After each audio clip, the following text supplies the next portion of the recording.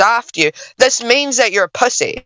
This means that you're weak. This means that you're the runt of the pack. This means that you're the follower. This means that your life purpose doesn't even exist. This means you only live to serve another. If you get into their self-identity, suddenly it matters more to them.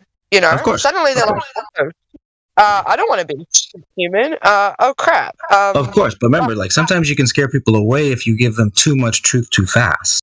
Because remember, it's like it's one of those things. It's like let's say I can run through 120 different examples of how every way your life is being fucked up and affected by the flat Earth being flat.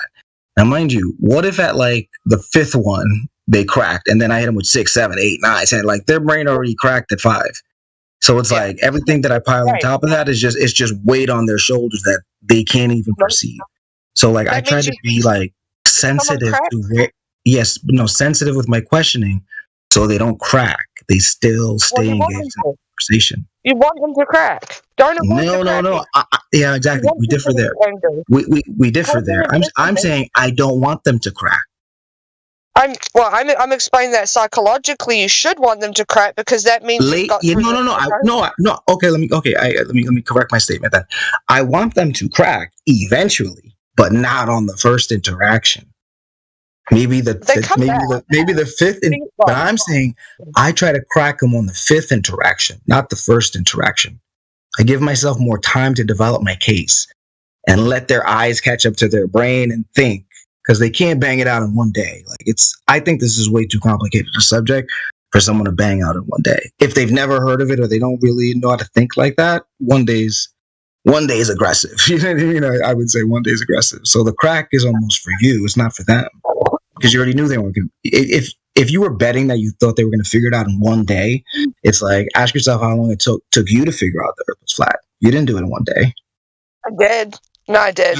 You did. Well, it took me 3 months, but you're smarter than me. You're smarter than most probably. But I would say on that, on average, though, most people won't catch it in a day. Why are you being condescending?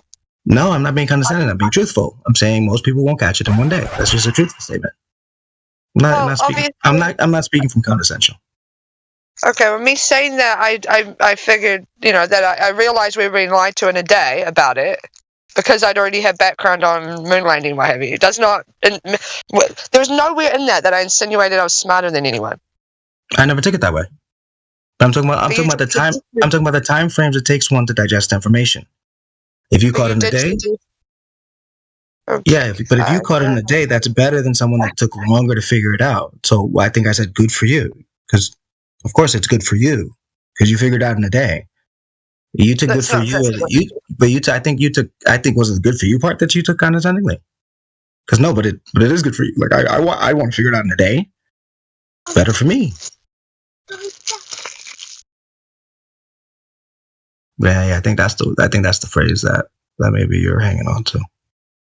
Nope, you definitely said like what I said you said, because I heard it. Right? Is that the phrase? Did I get it right? I'm only sorry because I didn't realize 1987. Okay. Well, personally, I think it's a good thing. So, apologies if you feel I misrepresented that phrase. Bruh, she left? What? They've been whining about how hard this is, and then they quit? It makes me sick. What happened?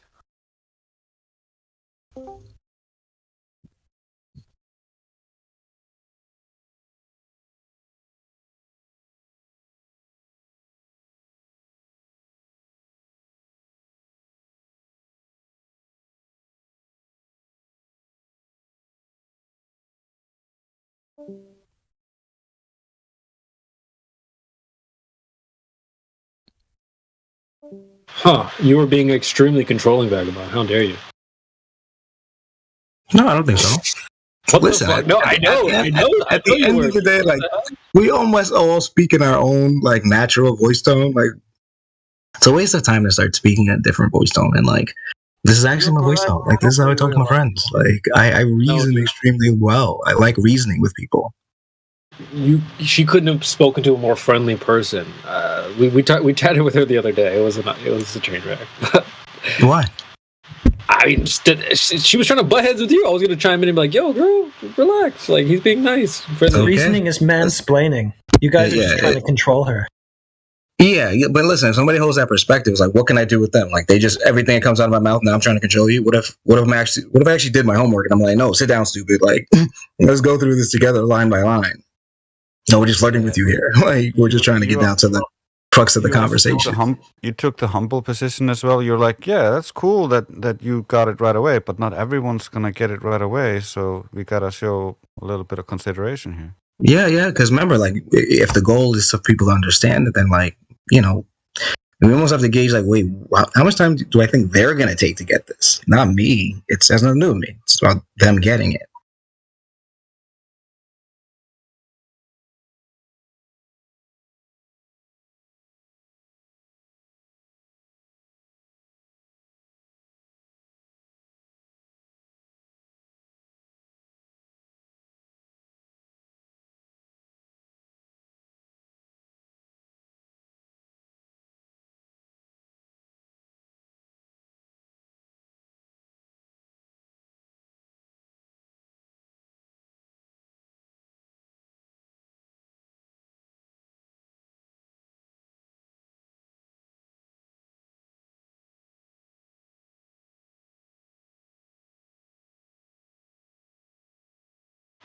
Yeah, extremely controlling. I feel controlled myself, Vagabond. How dare you? I mean, I'm offended.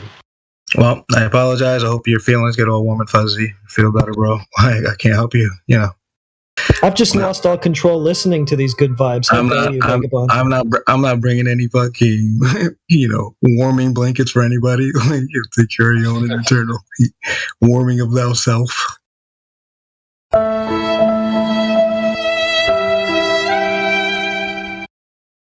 Always the violence, bro.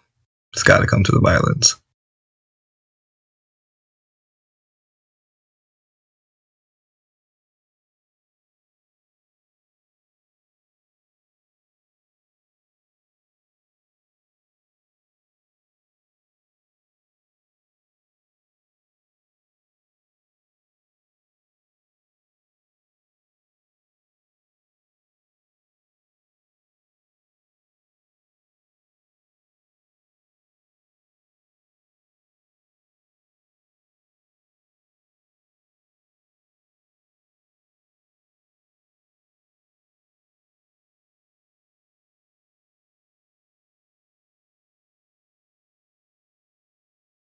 Yeah, set heretic, you sprouted the vibes. Yeah, I was like, dude, the vibes just got totally.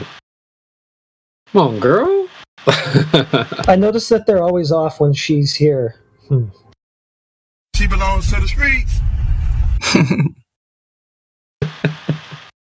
Hey, you said it, not me. I was gonna say, hey, it wasn't me, but anyway, maybe we can get this train back. I do think we need to start bringing some more authentic sound effects like that into the server. Fuck it, why not? It's been a blast lately. I'm not gonna lie, it's been a blast. So. Somebody should give me a fucking soundboard. This place fucking crying. No, get in line, dude. I'm just kidding. Don't worry, I don't even have the equipment. I got such a long list of shit to do. It's like I don't even have the equipment yet. I was like, not even part of my focus.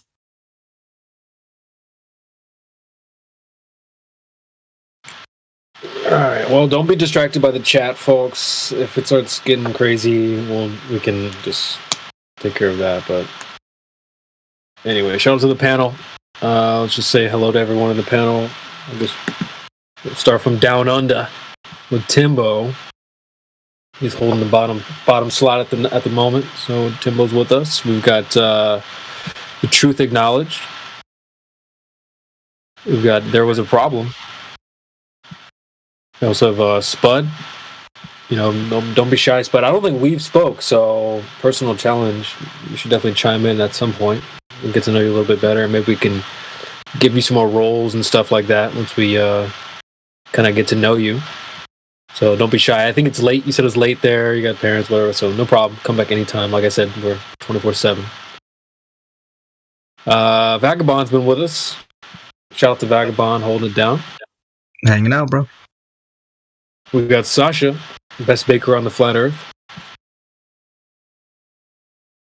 Hello. We got Rion. I don't know if we spoke Rion, so if you want to chime in anytime, you're welcome. We have Mike Power Swan. We got Michael Gleason. We got Mayhem.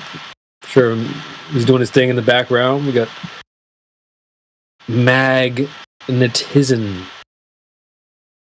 VC Verified. Been in the panel since March. So, feel free to chime in as well. We've got Karma. Hey. We got I think Indio's on Deafin, doing his thing. Maybe he's watching from YouTube, so shout out to Indio, Captain. We got Heretic, my boy Central. Enemy spotted. Yeah, that's right. He's always lurking, always watching. We got FE Batman. We got Drace. My boy Draco. Yes, sir. Beatbox. We chatted with him earlier, VC Verified. What's going on, Beatbox? What's going on, brother? Not much. And last but not least, we've got Blue Jumper and Wave Mixer. So shout out to the panel and everyone watching and listening on on YouTube. So welcome one and all.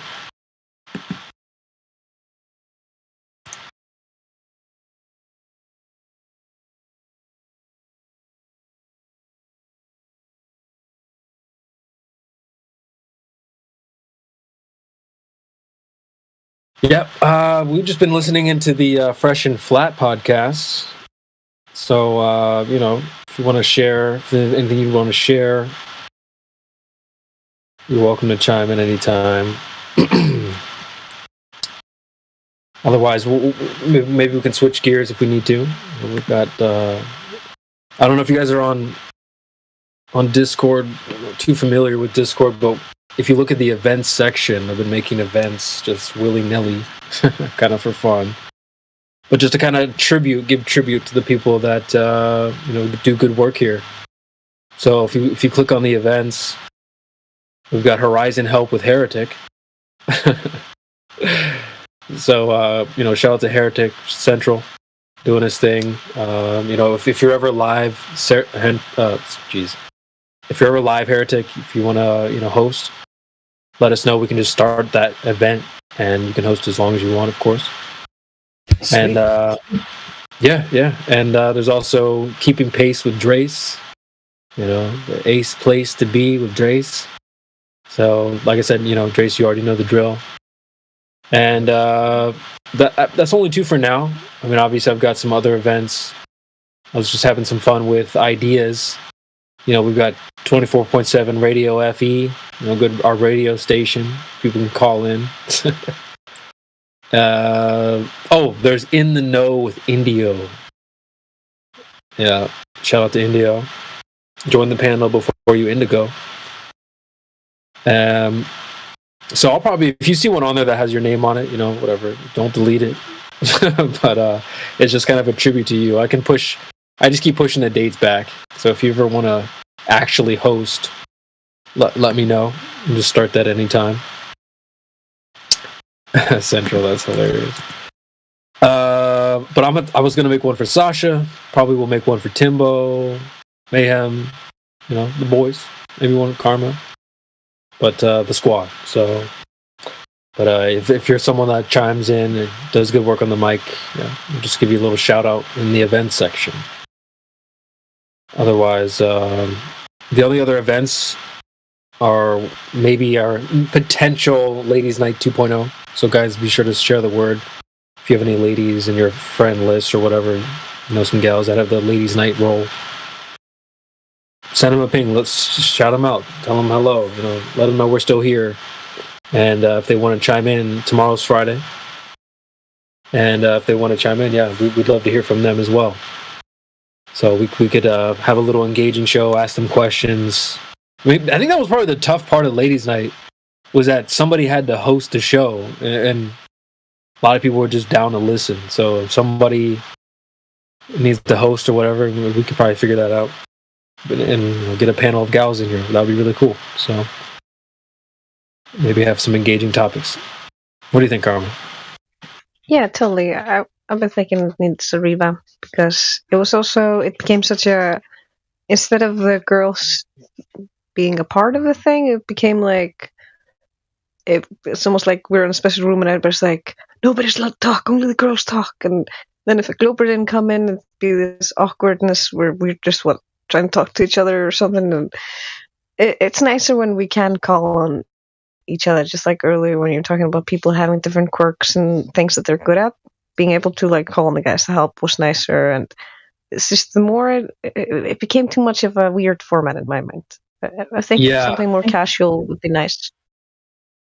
I know you gave me the imagery in my mind of like the girls like on a unicycle, like trying to perform, like just trying to perform in front of the guys, and like I do get that, and it got to a point like where like calling on people was kind of, I don't know, I wasn't a fan of that either. So just something more authentic could be really fun, and topics that are engaging, like that get people wanting to chime in. Everyone can talk about their experiences.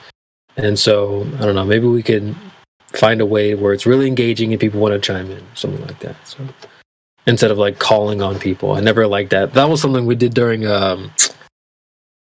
Precious Metals. I love Precious Metals and I love taking part, but that was the only thing that I didn't like. It was just like, all right, Heretic, you go, say something now, go quick. It's like you never really want to put people on the spot like that. Yeah, I'm pretty bad with that. I'm pretty bad with being on the spot. Probably most of us are. Totally you want it to be authentic. I think if it's hosted... Good. Sorry, my bad. Go ahead. Sorry, you go. No, you're going. Go. No, I was just going to say, it should be like an authentic, like volleyball, like volley back and forth, it shouldn't be forced. Like, no, Drace, now you have to say something. Like, it turns into like, I don't know, maybe you have experience with this, Karma, of like kindergarten or kids classes where you're like forcing kids to say something and they don't really want to. So it's like, it'd be better if they just wanted to and they could speak up when they were ready. So, but go ahead. Yeah, it's like forced participation instead of actually just encouraging them and making people want to participate. I didn't like how it was like a certain topic and... Oh, sorry, was somebody else talking or was that just me echoing? Okay, that was my echo. But yeah, I didn't like how it was a certain topic and then like I wouldn't feel strongly about it either way and I'd have to like come up with something on the spot for it. Yeah, I know what you mean. Yeah, I know exactly what you mean. It definitely felt forced. So just maybe we find some questions like that's... I started a list in my notes of questions that maybe are a little engaging. People would want to chime in. Indio, I sent Indio a message because I know he has a good questions in his mind already, so I'm trying to steal some from him. I also think it's just really nice when, for instance, you have two hosts, so there's never a problem of that there and you need to monologue and that kind of shit, because you can always bounce off each other if you have two people. Yeah, that's trust me, I know about the monologue. Jeez. Sometimes that's what you got to do to keep the fire stoked. But yeah, it is better when there's more people to bounce off of, for sure. But if you guys have questions, actually, that's maybe some homework for the panel. But think of some questions that would be engaging for maybe a panel of ladies that would join. Like Karma, you said you already gave some suggestions. Like instead of asking what you want, ask what the deal breakers are. So I wrote that down. What are your deal breakers? That's a good question. And would you date a normie? Those types of things. So like, there's probably lots of fun questions that we could ask that are really engaging. And we'll see. Ladies' night used to be the biggest night. We'd get like the panel would fill up 50, 60 members in the panel. I mean, we have 20. Maybe I'll see it get up to like 30, 40 if it's busy. But like the ladies' night really pushed it beyond, that 40 mark. I mean, I'm sure you guys have seen it pretty busy here before. Got so busy that we filled the 99 limit, and we had to have a bot in the second live stream playing the contents of the first live stream. It was a mess. Yeah, see, that's what's up, and I don't know why. I mean, there's probably a couple variables. It being on Friday, that's usually a good reason why people would chime in.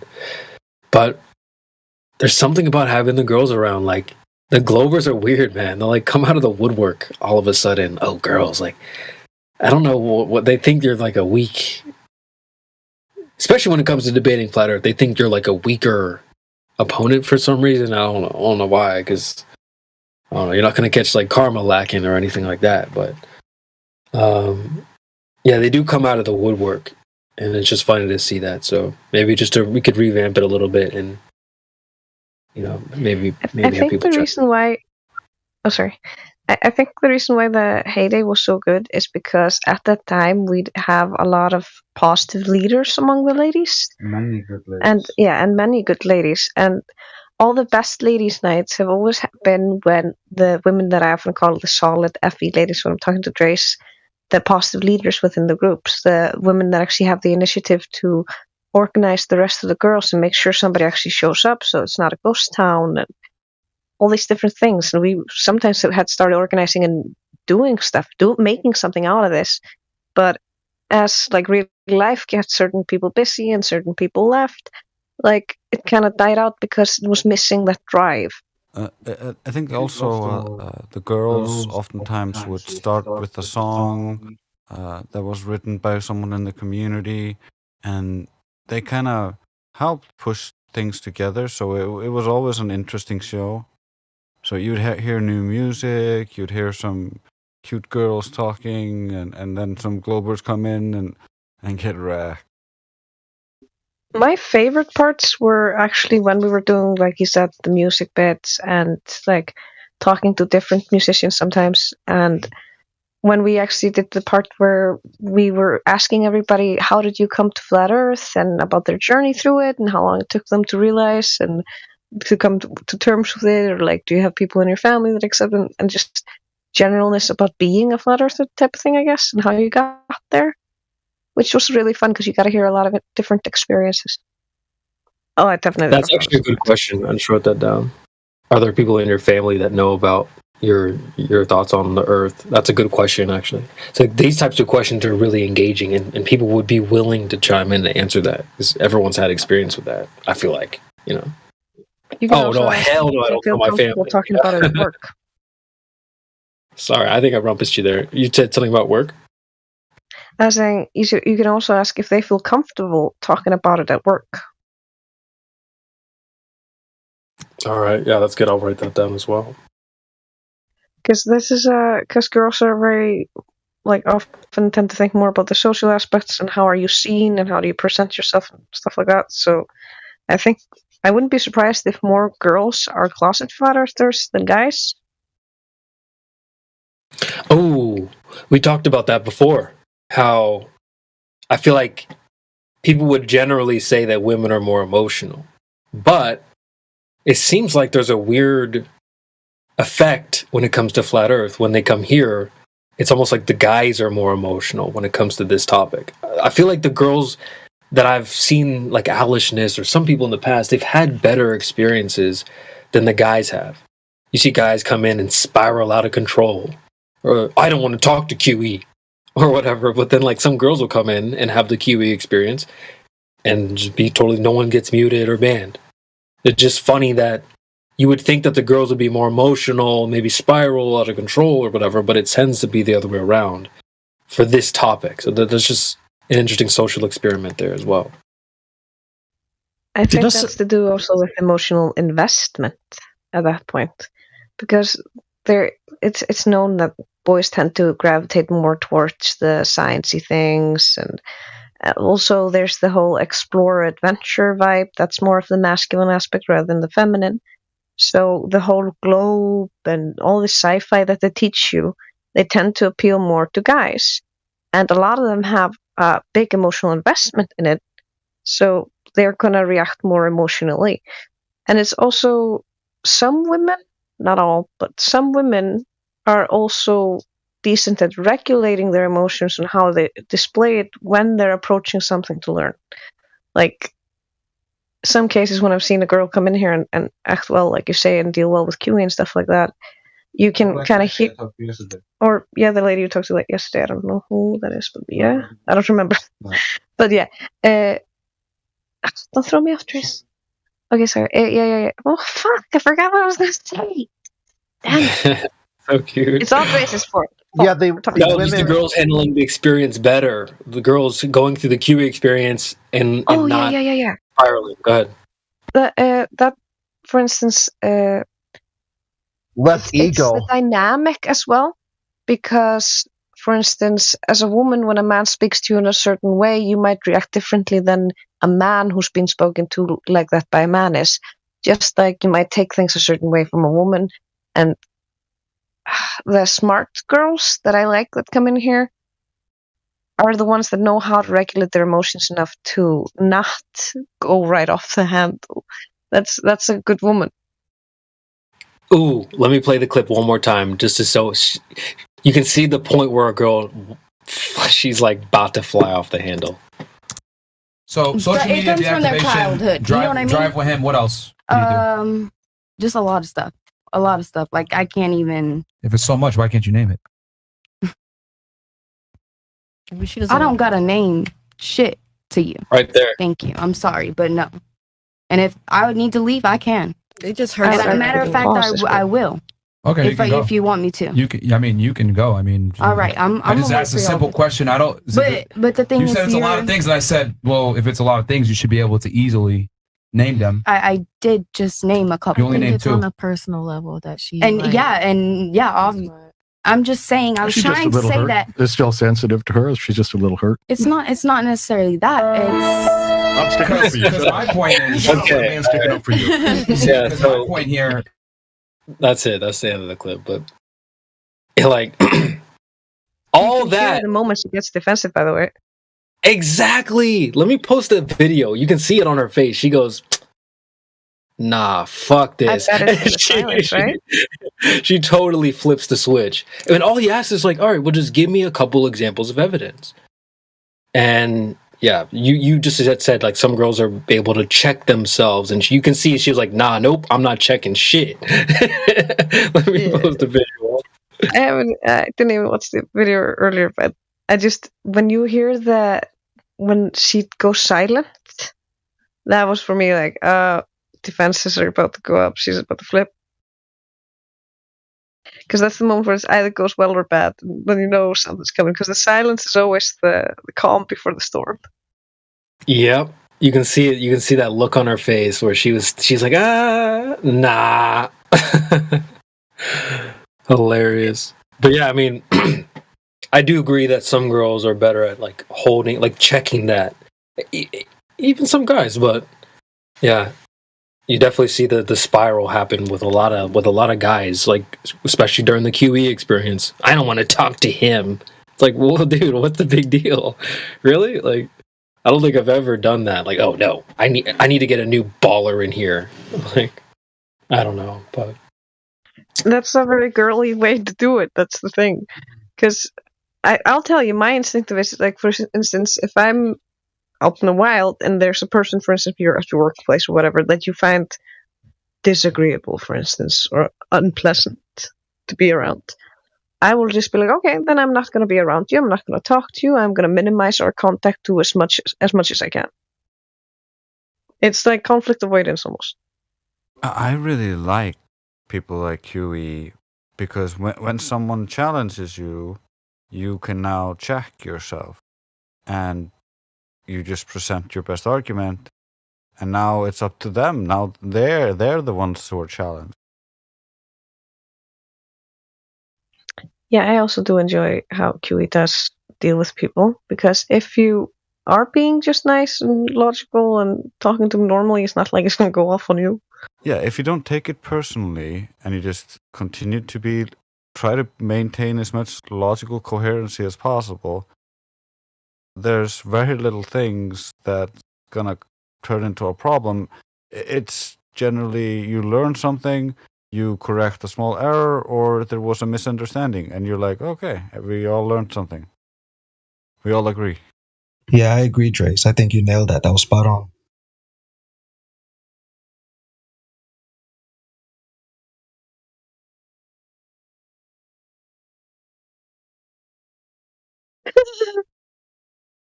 Sorry, in the chat, that looks so bad.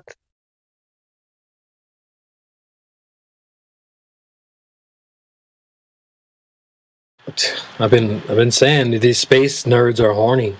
Like everything. When we say space is gay, fake and gay, that's literal. It's gay. Like black holes, probing this, probing that, explosion this, Uranus. Like what do the rockets look like? Bro,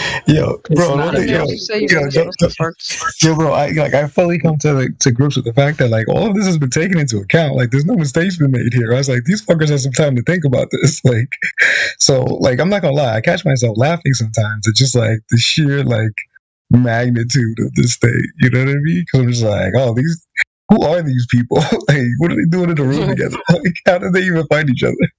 They're all sick. But I'm not even mad at them though, because if I were that smart, who's to say you wouldn't be at that room or I wouldn't be at that room?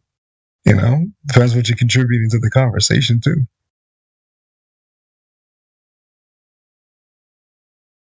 I mean, they got to be horny and trolling and or both. Yeah, but I don't agree with the whole transgender, agenda thing. But what I also do take into account, I say to myself, it's like, well, what if this is one of those like maniacal tests? They always give you tests in school. Like, but to assume that the people that gave you the test in school would stop testing you, was like, for me, that didn't make any sense. I was like, oh, Jared, they're still gonna keep testing you. I was like, you're not gonna know they're testing you, but they're gonna be testing you in other ways that maybe, should you not be paying attention, you might not perceive it's a test.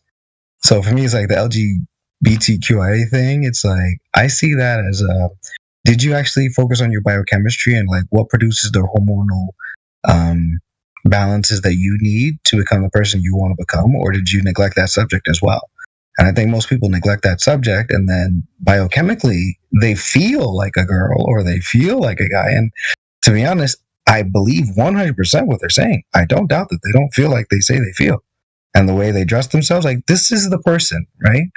Now I say to myself, it's like, well, what aspect of that is biochemical in terms of what you physically put in your mouth, and what aspects of that was deceit, that somebody already knew this is what was going to happen to you, and what aspect is like the campaign trying to make you proud of it because they don't want you to look, because they created that little mind schism or the gap. Like, if I'm so proud of being this, now I go study what potentially had caused this, they'll never go do that homework, because that's the homework that negates themselves.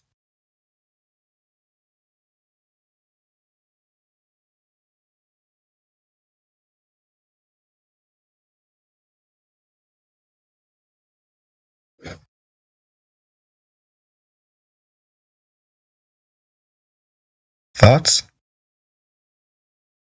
I'm sorry, I was just digging up some horny news that that I found. Like, Crit probably is familiar with this type of stuff, but Earth has been hit by an unusual, intense blast of energy.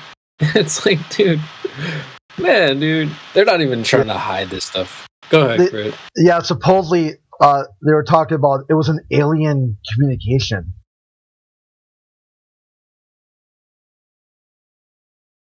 Unknown alien communication from space. NASA's planning on sending the message back, but it won't get there till 2029. What did this communication say? They don't know. It's undecipherable. It's just a energy source that appears to be not natural. So it wasn't a message then? Well, they think it was, but there's just no way of determining what it is. They believe it was, yeah. Yeah. A form of communication beyond our technology.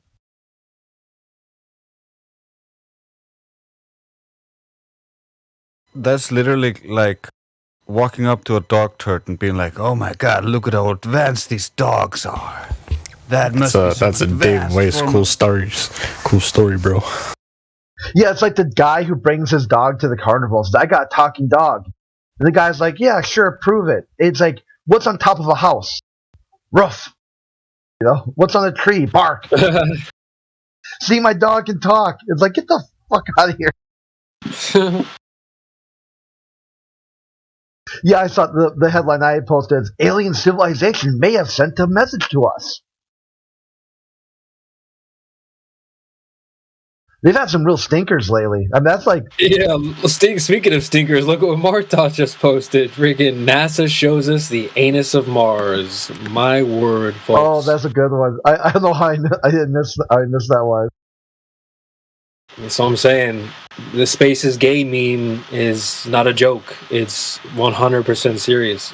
Space is gay. They want to probe Uranus and freaking... You know what I'm saying? Like, they want to explore black holes. It's just like, you know, it's weird, man. These space nerds. They could have made the rocket shape like anything else. Why?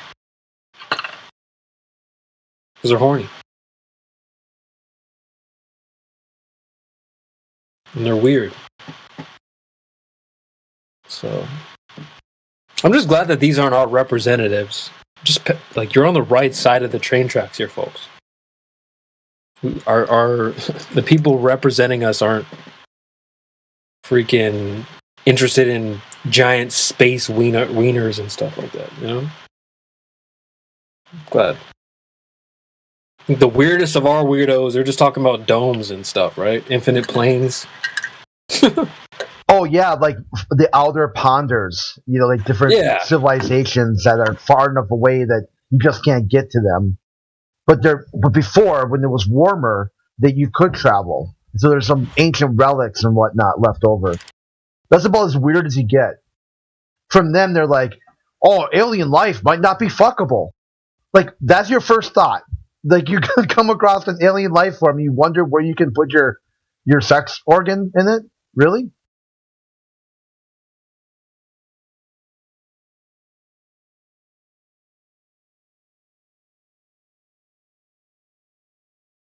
That's what I was thinking. Some of these dudes, when Karma was talking, they get a reaction because in their mind they're just a reject. They're just a social reject, but they think out there that they're really like Captain Kirk. They just want to make out with green alien chick, and you tell them there is no green alien chicks, dude. There's only human women, and you gotta learn to talk to them. And right. And Friday night's a good chance to do so, right? That's right, folks. Fresh and Flat. Coming here this Friday. After Hours with Ladies. I'll try to be there and do my part. But yeah, that's right. No, dude, you have to adapt to actual Earth. There are no green alien chicks out there. Even when I was interested in space, I don't really... That's the dichotomy, right? If we are in a heliocentric whatever, we're in outer space, there's either more life or there isn't. For me, I had a friend who went on to work for Tesla and SpaceX. I'm not even joking. Best friend from high school. Successful guy, drives a Tesla now. Crazy. Met Elon, says he's just as weird as he seems in videos and stuff. But he believed that there was like other civilization. He was reading Michio Kaku and stuff back in the day. I remember this. He's like, no, the chances of other civilizations more advanced are too likely. I believe it. So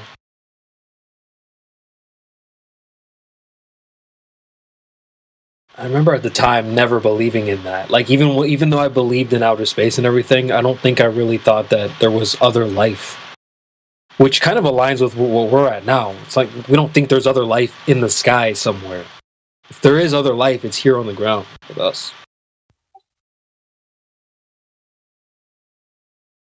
But, yeah, I guess in the idea of outer space, I never thought that there was, like, other aliens and stuff like that.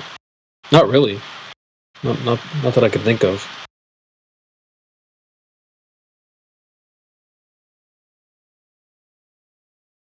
I wonder what it's becoming mainstream, aliens. Who would have thought? I wonder what the percentage is of people who are on the alien train, even just like on a slight degree. If you went to your neighbors and like knocked on their door, like how many of them would be like, yeah, aliens, yeah, there's a chance, yeah.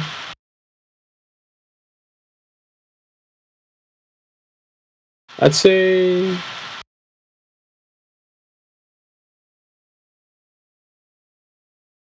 I don't know, maybe a third of them probably be on board.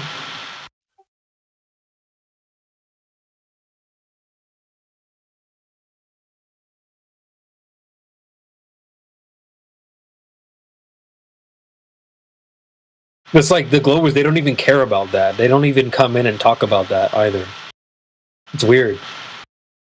It seems like they don't really care about their worldview that much at all. Not as much as I used to. What they really caring about is that you think something different than them. Yeah.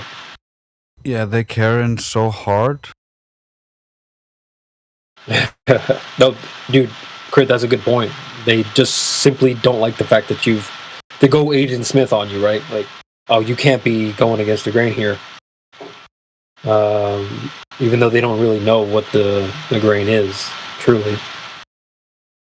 You had this another server, mind you. It had nothing to do with Flat Earth, and I just was feeling the waters about it. I didn't say I was a Flat Earther on that either, because they were talking about well, it's basically theist server, and one of the atheists had said, like, why do you care about this other theist? Like, he kept going to every chat. Like, this guy would join a different chat. He followed him and just tried to keep over talking him, and then he gets his account, like, timed out, and he just comes back with another account. And just kept doing it. So finally people said, it's not going to fix the problem till you ask him what he wants. What does he want? What is he hoping to get from this? What's his goal? And he said that his goal is to disrupt people who are homophobic and bigoted towards trans people and whatnot. And I said, okay, so why are you here? This is an atheist-theist debate talking about if there's a God or not. And he's like, well, that also falls under like misinformation. He just kind of went on and on about all these things that had nothing to do with the topic whatsoever. So I'm like, okay, well, what about other people? Like, what about flat earthers? And the dude just flipped his lid, just completely. Like, just went into this like profane rant spiral about, how people are just they're so dumb and they shouldn't be allowed to use the internet if they're going to deny space. And eventually the admin said, yeah, that's enough. This guy's crazy. And that's kind of what I was hoping for with that interaction. I wanted to see how crazy he got that somebody simply disagrees with him and he has no idea what the person's even talking about. All he thought was flat earthers must be the most extreme religious people in the world, and he doesn't like religion to begin with. So then he just, instead of articulating it, he just melted down to the point where no one even wanted to hear anything this guy had to say anymore.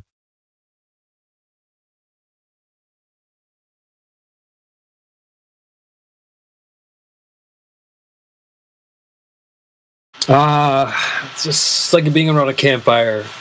Crit stories, other servers. I love it.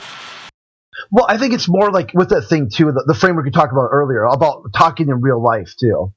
How do you bring it up? With people or like in in other like on that server, no one knows I'm a flat earther. I never even mentioned it before.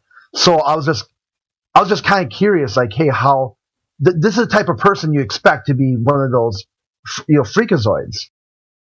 But just by the way they act, So I was curious I would have been surprised if his take was like, oh yeah, I'm a flat earther too, or something like that, Like his response was kind of exactly what I was predicting.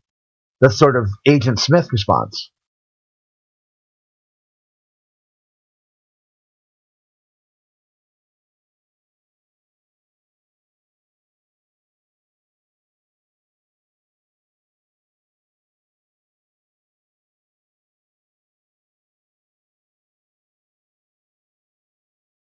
Yeah, it's weird. Like, they care more about you going against the grain than like actually proving their own worldview to be true in their own mind. Like, you just can't buck up against what they're doing. It's kind of sad though. Like, I wish we could spend more time actually debating flat Earth with people. We spend more time educating these ding dongs what they're supposed to believe. That's like the saddest thing of it all. Like, they're supposed to come here and like dunk on us because we're the stupid flat earthers, right? But they end up like having to get educated by those people they think are dumb. Like, could you imagine? You thought you were gonna come dunk on some flat earthers, and then you get dunked on yourself. How does that feel? That's got to be a hell of a reversal for them. Can't feel good. Let's just put it that way. Yeah, they don't even know what it is for the most part. They've been all the fake news about what flat Earth is. Like just tell them, like you have a disagreement with the topic.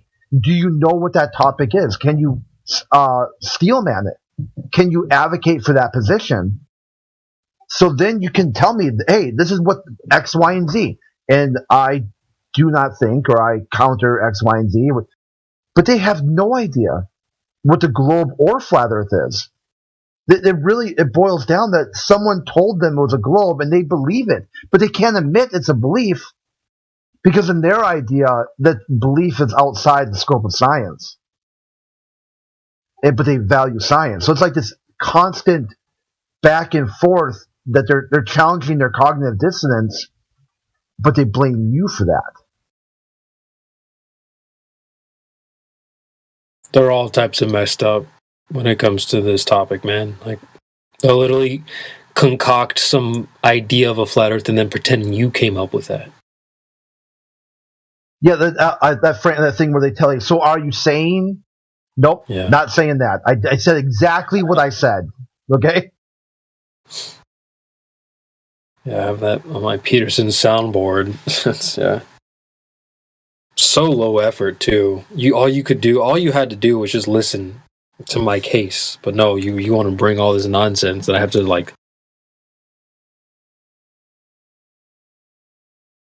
Oh, I think I muted myself there. But here's the clip of Peterson.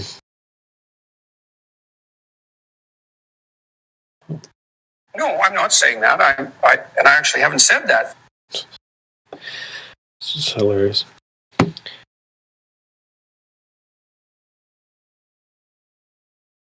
Yeah, you would think that would be step one. Understand what you believe in. Like, they skip that step and go right to, well, I'm going to try to debunk something that I don't understand. So they run into that trouble every single time.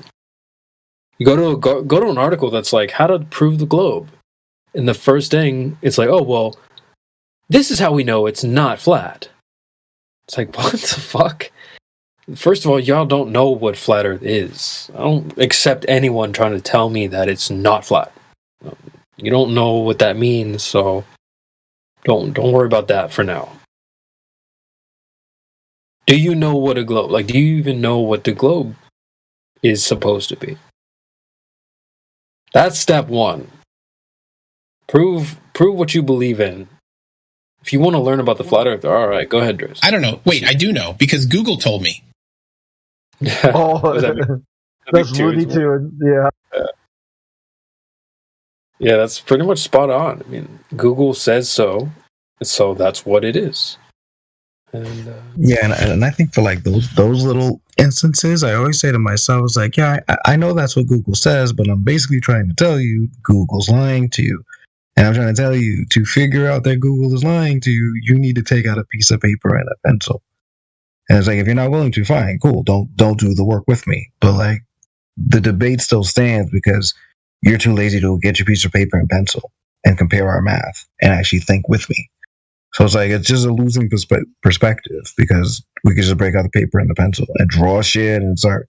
And they're going to be like, what the fuck? I'm like, yeah, what the fuck? That's the whole point. You didn't study the subject, Dick. I have a clip I want to play. It's like 1 minute. It's kind of right on what we're talking about. Nothing is what it appears to be. Surely you've noticed that. That's A, right? That's is Terrence nothing McKenna? Is what it appears to be. Well, therefore, complex, difficult, tricky, and mercurial things are even less likely to be what they claim to be than other forms of reality. So, confronted with the endless whispered rumors and doctored photographs and breathless testimony from the denizens of trailer courts and so forth and so on, what is one to make of all that? Well, I think the message is return to basics. The information matrix has become compromised. The data stream is now suspect. Return to first principles. What are first principles? That's what the 20th century is trying to figure out. Yes, what are first principles? I'd like to suggest to you that a place to begin is the body. So the thing that stands out to me here, notice what he said, endless rumors, doctored photographs, breathless testimony. What does that sound like? Of course, we've got tons of breathless testimony from who? The experts. We've got doctored photographs. Oh, from who? NASA, our boy, what is his name? Robert Simon. Endless rumors. From who? All your neighbors, Google, whoever. He said the data stream has been compromised. Yeah, Google. so Men can get pregnant. Yeah, go ahead. yeah, but I think it's basically bringing them back to third grade, where like that point in life where they stopped thinking math was important and they could just get shitty grades in math. It's like you almost have to take them to that point where they're stopped, be like, all right, right where you picked it, right where you left off, let's pick up, and then like explain like the mathematical logic behind why this is the case. Because most people can't run from math if they actually do the math with you, but they don't ever want to do the math with you. So it's like sometimes even challenge them to do the math makes them want to go look so they don't look stupid, because they know they don't want to sit there with their paper and pencil, because they're going to be writing chicken scratch, and it's going to be mad obvious. I'm like, well, you explain it to me like on your paper, like what you're trying to say. And like, remember, if I've got to explain the flat Earth to you on paper, I can get the protractor out. I can start drawing like grids and like directions, and you're fucked when you see what I draw versus what you draw on your paper. It's going to be very embarrassing. So it's like, I already know, like, the last thing someone wants to go do is get to the point where we're pulling out our paper and pencil, and we have to speak in images and draw the images out for the other person so it's clear. Yeah, but that's why practical examples are really nice. I also have a short clip. This is basically how I thought it would go in the beginning. Explain it to people, everybody will get it. But they don't. No, but I think that's the way the world works. I mean, I think the people who think seriously about an issue and may even change their mind, like you did, that you're in a rare category. And but you're an opinion maker and you're a thought leader, and that means you're going to just be talking to a narrow group of people. Who is that, Drake? That's spot on. That was Ron Paul. Yeah. Okay, so I was like, I knew I recognized the voice from somewhere. So, what do you want to add a little context, or what were your thoughts? Why did you record it? What stood out to you? The simile felt so strong because we are the people who changed our minds and are going against the grain, and so we are a narrow group of people, and not everybody's going to understand us. So we have to be thought leaders. We have to be examples that other people can follow. Yeah, I agree. And I think, if you have, solid foundations of actually doing your homework and being able to like regurgitate and like replicate things for people on paper as well as through speech, then it's like, it becomes obvious in a respectful conversation. Like, I'm not screaming shit at you. It's like, I'm just trying to say, hey, you should probably take a look at this and like have it interesting. I think the more you make the conversation interesting, the more they'll take a look. You know what I mean? Even if they don't get it, at least they'll take a look. That's where suggestive language and that's where like getting them to imagine it. Like, even if you don't have a practical example, like to show them like a video or whatever, you can oftentimes just walk them through it. And if you get them imagining it, they're halfway there. That's why that works so well, and that's why the globe uses it. No, I agree. Yeah, exactly. That's why it's all about. Well, every word has been correlated to an image in your mind. The things that actually are person, place, and a thing. You correlate it to an image. So like nouns are very powerful because it's like you can picture it in your head. But if you're trying to answer on a new concept, they already have a concept there. To bump theirs for yours is like they felt warm and fuzzy with their concept, so they don't want yours. So it's like you almost have to make them put theirs down and then observe yours, but be comfortable enough to do that. Yeah, you're 100% right. This is basically what causes the cog diss. It's the cognitive ease with the earlier view. They're really comfortable with that view. That's one of the reasons why it's so effective for us to just go prove your globe belief. Like as soon as you try to put some substance there, all of a sudden you find holes, and the more holes you find in what was your comfortable belief, it starts to become less and less comfortable. And then eventually you're like, oh shit, there's actually nothing supporting my belief. Maybe the other guys had some basis. I should look at that stuff again. Yeah. You made me think of a clip. You made me think of a clip too, Drace. The one that you played had me, I was like digging into my archives, but I found something that was kind of along the lines of what you played as well. The first few times I watched some of his videos, I'm like, this dude disturbs my calm. But I came across some others, I'm like, dude is spouting straight up truth right there. Then I watched some others and I'm like, man, that is stinky tofu. But then I watched some others and I learned some things. You will learn more by chewing on what you disagree with and working out. Why do I disagree with this so much? One of two things will happen if you have the courage to go through that process. Number one, you will learn something. Or number two, you will walk away much more settled and much stronger in your original belief because you put it to the test and you came out the other side of the test. Yeah, I thought that was good. Yeah, I thought that's exactly what we do here. We put things to the test. Oh, you think you believe in a curvature? 3 points. Let's go. All right, who measured it then? So you test what you believe. So same even goes. We're like test everything. Like they come in like we live on a flat Earth square inside another square with the water falling off the edges, but being carried back up in buckets, and we're like, okay. Nice belief there. Do you have any evidence? Crickets. Yeah, crickets. It's just like with that girl. Oh, there's so many examples. It's like, oh, okay, can you name one? Well, fuck you. It's like, dude, really? You could just say what the evidence is, or, that's just a bad example of bluffing. Some people are better at bluffing than others, but...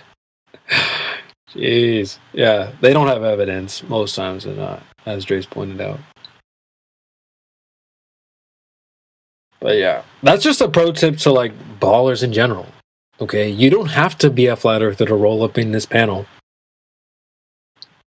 A lot of us, I don't think they realize that a lot of us used to be globe earthers. Some of us hardcore. Now that was the case for me. I loved outer space. All the documentaries, watched them. Like I couldn't draw. Me too, man. Yeah. Yeah, versatile. Hot miking. I'm just like I enjoyed it. I was into the lore big time, and so I don't think they even realized that. So it's like we already did test our worldview. They haven't yet. They're trying to test some worldview they don't even understand. Oh, well, if it was flat, then it would be daylight all the time. No, ding dong. Like, you don't even know. What's up, man? Go ahead, brother.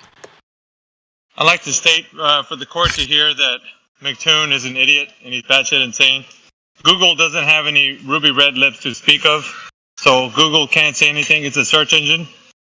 I'd like to give that information to the jury. Thank you very much. Well said. Ruby red lips. Go ahead, Grace. Google doesn't say anything. Doesn't have lips. I think you just got an apology there, Mayhem. So shout out to any loons there. Yeah, they always say that, don't they? Those guys. Well, Google says Google can't say anything. It's a search engine. Doesn't say anything. Yeah. Not a person. If you want to go down that route, I'm just gonna say Google says men can get pregnant. So and then that's not gonna end well for you either. So, but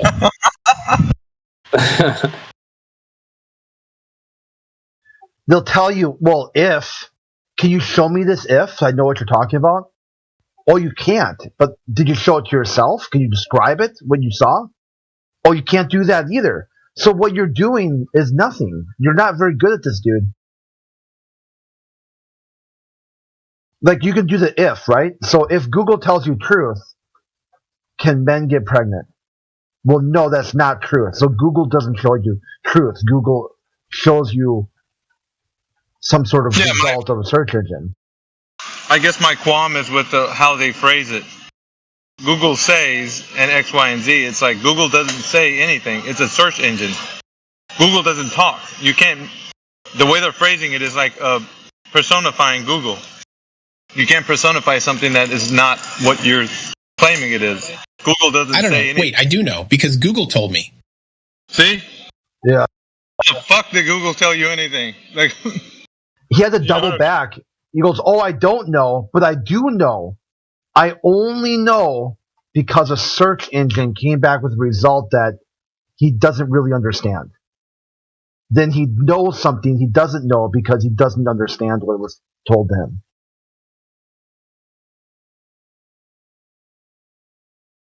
From a source that doesn't talk to begin with.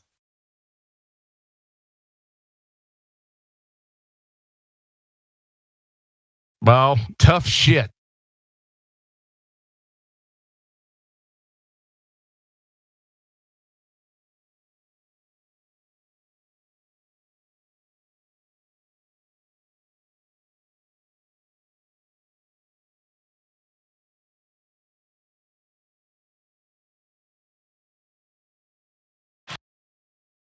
The Earth is flat. The globe is crap. What do you think about that?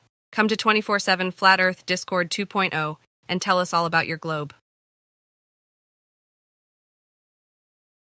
Nice.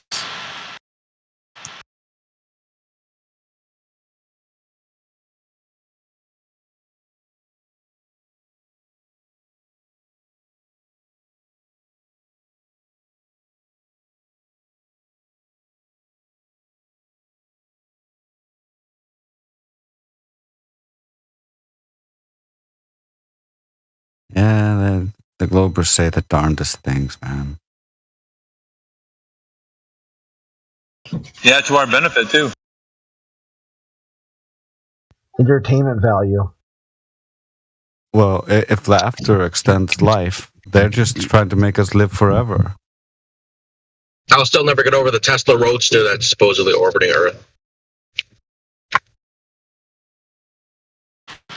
And that's why I no longer believe in outer space. Oh, that was that's the right. last straw. That was your origin story. That was it, dude? What about the hours of spacewalks when they show people out there like doing like nothing at all, and then you see little bubbles rising up out of nowhere, and then you see the fucking camera go down, and you see the Earth curvature go the opposite direction. Yeah, I mean, dude, I was a spacehead. I thought it was cool. Like, I used to meditate and imagine my place in the universe and stuff like that. Like, I was into it. So I didn't buy the moon landing. So when they were like, all right, now we're going to do a car. Hell no. What? I ain't doing no car. There's no car in outer space. Where's that sound? They lost me on that one. Bro, what are you talking about? Hell no.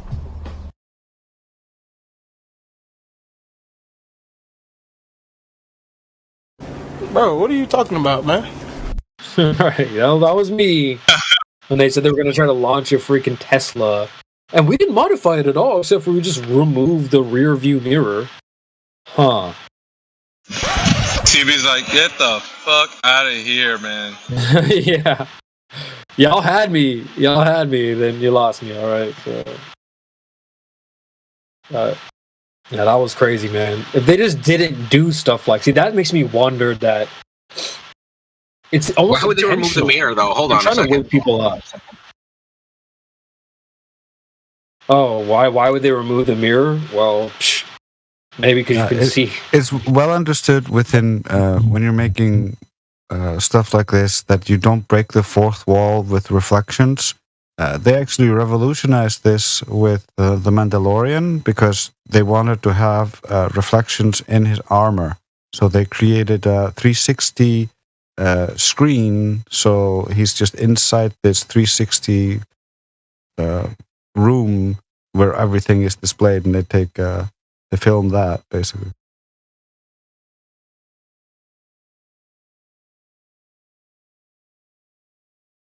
Yeah, don't want to break that fourth wall. Yeah, I mean, yeah. It was that and the bubbles, and I'm like, it's over. No more outer space for me. It's done. So that's probably the issue, man, with these globe heads, is they're trying to find some sort of shape in reality that matches a flat Earth. There isn't one. That's what I typically say, that there's no object you can like pick up in your house that now represents a flat Earth. So I think that's where they struggle. For me, when I was presented with a flat Earth, I didn't really imagine a shape. And it took me time to really understand what it really meant. So I think right away they're trying to go grasp for a shape right away. Probably where they end up like goofing up. So that's been part of my duty, is to help them understand that, like, you're trying to imagine some sort of particular shape when it comes to the Earth. But you wouldn't do that when it comes to outer space. Like, if you were trying to zoom out on all of outer space, what shape is that? I think most people would admit, I don't really know. If maybe it's expanding, how would I draw that? Okay, well, great. Now you understand that, you know, the Earth doesn't have to have some type of form as well. Just like you understand that the place you think all of existence is, you don't know what shape that is either. So we're just saying the same thing. This is the place that we think all of existence is. It doesn't have to have some particular shape. So when I was presented with the idea of flat Earth, it took me a long time to really get that. But I think that's where Globers slip up, is they're trying to find an object. Oh, so then it's a disc then. No, not a disc. Oh, so then it's a box. Not a box. Oh, so then must be, they just start swapping in different objects. And that's not the right thing to do. There isn't an object. That's what I would say. There is not a single object in reality. I think you're fine as long as Google tells you. You'll be all right. Yeah.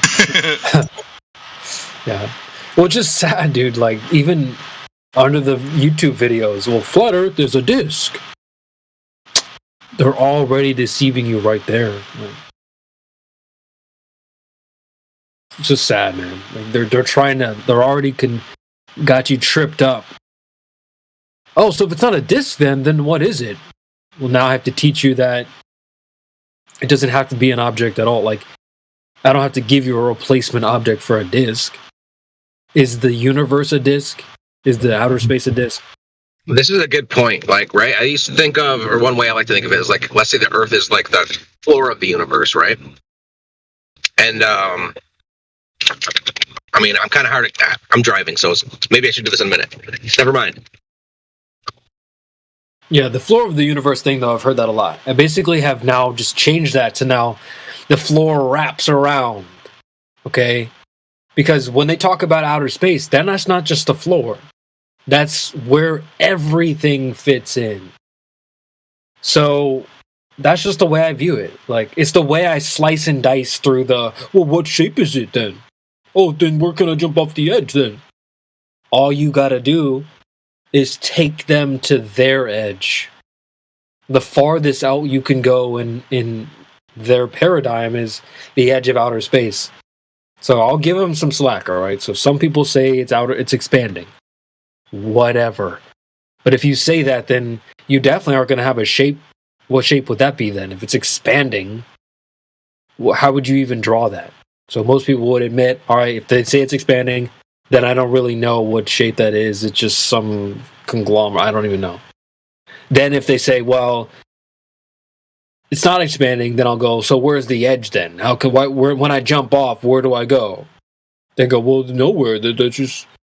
So then they start to understand that their whole edge jump off thing doesn't apply anymore. Because it doesn't apply to their reality either. In what they think reality is, at least. I think CB, they will never understand the corporation what you give it now. Well, they have a hard time because what's running in their mind is the simulation of outer space. That programming is running already. So when you present a flat Earth to them, they take the globe out and swap in these different objects I'm talking about. Oh, disc? Oh, a cone? They start putting in Frisbee?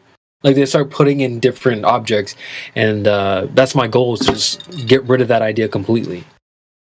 Show them that you guys think that the embed of reality is outer space. Everything is packed into there. So it doesn't need to move around or have a specific shape. You don't even think about that. So in the same way, our embed of reality doesn't move around, and we don't really consider the shape anyway. How would you? How would you go outside of outer space and then look back and take a selfie and then, this is what it is? You know what question is coming then? This one. Oh, you don't believe in planets? Saturn, Jupiter? Yeah, classic. That's easy, though. You would just tell somebody, look, the only land is below you, under your feet. There's no land up above you. So when you say other planets, number one, Earth's not a planet. But if you're talking about land, there's no other land up in the sky or above you. Yeah, but when you say like that, CB, I think that people will say that you are fucking ignorant, you don't know anything, It's better to listen scientists. What are you saying about the ground? Even if it's so simple, to understand. Yeah. But people get it. They hear that and they're like, oh, well, I think they know that it makes sense, but they just believe, Mars has to be a rock. The moon has to be a dirt ball, rock ball, whatever, dust ball. Maybe not. Maybe they don't have to be those things at all. So, but yeah, people are really quick to compare the Earth to things in the sky. Why would you do that? There's nothing in the sky that even slightly resembles the Earth. Y'all see trees up there? See any lakes in the sky? I see lots of trees and lakes around here. So there's nothing up there that resembles the Earth even a little bit. The things in the sky have glow. They're bright. I look around the Earth, this place isn't glowing. So it's stupid for people to just go and quickly compare the Earth to things up there. They're not the same. Not even a little. They will concede flat, but the space that they will never concede it. That Well, I'll give them some slack because that was the last thing to go for me. So I'll give some people that slack. But the arguments are too good, Sasha. You know that the gas pressure argument cannot. Yeah, I know. But in a sense, people will refute the flatness because of that space. They will still believe in space. They will say, "I don't fucking want to watch that. What they are saying, 8 inch per mile square. Yeah. Well, I don't care. There is a space. There is NASA. There is scientists. I cannot believe these people. This is impossible. This is ridiculous." Yeah. And when you are inside of that, you will not fucking get that guy. Never, ever. Only when he start to to think of how to say on his own. But when his mind is in that space, mine was also. Your was CB, I think also. Your brain was in the space. Yep.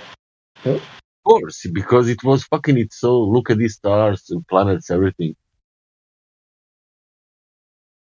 How you cannot believe? Sorry? Somebody's in the bottom of the panel named Water. Do you want to talk to them about the nature of water a little bit? Water, are you there? Do you think you could chime in? Want to say hello? Very fitting name. I'll send you a message in the lobby. If not, you can come back and get a VC pass so we can chat with you another time.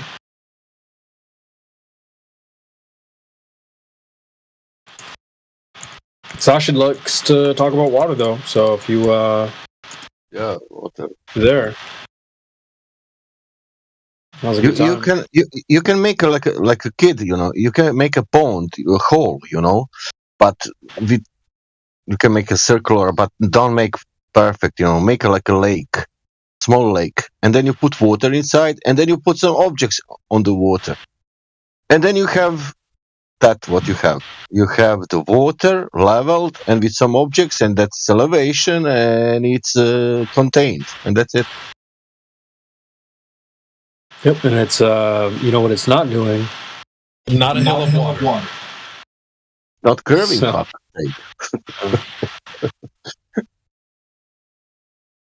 And we call that, everyone in the world call that sea level. Everywhere. Even the people who has no sea, like Switzerland or Austria or something like that. They have mountains above the sea level. Which sea, that we need to realize. Not a hill of water. No. Dude, honestly, I love that. I love how good that turned out. I love it. Yes, hill of water. What a gem, dude. See, this is just a good example of how you can leave your mark. Everybody. I talked earlier about like having your quirk. Like you can leave your mark on the server, on the flat Earth in general. Come on, dude. Not a hill of water. That's brilliant. I don't even mean to just pat myself on the back too much, but I love it. The not a hill of water thing has grown in popularity. And I went to search on the server. I wasn't even the first person to say that. Let me try to find out who said that first and give them credit. But I thought I was the one to say that for the first time. Somebody named Flat. Hey, 2019. So if you look out to the water, you should see a hill of water between you and the object. Somebody else. Earth doesn't curve up and down. Hold on. Unicorn Swan Eyes. Wolfgang, Hill of Water. Indio, Hill of Water, 2020. So other people before me have said this. I feel like I'm just helped popularize the idea lately. Resolve, Wolfgang, Truth Prevails, Indio, Martoth. What is hill of water? Well, they think that's what boats go over. It's simple. Here, let me just post some of these examples because But if Earth is flat, you can see forever. Exactly, dude. Sasha, I need to put together like my CB's top 10 pet peeves or something like that, because that's definitely one of them. This whole idea that, well, if the Earth was flat, it would be different. It would be how I just straight up. And if you see objects on 10 miles, you don't see object on 10 miles. That is not that object, that something is happening with that object. And with horizon, with water, with everything. Everything is optical. What is physical? What you can see physically becoming optical. Maybe because you're watching through the optical thing, but that water is still physical. It's not optical. About Black Swan, for example. People saying refraction. Well, refraction what? There is a water. It should not be there. I'm not speaking about horizon, but horizon is a parallel place where the water meets the ground. That means that physical water, not refracted water. Especially water between two oil rigs.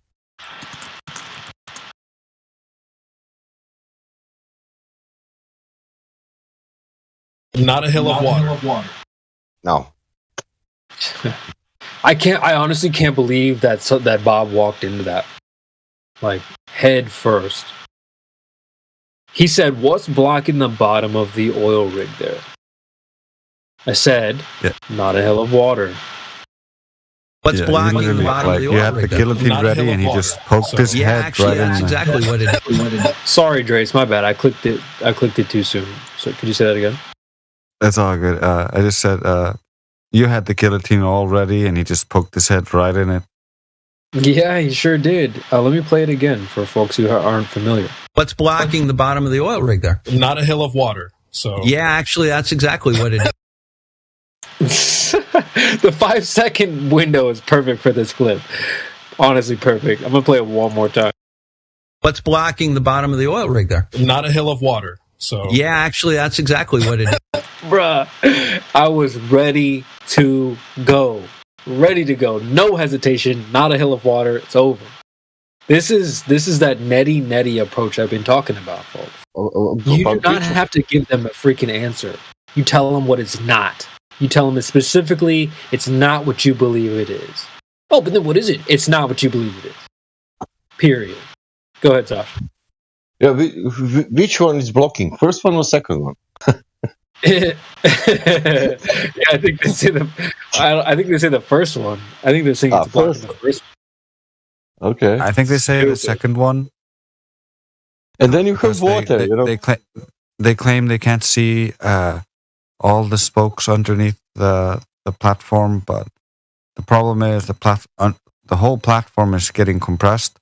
If you look at the platform closer up, you'll see it's very tall, not super wide, and so what you're seeing in the images is a very compressed image of the platform. And when you compress things a lot, then they become too small to discern. As the compression gets greater, closer to the horizon, it can cause things to appear to disappear, but that does not mean a hill of water.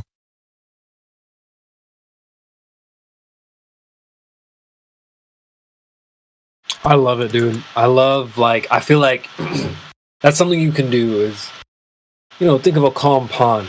You throw a rock into the water, it creates a ripple. Like, you can do that. Anybody. And I'm noticing, no pun intended, the hill of water thing, right? I chuck that bad boy into the middle of this pond, and it's created these ripples, this hill of water, these ripples. So you can do that as well. So we need you guys to do that. I found my own lane. Miggy has his 3 points. I've got my little moving houses in water hills. But we need you guys to do your own thing too. I can't do it all. Huey can't do it all. Oakley can't do it all. Drace can't do it all. Miggy can't do it. So we need everybody to chime in and do their own thing with your own little quirks and stuff. Yeah, learn the arguments, put your own spin on them. Like, I don't hear anybody else using this, but it's one of my favorite arguments. It's when dealing with gas pressure, if you just look at how humanity breathes, we breathe using the second law. Here's a diagram for people. When you're breathing in, you increase the volume and you lower the pressure on the inside of the containment, and so the air rushes in. When the ribs fall and the diaphragm moves up, the volume of the chest decreases. Decrease in volume means there's higher pressure, and so the gas rushes out and it rushes up.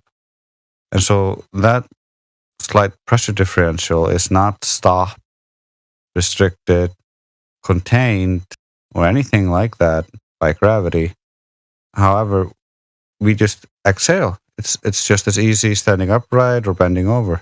If they were correct that this down vector could contain gas and overcome the second law, no man would be able to exhale while upright, and we would all have to bend over on all fours to be able to exhale.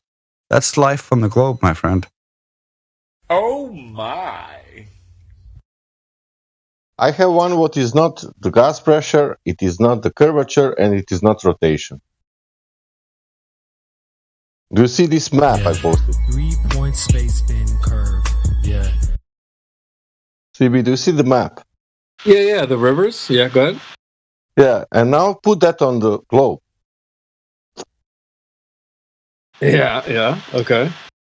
And you have now sources and you have the deltas. And now they are going in every direction, on the globe. Look at directions of that rivers. That means the river is going up and down and everywhere. South, east, north, west. Like gas pressure, Right. Because it's curving. You can watch Mississippi. It's curving from the source, from the delta to the source, from the south to the north. And then it's curving to do you know how much curvature it's there? It's fucking, I don't know, 3 miles for sure of curvature. That means that it's dropping down to the source, that river. And all rivers in different directions. Yeah, well, it's good. I mean, yeah, people should bring whatever smoke they got, Yeah, I don't see a lot of people talking about this, but it's good to see you've got some stuff, some extra ammo in your back pocket. Well, what else you folks got out there? I'm sure you all got some good stuff.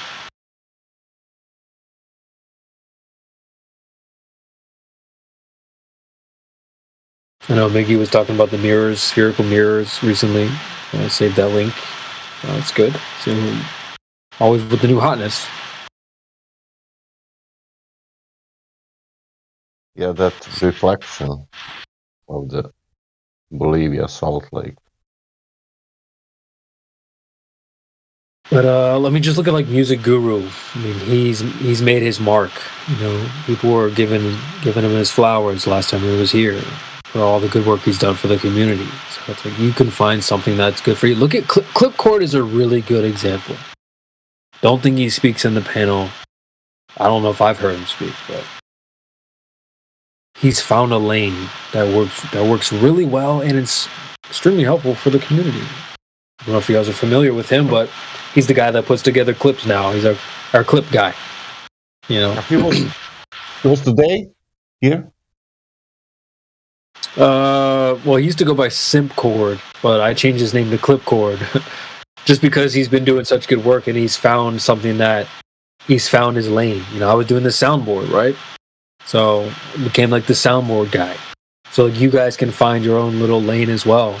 Totally recommend trying different things and finding out what works. The clips are so helpful. What Clipcord does is great, and I feel like people have really appreciated the soundboard as well. And I have a lot of fun doing it. It's no work for me. So, and Clipcord seems like he likes doing what he does as well. So, like, what do you do? You know what I'm saying? That's not even a rhetorical question. Orion's in the panel. We know what he does. Mayhem, we know what he does. India. So it's like, if you're someone that's new or you don't really chime in that much, like, what do you do? Find out what is your thing. So everyone can contribute, man. Like, we don't need to just copycat 10 QEs. Like, we need one of everybody, and for you to be the best version of you. So that's as corny as that sounds. It's true. So. I remember when I was new, somebody, I won't name names, but somebody was like trying to be like QE, and like he got called out a lot. And now he doesn't do that anymore, which is good. Find your own lane. That's the advice. Did you want to chime in, Trace? Yeah. I just got a little clip I have now. The globe is a no-show. The Antarctica no-go. The seafloor plateau, you don't know what you don't know. The story I just sold. Title notes, Status quo, no photo. Doing curve as a GoPro. That's fire. Yeah, that's fire. Yeah, see, Dre's found his own thing too, and he's got multiple lanes. See, that's what an advanced user is like. You don't just have one lane; you have several. And I guess I can say that about myself too. I'll give myself some credit. But not only have I done the soundboard, I've got songs. You hear me on the mic. I got analogies for days. All right, I'll be in the lobby. Shout out to the lobby squad. So you can find different things that work really well for you, and there's things I'm not good at. Somebody came in and asked about magnetic lines. I'm stepping back. I don't know. I don't know about that. So, and I'm willing to admit that. I'm never, just trying to be humble here, but I'm never the smartest in the panel. I'm never the most technical in the panel. And that's fine. I'm your layman. That's fine by me. I have no issue with that whatsoever. So, but if I can do it, y'all all can definitely do it. I have expectations. So, think of it like high school, right? The freshmen come in, you move up to sophomore, junior, senior. So we need to see you guys rise up. We've seen people rise up over time. That's good to see. So we need to see that from everyone. Especially those of you who are shy, who come here all the time. I mean, get on the mic. Let's go. We want to hear you. So it's a good place to grow. A lot of people don't like the... Go ahead. I want to add to that because when I first showed up on this Discord, I didn't like speaking on the mic. I didn't speak much at all. I only spoke during VC check-in, and then I just typed for like a year almost. Unless specifically asked to speak, I didn't feel comfortable. And look at them now. Yeah, definitely. This is a good place to grow. Like, public speaking, usually a lot of people are kind of shy about that. But if you are, jump in here. What's up, Deepak? You want to say something? No, I just got back from outside. I went for a little walk. Had to check some stuff out. It's nice and beautiful outside. Sun shining. It's all good. And yeah, for myself, like I don't have much to say. Like I'm pretty new to this stuff as well. I'm like 7-8 months into this, so I'm just trying to absorb more. Yep. I mean, there is a kind of a buffer period, I would say, where you should sit in the back of the class, take your notes, get your notepad out, and take notes. But then there becomes a time where you need to Well, yeah, I heard you say that. There you go. Well, but then there becomes a time where you need to put that rubber to the road. You need to get some practice, get some reps, some sparring. Totally. So you know, maybe the next baller that comes in here, you need to tag in or whatever. Then that's fine. You're welcome to do that if you need to get some practice, and we're all here to help. You know, no one's gonna let you fail. Especially there's people like, Mayhem's in the panel, Karma, Drace. There's people that here will not let you fail if you need the practice. So would recommend. Oh, yeah, everyone seems cool here, man. I like everybody. It's all good. I'm not here to find issues with people either. So if you're in a debate with someone, you're trying it out, trying to get your sea legs, if you will, and it's stumping you or you don't know what to say. If you just take a step back, everyone else in here is just waiting to jump on them, and if you give them just a long enough break, they will. Yeah, I was trying to wait myself. I was going to jump in and be like, yeah, that is facts. A lot of people are very quick to jump in, but I think people are also very patient sometimes as well.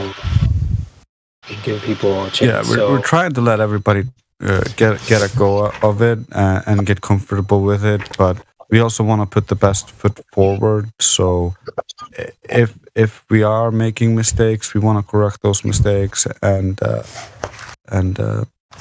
do it right. Yeah, man, dude, Trace, this is such a unique platform. It's such a mix of things. It's like a little bit of stand-up, a little bit of a podcast, a little bit of a play-by-play, like commentary. There's a lot of different dynamics that go on in here. So you have to be you have to be quick, because if someone joins and you don't know who they are, you'll learn over time the decorum of this place. But it is a really, it's like, there was a phrase I think you said, Drace or Karma, about hardening your sword or something like that. Like, that's how I look at it. This is a good place to really make sure your steel is toughened up.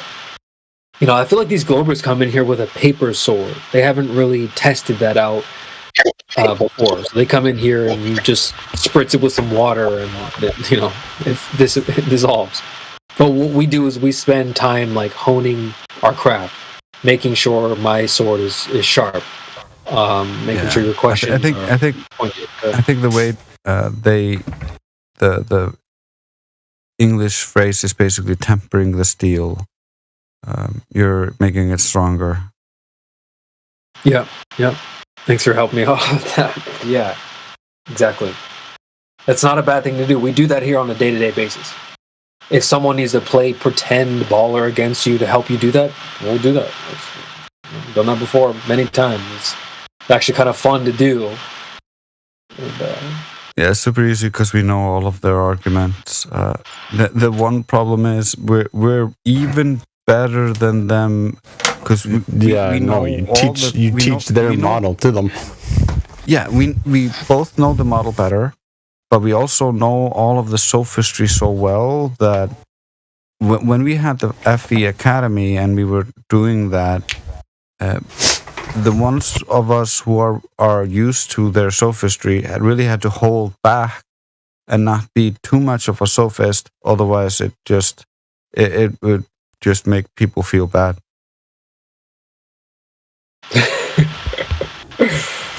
Gotcha. Yeah, that can happen from time to time. Yeah, you gotta not.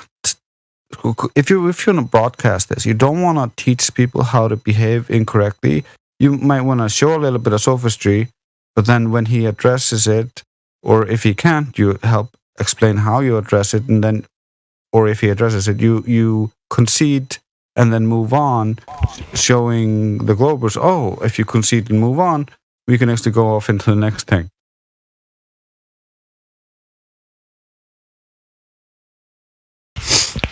Right. That's one thing. That's one element. Is that we actually, Beepox, you pointed on how much we educate them. I think that we do that majority of the time. So the sad part is we actually don't really get to sharpen our sword or temper the steel, as Dre said, as much as I would like us to be able to. But when the chance comes, it's definitely worth getting the reps in if you're around. No, totally. Like, should be hanging around as much as I can, I guess. Now that I can.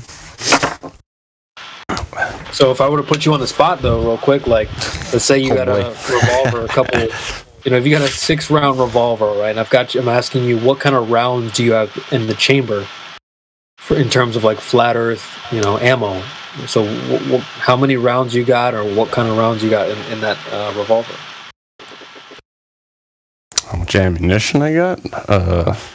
Yeah, flat earth. So if I was like, logical points. Hit me with some flat earth proofs, some flat earth ammo. What do you got? We shoot too far. Cool. Or do you want me to be more elaborate? Like, do you want me to be more elaborate, or do you just want me to? No, we know what we all know what you mean when you say that, because they claim that the horizon should be basically blocking your view at a certain distance, and we see way past that. So you don't really have to. I think we get what you mean. What else you got? Motion of Earth has never been detected. Rotation, nothing. Okay. Any experiment that's been done. Well, what do you say to what do you say to a Glober who tells you, well, Foucault pendulum is an experiment that detects rotation? Okay, so help me out on this one. It's because it needs to be started on its reference frame. Like, I have to physically start it, or spin doesn't make it go on its own. Is that valid? Incorrect? That's correct. It also has a magnetic drive to keep it moving. Okay. Yeah, well done. It's also not an experiment. They just say it is. It's just a contraption or an occult tool that they correlate, and it doesn't even match all the time. So they have to do a lot of fiffing with that. And then there's also an issue with when the eclipse happens. the pendulums act funny, and they call that the Elias effect. So there's a bunch of problems. Elias. Yeah, they're just hoping you kind of gloss over. Oh, but we have a pendulum. But see, then you can go beyond that. Oh, well, if that's the case, they claim there's a drift. Oh, well, then there should be drift under these other things as well, and that's not happening. So, yeah, they're just hoping you kind of don't know what you're talking about if they bring up the Foucault's pendulum. So you got to know your stuff for sure. For sure, yeah. And this is what I want to, as you guys say, sharpen the sword, sharpen the argument. Because I don't want to go and just go in there blind, just kicking and screaming gravity, you know. Yeah.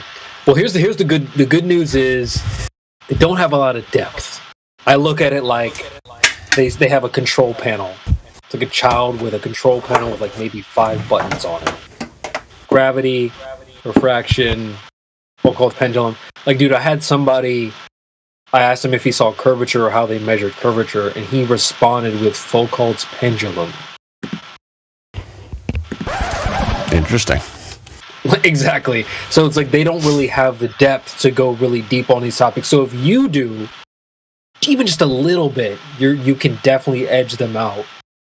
Because they don't know, they'll Google Foucault's pendulum and read that off. But if you know 2-3 steps down what the Foucault pendulum is claiming and how it works and so on and so forth, then you're way ahead of them. So it definitely takes a little bit of homework, but you can edge them out on every single point because they don't really go in depth. They're on the surface level of this stuff.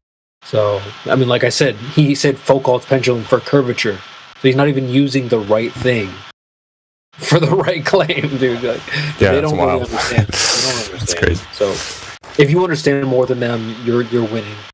So, yeah, it doesn't take much to understand more than them anyway. Yeah, that's where they just end up laughing it off. All right, so we're 2 for 2. You got we see too far, no movement of the earth. What else you got? Oh man, I'm like everyone else said, I'm terrible at being put on the spot here. No, it's okay. I'll be honest. When I was new, when I got put on the spot, I only had one thing. But am I allowed to say the stars in the sky don't prove the shape of the earth? Am I allowed to say that?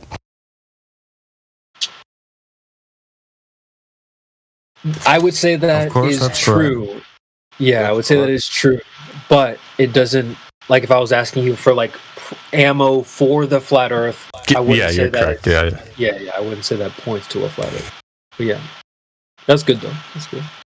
Yeah, I only had one thing, and that one thing I thought was pretty good. Have you ever heard of the black container hole? For gas pressure gradient? Hey, well that's good too. That was good as well. You pretty much hit 3 points there.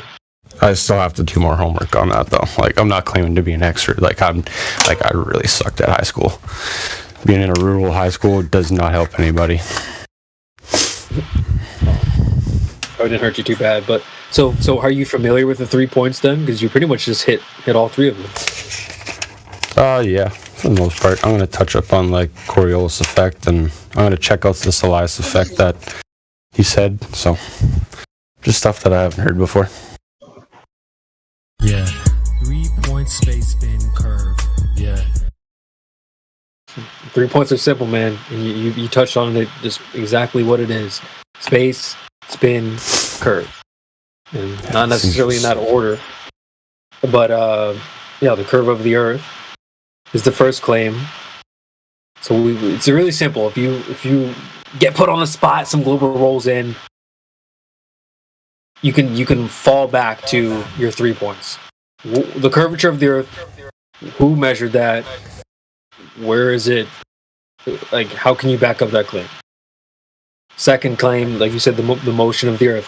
Who detected any motion of the Earth? Or how? Or when? And then the third is, you said, the gas pressure. Or the gas pressure without a container. That's the third and final point. So, if you're ever out in deep waters, you can always cling on to that life jacket.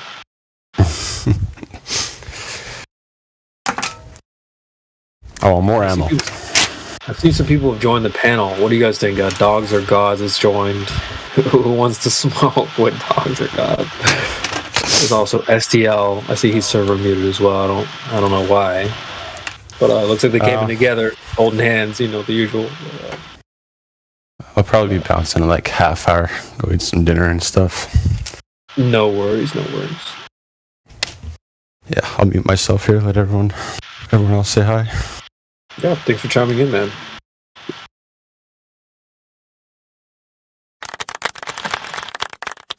Wait, actually, quick question, because India was helping me with this earlier about me and that little debate with the cousin. When I just said like pictures from space are fake, and he said that's a positive claim rate. So how can I like help him just take a better look at like pictures from quote unquote space as they're not like authentic? Yeah, you should be careful about making like positive claims. I do agree with that, but I typically would say like if someone's like, "Oh, well, look at pictures from space. We got selfies." Okay, well, what you're showing me there is a curved bodies of water. I'm seeing curved lakes there, curved oceans. So, like, do we go out in reality and observe curved lakes? Like, that's typically the route I would go. Go ahead, Jace. What's up? Yeah, I just posted a picture here. This is from the supposed Chinese space station. And as you can see, the horizon is very flat.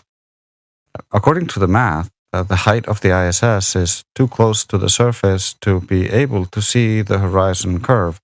Yet we see all these curved images from the ISS.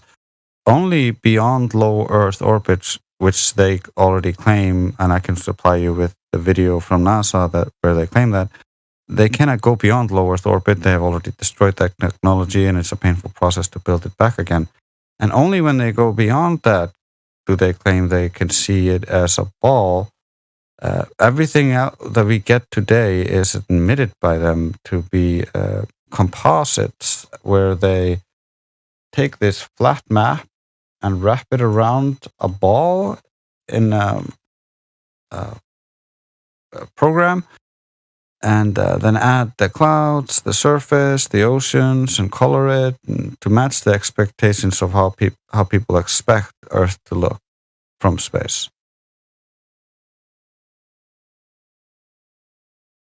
Yeah, but it helps especially if you live near like a body of water. I don't, but I spent time near the ocean. It's been like a month out in California, so damn sure I took that time to do some tests. So they're showing you curved bodies of water. Take them outside and ask them where's that at. Surely, if that's a picture of reality, then reality is doing what the picture shows. So you can test that. So that's what CB said before was, spot on. I reckon. Like, okay, these are showing curved water from space. These pictures, so we should be able to translate that down onto the ground and measure Earth curvature on the ground, because that's the only place we can confirm it. So when has this been done? That's what I think you need to go to, because that's the only thing we can confirm. You can't confirm that those pictures from space are fake. That's an impossible task. He can't confirm that those pictures from space are real. So you've got to come to a place where you can both kind of go, okay, well, we're talking about reality. Let's go and have a look, like CB just said. Let's have a look at reality and see what we can see. Yeah, I totally agree. The pictures I've been posting here in the live stream voice text chat is just to help you be able to figure out a couple of things that you might be able to point at and say, look, there's inconsistency here, just to create a shadow of a doubt before you pivot back to what really matters, or the measurements of the surface. Gotcha. That's solid. Thanks, Trace.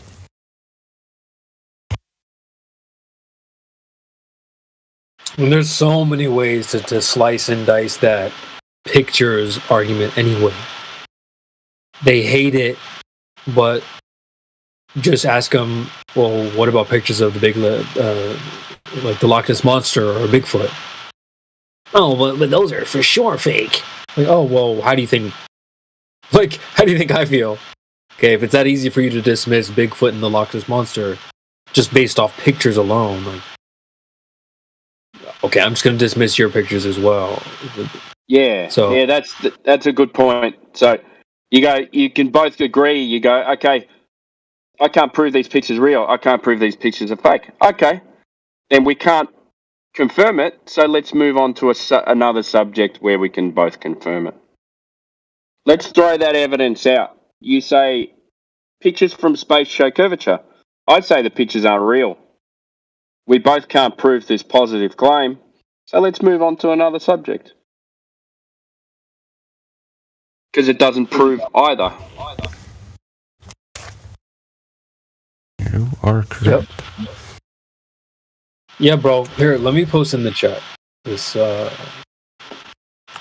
always talk about this. I hope I don't annoy people with it, but it's just an approach you can practice. Like, you don't have to give them answers. Like, they're sometimes they don't even really want the answer that they're asking you. I played that when I started giving answers. He was like, "Oh, there's an answer for everything." I was like, "Okay, bro, you ask me questions." I typically give them like the negative. That's my thing. So, that's a good thing. I don't know if I know the English, but listen to this sentence. This is hilarious. Yes, flat can refer to height above sea level, which can be curved if sea is curved, but it's not curved; it's level.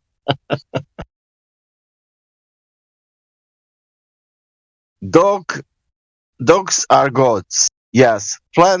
Oh yeah, I need to put this on TikTok. This is beautiful. Flat can refer to height above sea level, which can be curved if the sea is curved.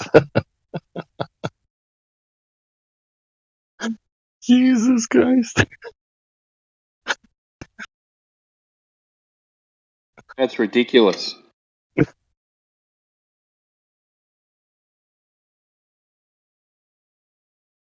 That has any sense in English?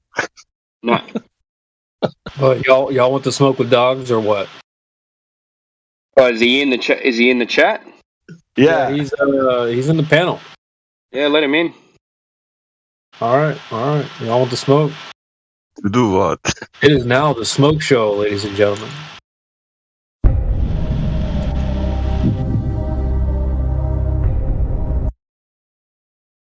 Who measured curvature? When? How? Year? Name? Method?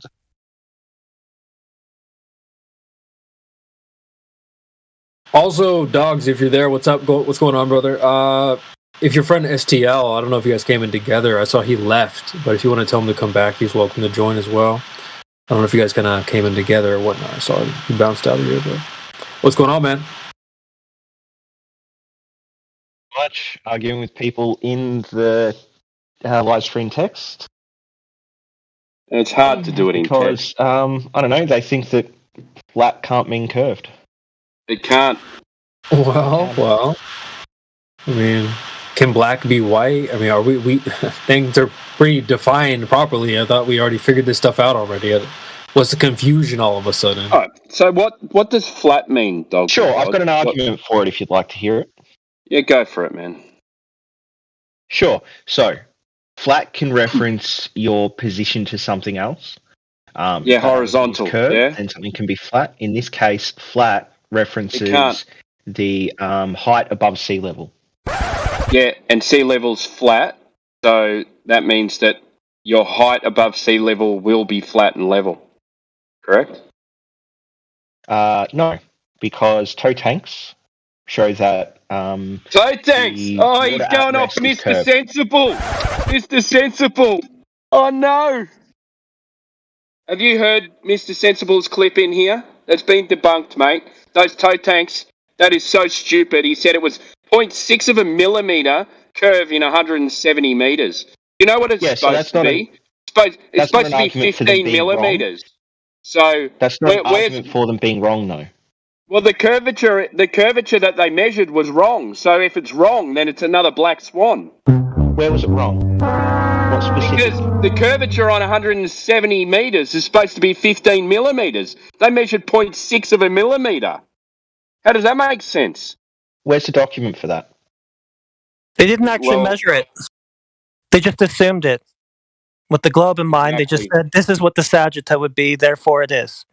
You're talking about the tow tanks, aren't you? That failed 2 months later because of concrete stress. You're talking about that, where they wind down the steel plate to match the water, match the level of the water. That's what you're talking about, aren't you? I'm talking about the Boulderwood towing tank, and I'm reading a CFD and hydrodynamics.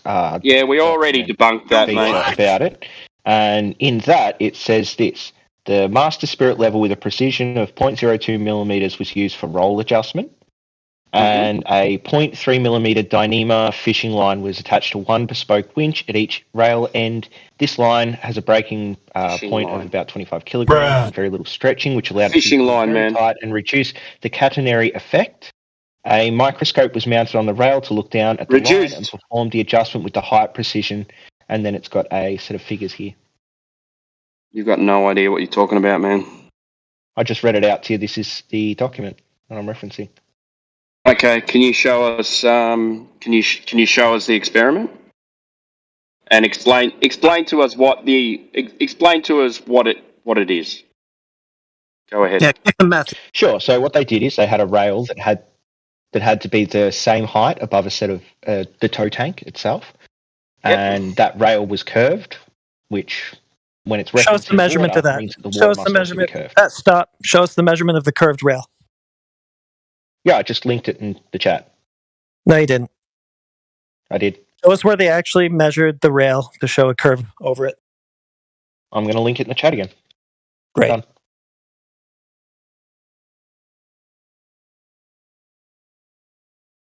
Okay, you just dropped your link again. Give us a citation from the link where they actually talk about how they measured the arc over the rail. Yeah. Yeah, page 2. Okay, and how much did they measure? So there's actually a towing tank dimension chart here. Okay, and how much did they measure?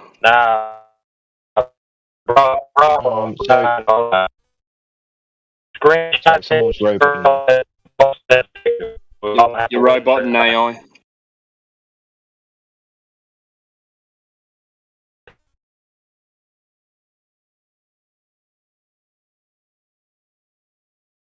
Okay. So what specific measurement do you want me to show?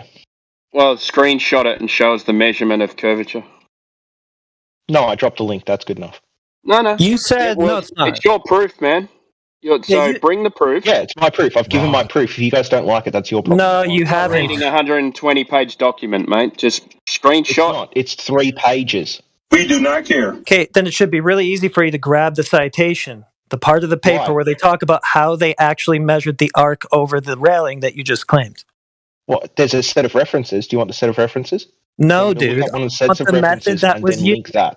No, dude. You haven't read it. How about that? Since you guys have an infinite regression of bullshit you want me to show, but you guys haven't read a single measurement of flat, I'll do that then. You haven't read it. Yeah. So you haven't read it. He claimed that they measured. I just read it out to you, idiot. You didn't read out. You didn't read out what you were asked to read out, though. You claimed they measured an arc over the railing, right? So we're asking for the part of the paper where they talk about how they did that. Yeah, you did. Now you're just lying.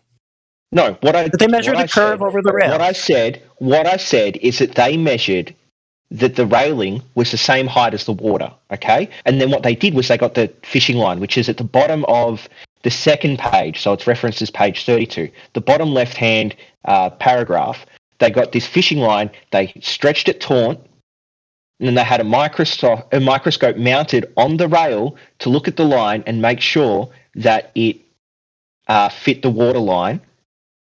Which he just assumed is curved. Yeah, so he just assumed a curved water line. You match some railings to that, and then there's your curve. Okay, so that's what the fishing line was for. The fishing line was there to show. How do you make sure the fishing line's level? How do you make sure the fishing line's level? You don't make sure the fishing line's level. Have you never used a line before when building? Well, have you ever stretched a line till it's level? How is that possible?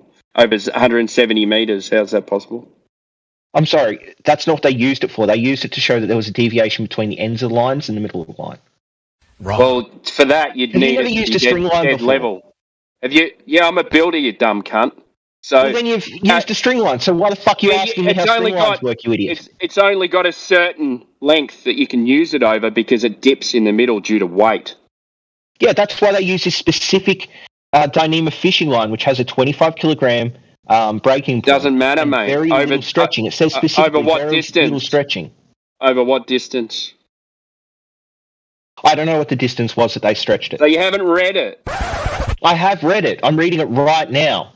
Tell us what the distance is then. Oh my God, guys. You want me to bear down on the very smallest details. It's your fucking evidence. So you can just deny it, because that's all you have. Deny an argument from incredulity. It's your evidence. You're bringing evidence. You don't know what you're talking about. Every other piece of evidence that's ever been brought forward. What evidence? You haven't given us any. Do you want me to just look up more toe tanks that say that they had to match the curvature of the Earth, you fucking idiot? Yeah, go get another one, because this one didn't do it. You just assumed the curved water line. This one did. Shut up. I'm still talking. I'm not done. I'll have to mute you if you don't stop. Yeah, you just assumed the curved...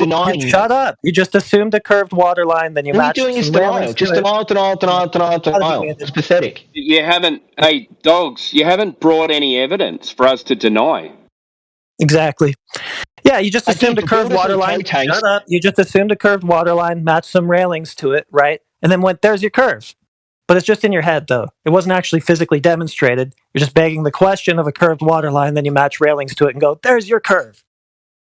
It's stupid, dude. Demonstrate something. So, yeah, you asked, should I go get more measurements of curve from other toe tanks? Yeah, go do that, because this one wasn't that. Gotcha, bitch. Great, you want me to actually go and find some measurements now? Yeah, yes, actually find the measurements. We've been waiting for 8 years. Don't lie to me, buddy. That's what you were supposed to do the first time, Ding Dong. I don't have to. I'm just referencing something that says the Earth is curved. You guys don't even have that, you useless fucks. We observe the Earth as not curved, so what are you talking about? Yeah. No, you don't observe that. Yeah, you do. You observe the same Earth as everyone else in this panel, so don't be delusional. We all live on the same Earth as you. How funny? No, you funny is that?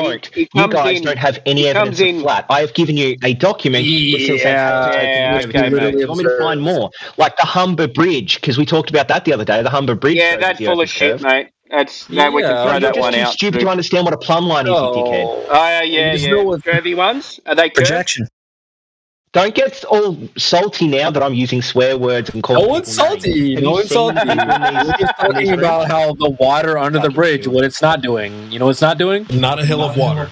So you can have your curved bridges, but you don't have any curved water. Distance at the base and the distance at the top are different. So that means it doesn't matter.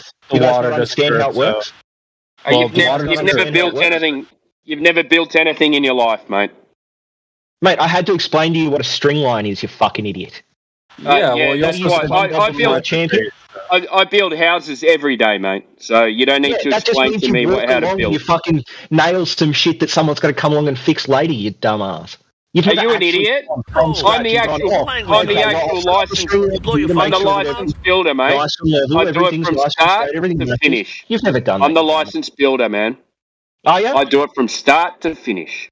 Right? No, you haven't. So don't lie to me. You don't know what a string line or a plumb is, you idiot. Okay, I don't know what a string line or a plumb is. Yeah, I've taught you what both are.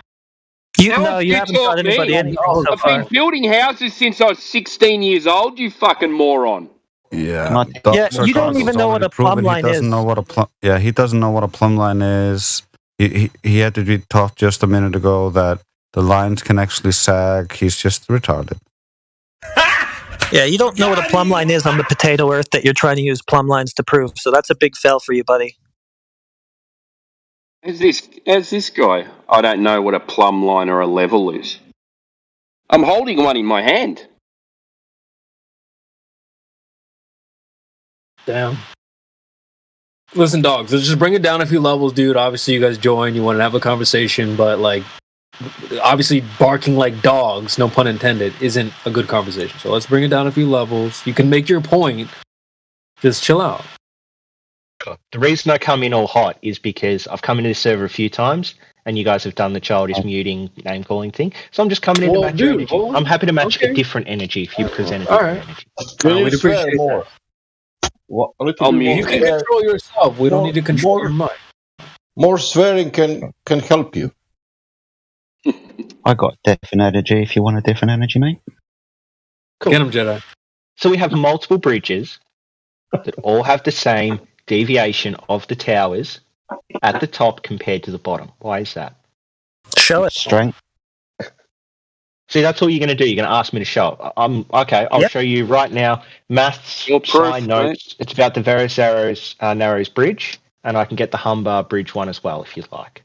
I've got the Humber one. You're going to say, how did they measure it, or what measuring tool? No. And I'll explain what it is, and you guys will do something like, but Plum is wavy, and you'll make up all this bullcrap. Even though the Plum is wavy stuff didn't actually. It won't be on the paper. Let's not assume what the jury's going to, think about your evidence. Let's just present the evidence. I think Jedi wanted to kind of get his feet wet here. So what's up, Jedi? Let us know what you think.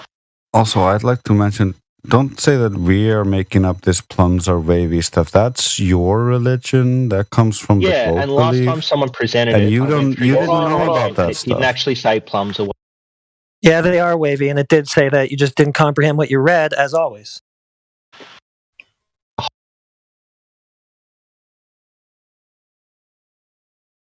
You can get some minor deviation due to mountains, but that just proves gravity exists, which proves the Earth is curved. So which one do you want? Do you want Earth curvature due to gravity, or Earth curvature due to plum being used on tower bridges? Gravity. Yeah, I went through the citation for whoever just popped this image into chat, and that's a graph. That's not like a representation. Scientific experiment that proves gravity, please. You just claimed it. You've got one, so give it. Great, plumb lines. No, that's not a scientific experiment. Hold on, sorry. 2 seconds. I asked specifically for a scientific experiment. Yeah, plumb lines. Plumb lines is not. No, scientific experiment, cause and effect. Plumb lines is just a word. Would you be able to give a hypothesis, please? Plumb lines deviate due to large, massive objects, like mountains. Like mountains. Do they? Yes. Have you got a citation and experiment for that? Well, luckily enough, this citation that someone popped into chat just before says plumb line, direction of gravity. So plumb line's dependent on the direction of gravity. So if you guys want to use the citation of wavy plumb lines, you also have to... That's still not science, little man. It is science, yeah. No, actually not. It's not an experiment. It's not science. Yeah, what's the independent variable? The independent variable would be the mountains. Massive objects, and the dependent variable would be the deflection of the plumb line. Phenomenon. How do you manipulate the mountains? You move the plumb line so that you manipulate the mass effect on the plumb line. So you don't move the mountain. It's the same as like instead of moving a big set of bricks away from something, you move something away from the set of bricks. It has the exact same effect. So is this mass attracting mass? Yeah, that's what these plumb line curvature. This one, Flat GPT just put it in. Earth's gravity field is shown in Figure 4.1.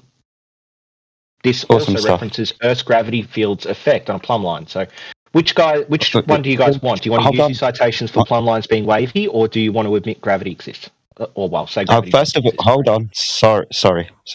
Why are you talking about mass attracting mass? Why are you talking about it being? Hold on, but it's 100 years out of date. Yeah, no, it isn't. It's 108 years out of date and superseded by Einstein. No, it isn't. They couldn't. Einstein just gave the underlying cause. It's still mass attracting. No, he didn't, and he wouldn't be able to do a physical. Hold on, you told me not to interrupt you. Well, I'm not. Don't interrupt me. What is physical about Einstein's bending and warping of space-time? What is physical about it? Sure. So two massive objects will change the underlying quantum field of space-time, which will cause it to curve, which will cause an apparent attractive force between two large objects of mass. So mass causes the change in the space-time, and that change in space-time causes an apparent attraction. Awesome. Would you like me to point out the reification fallacy of two non-actual things, space and time? Because they're not physical, are they? They are, yes. No, they're not. You can't give me. Hold on. Listen to me, young man. So when we're talking about space, you realise that's the absence of anything, better described as nothing. That's the colloquial word. You're confused between colloquial and the physical definition. Oh, so you have reified. Hold on. So you have reified it from How'd you non-existence get that from me into... explaining that you were confused about the definition used for that specific word? I'm still trying to figure out how you... By professionals and one used by laymen. Yeah, okay, so my friend, how would you make space physical? Being as I've misused the word... The interactive sum of all things. And space has an underlying electric field, as well as you have things like the Casimir effect, which is when you actually create a perfect vacuum with with zero particles in it, particles will come into existence. Oh, right, okay. Let's just do it like this. Has Einstein got a scientific experiment, or is it just math and equations? It's predictive evidence. So he gave a set of predictions. Hold on, which is scientific evidence. That's not true. Hold on, Yes, that's not true. It is No, true. it isn't. Yes. No, I've asked you this question. Do you want me to go through all of these experiments that prove my Einstein was friend, correct? my Australian friend. All right, I'm trying to have a conversation with you. I'm trying to ask you a very simple question. All right, very simple. I don't understand why you keep jumping through it. I really don't. Well, the point what is, I'm doing is explaining something and you're not understanding. Fuck me. Right, seriously. What do you want me to do? Bend over for you while you fuck me? It's not happening, mate. What I would like you to understand is science deals with the physical things. I've asked you, is Einstein scientifically proven or just mathematical equations? Is it mathematical equations? So Einstein gave mathematical equations which have then been scientifically proven. So what's the problem with that? Hold on. So he didn't and hasn't provided a scientific experiment. He just provided some maths. So he didn't provide a scientific Because there's nothing experiment. wrong with that. You understand that I can come up with whatever hypothesis or theory I want, and if someone else was to test that and show that it's correct, then it doesn't matter that I didn't do it. You need an observation. Einstein didn't do it, did he? Einstein didn't do it, did he? It doesn't matter if Einstein did it. Why does it matter if Einstein did it or someone else did it? Because Einstein's talking about math. Could you then give the scientific experiment that has proven... I just asked you a question, and your answer was because Einstein was talking about math. Do you want to try that again, buddy? Yeah, I do. So mathematical why does it equations. matter? This is my specific question to you. Why does it matter if Einstein came up with a theory and someone else was to take the predictions inherent in that theory, test them, and show that theory is true? And your answer was because he was talking about what did they do? Who and what did they do then? Being as it wasn't Einstein who just had maths, what did somebody else do? Because that was the first fucking question. Because I want the science, because you claim science, give the science, not the math. Do you want to know what Einstein did or what other people did? Well, we've discovered what Einstein did. He didn't do science, he did maths, so let's go to the people who proved it with science, you dumb fuck. Wonderful. Great. So do you know what the time difference between a satellite and the Earth is? Yeah. Are you going to be talking about the vibrations of cesium atoms? No. Oh, that's a shame then, because I definitely don't know what you're talking about, being as those are the things that they have in atomic clocks. Yes. But satellites don't no, yes, have atomic clocks. What? Satellites, atomic clock, what? No, yes, what? You brought up atomic clocks. What I'm saying is satellites have clocks. The Earth also has clocks. If you send a satellite up and that satellite moves, then the time on that satellite will be different to the time on Earth. That's because they're atomic clocks. You dumb fuck. These aren't atomic clocks, not on satellites. Oh, they're not. They're just clocks that are sometimes wrong. What are you talking about? No, not sometimes wrong. How are these clocks manufactured? What are they using to keep time? The exact same thing that your PC would use. It's just a chip and then a simple program that would track the time in the exact same way your computer would if you were to unhook it from the internet. So you don't know what cesium is. Satellites up, and then when they sent the satellite up, they found that there was a discrepancy, particularly GPS satellites, between the time of the satellite and the time on Earth. And then when they looked at the relativity, and particularly I think it's called Lorentz contractions, they adjusted using that Lorentz contraction inherent in Einstein's relativity to make sure that satellite time would match Earth time. So they had to actually change it at a set rate. So it wasn't just some like random deviation. It was actually applying a mathematical formula from relativity to the satellite in order to make the time sync up, because Einstein said that things moving at different relative speeds will experience time in different ways. That's an affirming the consequent formological fallacy. It is not affirming the consequent. And affirming the consequent fallacy would be if there was no other explanation. But I've ruled out the other explanation. No, that's not how affirming the consequent is that works, it is little man. relative time. And it was a prediction, so predictions don't work. But, for mate, if A fallacy is a fallacy regardless of what nonsense you try to waffle on with. Do you know what an affirming consequent fallacy is? Can you explain it? Yeah, if P, then Q, if Q, therefore P. Yeah. Would you like an example of it? And then would you like me to point out how you've just used Einstein's maths, just pointed at the clock and said there can be no other explanation. It has to be this. It can only I said that the other explanations were ruled out because they used that mathematics to fix the time difference in the clock. So if you can give me another way that they could have fixed that time difference, then sure, I'll admit that it was affirming the consequent fallacy. Yeah, I can't. Is there another reason why? Is it so? There's no other reason why those satellites would be exactly out by the exact amount predicted in relativity. Yeah, don't know. Where are the satellites? In space. How do you have gas pressure without a container? Cool. So I'm going to give you a very quick analogy, and you're not going to understand it, or you're going to be, intentionally obtuse about it. So if you have a billiards table, you played billiards before? Pool and snooker, not billiards. Maybe you call it something different. Might be the same fucking thing. That's fine. I was just using one that would be sort of like a more universal term, billiards, but we'll just call it pool. So you've got a big pool table, right? And that pool table is perfectly level. So that means that if you break, then the pool balls will go off. They'll deflect off the sides. They'll deflect off the back. They'll deflect off each other. And they'll sort of like randomly place themselves throughout the pool table. Now, if you were to have gravity, which is bending and warping of space-time, which causes an apparent acceleration, that would be equal to chocking up one end of that pool table. So then when you break, those pool balls, sure, they'll bounce into each other. They'll bounce off the sides. They'll bounce off the back. But they will always be moving more towards whatever side is lower on the pool table. So there is an apparent acceleration on that pool table and the pool balls to make the pool balls move towards one direction. And that's what happens on Earth due to mass, bending and warping space-time, causing an apparent acceleration on It doesn't happen to gas, though, so you're wrong there. We actually see the gas go up and not just down, so you're wrong. No, I'm not. That's why my analogy is so good. Oh, you are. I can show examples of it under all laboratory conditions. And bouncing off under all laboratory conditions. I'll just mute you. Under all laboratory conditions, gas expands upwards to fill the available space. At no time does gas go down, go boom boom, and start acting like liquid, because it is actually gas and not liquid. You don't even need to add the qualifier under laboratory conditions, just, anywhere ever known to man ever. Like, that's how gas operates. Anywhere.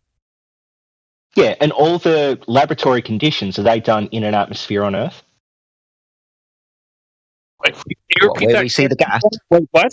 Repeat that question? What?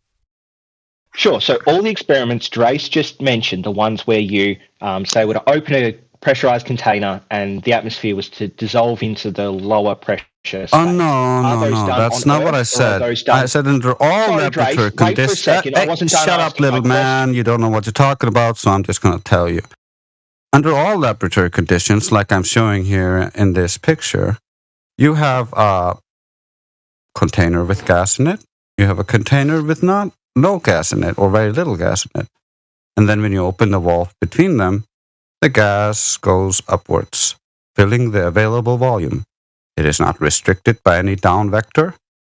Otherwise, if the second law were violated, like you say, by gravity and prevent it from going upwards, you would be unable to exhale. So you're just as wrong as can be, and you prove yourself wrong every time you breathe. Another way you could say that is you might be able to exhale, but I wouldn't have so much confidence that you'd have air to inhale after you exhale that time around. the heliocentric model was true, vacuum of space and all that.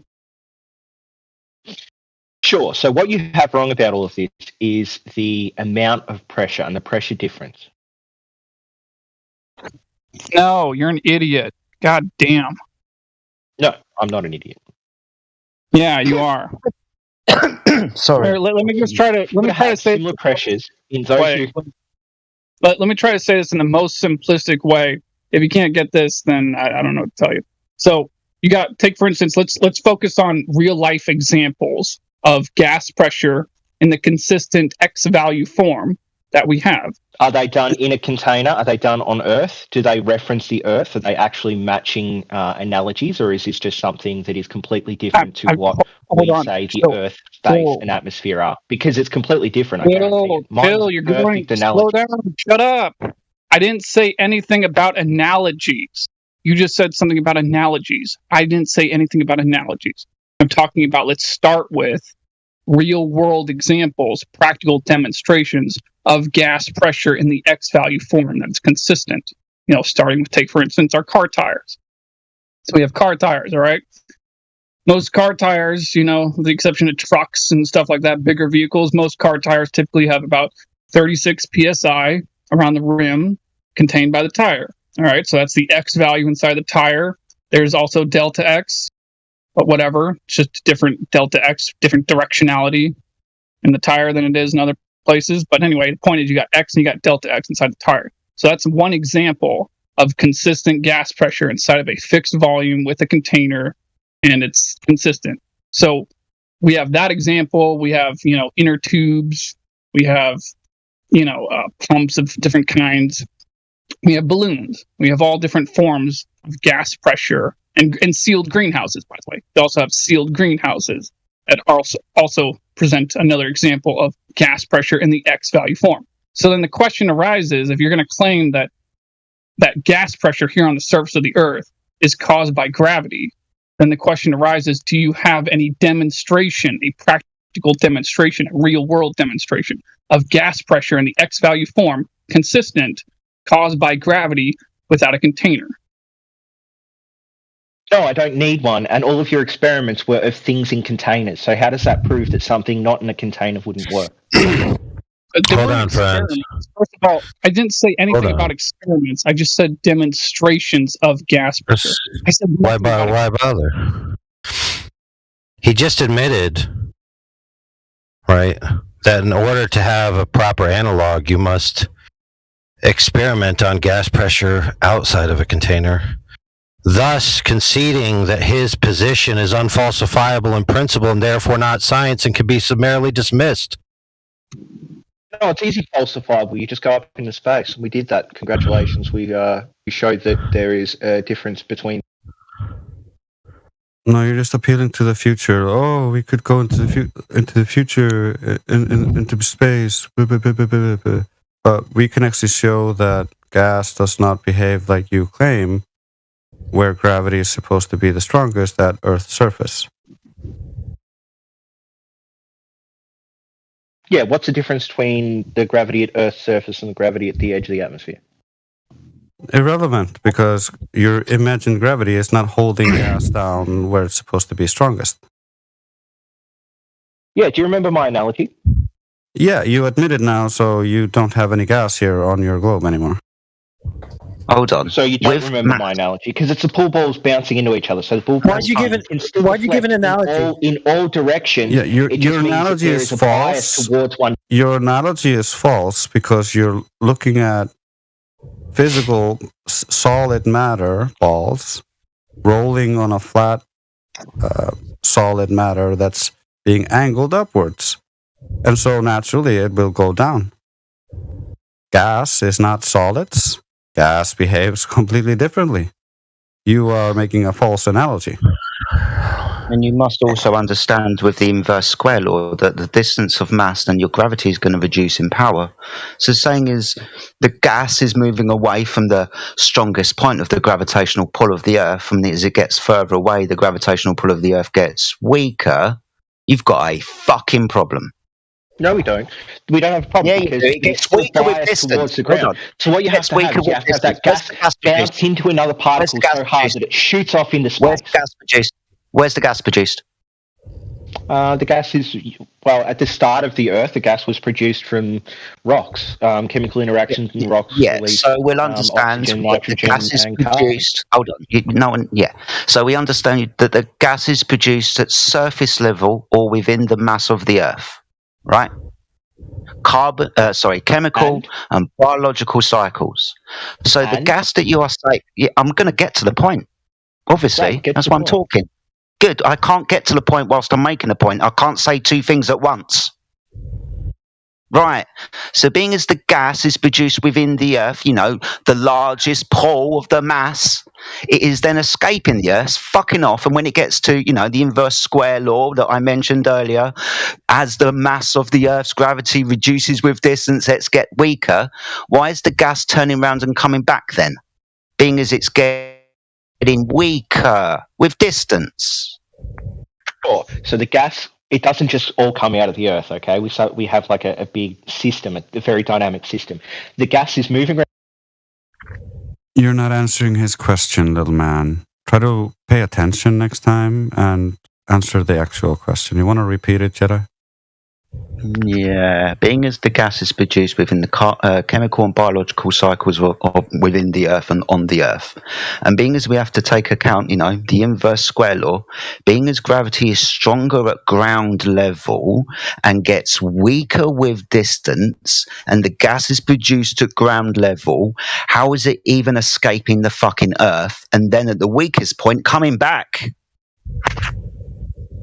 There are less particles to bump into each other that high up, therefore they can't bump into each other as much, pushing them upwards. That's the most simplistic answer. Imagine the pool balls again, and at the very top of the table, there's only like 10 pool balls, and then you get much closer towards the end. Yeah. If there's more space for the gas to move in, and the gas is going up, what the fuck is making it turn around? Yeah, keep in mind that you're already seated, that there's nothing for them to bump into. So their directional vector is just going to remain. Have you never used wind to create more wind? What? You blow, you go, right? Yes, you already conceded the point that there's no wind forcing them back down. I haven't conceded any point, you idiot. Yes, you said it yourself, not 30 seconds ago. When did I say it? You tell me exactly what I said, please. You said that there's not enough collisions up there to redirect the gas. Yes, because there's less particles per square inch. Right, then you appealed to them being redirected by the collisions. They hit each other, and then some go up, and the very, very light ones, because gravity doesn't affect them as hard, can hit each other at such a high speed that they will go away from the Earth far enough to escape the gravitational pull. What about the other ones? They will hit each other, they may move up for a little bit, and then the gravity, the consistent apparent acceleration on them, will cause them to come back towards Right, so you only gave two types of gas particles. What about the ones that hit nothing and just keep continuing in their same vector? They don't do that because gravity... Holy crap, dude, you just shot yourself in the foot, dude. How? You guys just said there's only two types of particles, and they need that redirection to then be redirected towards the Earth for gravity to take hold. You just counted dog breeds when talking about dogs. Do I say that there's only two dog breeds? Oh my god! Excuse me, dude. Dude, don't interrupt me to talk about dog breeds, bro. Well, don't tell me what I'm saying if you can't understand what I'm saying. Dude, I can say whatever I want to paraphrase what you're saying, and then you can reply after the fact. There's no reason to be so jumpy, okay? Your mother's life is... Friend, your mother's life is not at stake. So you didn't then go and waffle on about something you don't understand. And then okay, pay attention, if you friend. Just say, no, you're incorrect about this thing, maybe... You are incorrect. You are incorrect. Yes, you are incorrect.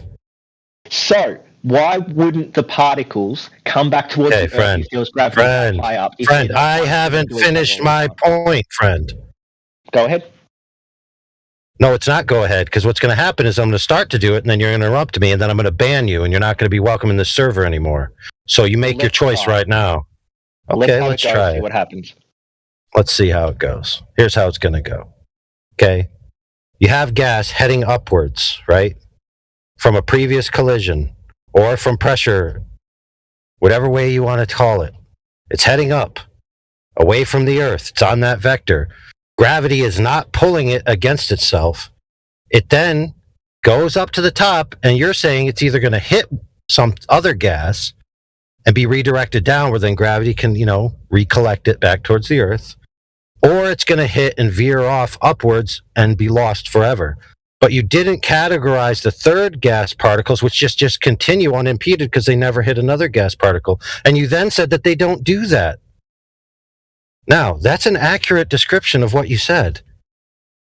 Nope, not at all. Sorry, you said... All right, so here's how this is going to go, friend. Here's how this is going to go. You're going to bet money. Sorry, not money, because we don't do that here. How much do you want to bet? Since it can't be money, let's make a wager. How confident you are that that's not what you said. I can just respond to what you said with what I actually meant. No, friend. It's not about... I said what you said. Playing some stupid game? Okay, so now you're not confident enough in what you actually said. You want to recorrect it? No, I want to tell you why you were wrong. Because remember at the start of your what you just said that I said, you said, "Oh, you can wait till the end and then tell me how I'm wrong." So I'm going to do that now. Is that okay? Yeah, go ahead. Words back. Awesome. So you said gas heading upwards from collision. That's true. It moves upwards away from the Earth, but this is at the very edge of the atmosphere that this will happen. On the ground, it'll move upwards a little bit, but not quite as much. And then gravity is not pulling it against itself. I don't know what that sentence means. Gravity is not pulling it against itself. Can you tell me what that sentence means? Yes, if the gas has its own velocity, right, that it gained from collision, that force is present, causing it to continue in a direction, has nothing to do with gravity. So the gas... Force. That's what pulling against itself means. There you go. What is pulling against itself is nothing. Pulling against gravity would be what you'd be talking about, right? So the gas is trying to go in one direction, and the gravity's trying to pull it in the other direction. Okay, it's not that hard to follow. And what's wrong with that? So if the particle hits another particle and goes off towards space, and gravity is consistently pushing it against it as an acceleration, it would cause that particle to move back, unless that particle was very small. Okay, that's a cool story. To escape the gravity of the Earth, right? Right. So what about the particles that just keep going up and never hit another particle? That's what I just talked about. No, you didn't. Yeah, the ones on the edge of space that hit and have a velocity. Right. So then why not 2 minutes ago? Why not 2 minutes ago did you spaz out when that's what I said? What did you say specifically? It wasn't something you just... You gave two types of particles. You gave two types of particles. One, that towards the edge of the top of the space, right?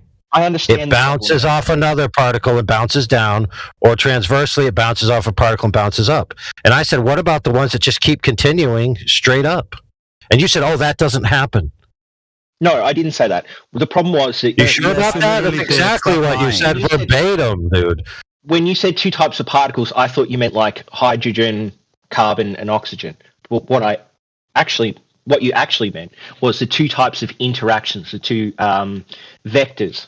Yes, what I told you was there's not just two, there's a third type, which is ones that just continue unimpeded and never bounce into any other one, because like you said, there's less particles. I'm pretty sure I mentioned that with like hydrogen and helium, because they're such light particles that they... Yeah, I corrected you and then you spazzed about it. Away from Earth. But that doesn't matter, because it doesn't matter. I've explained it all anyway.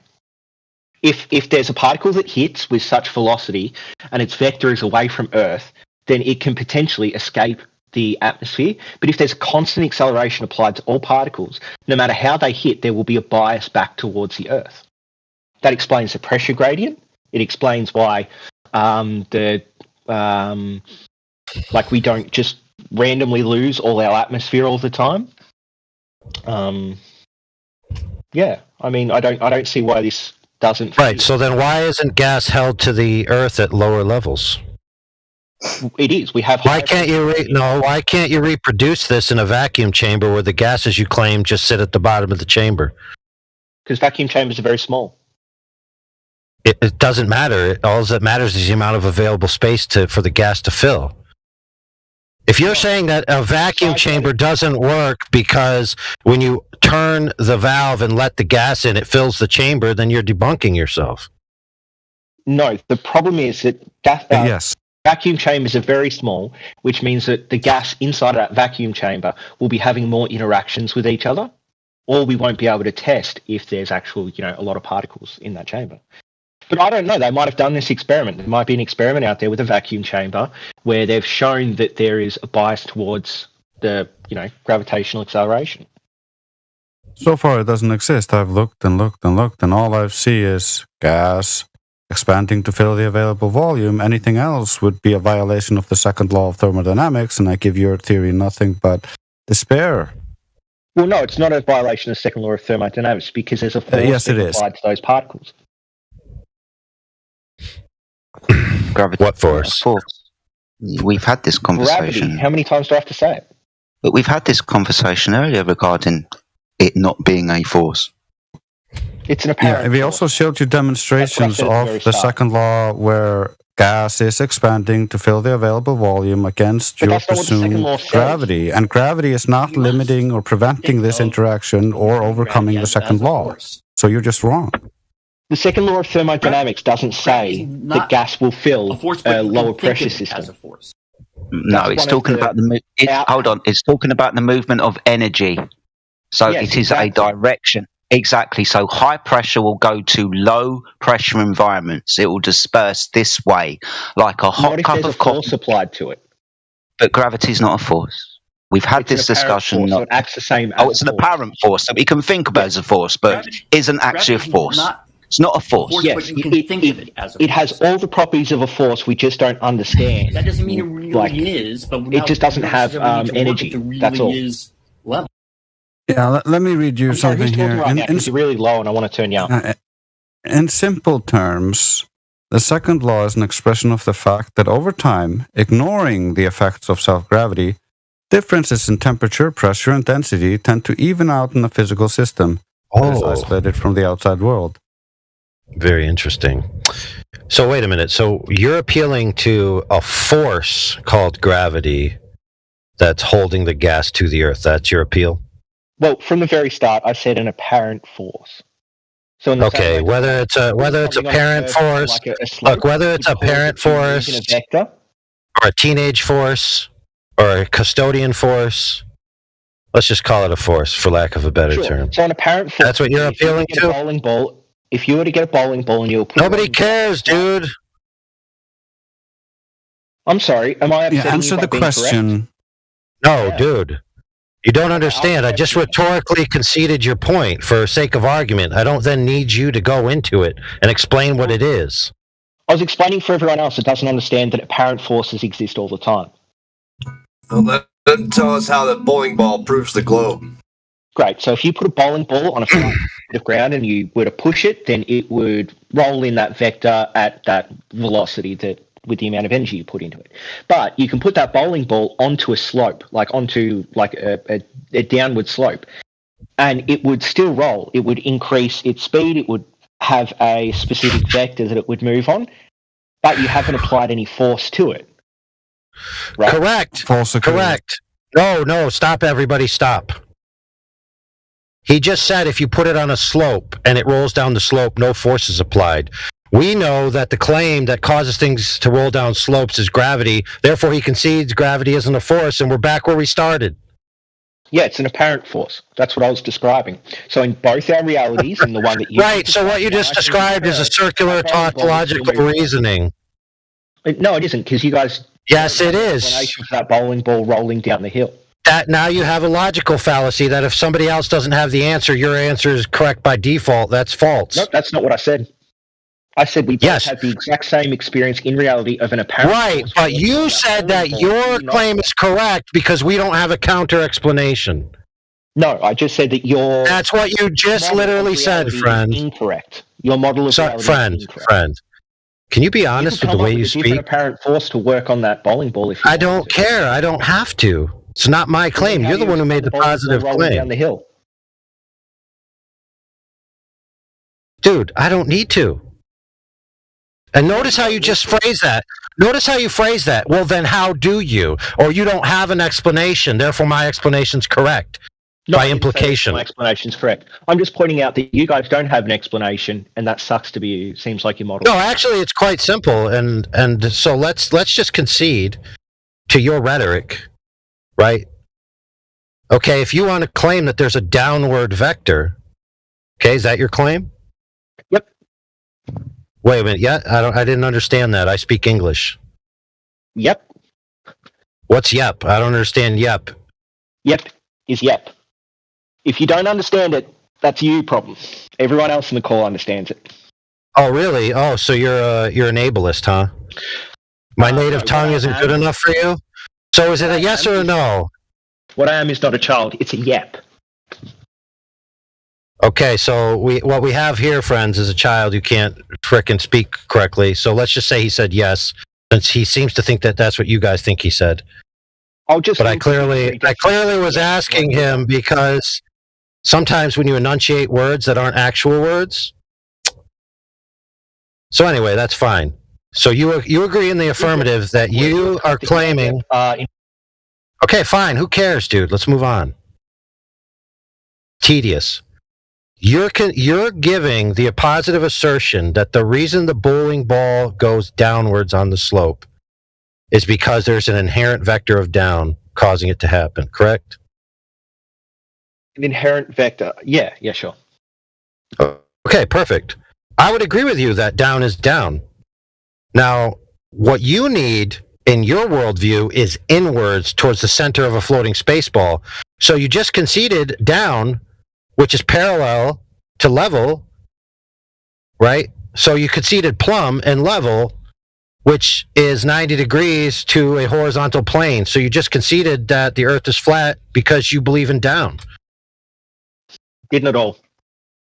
Plumb is just horizontal to, is not horizontal, is 90 degrees to a single point.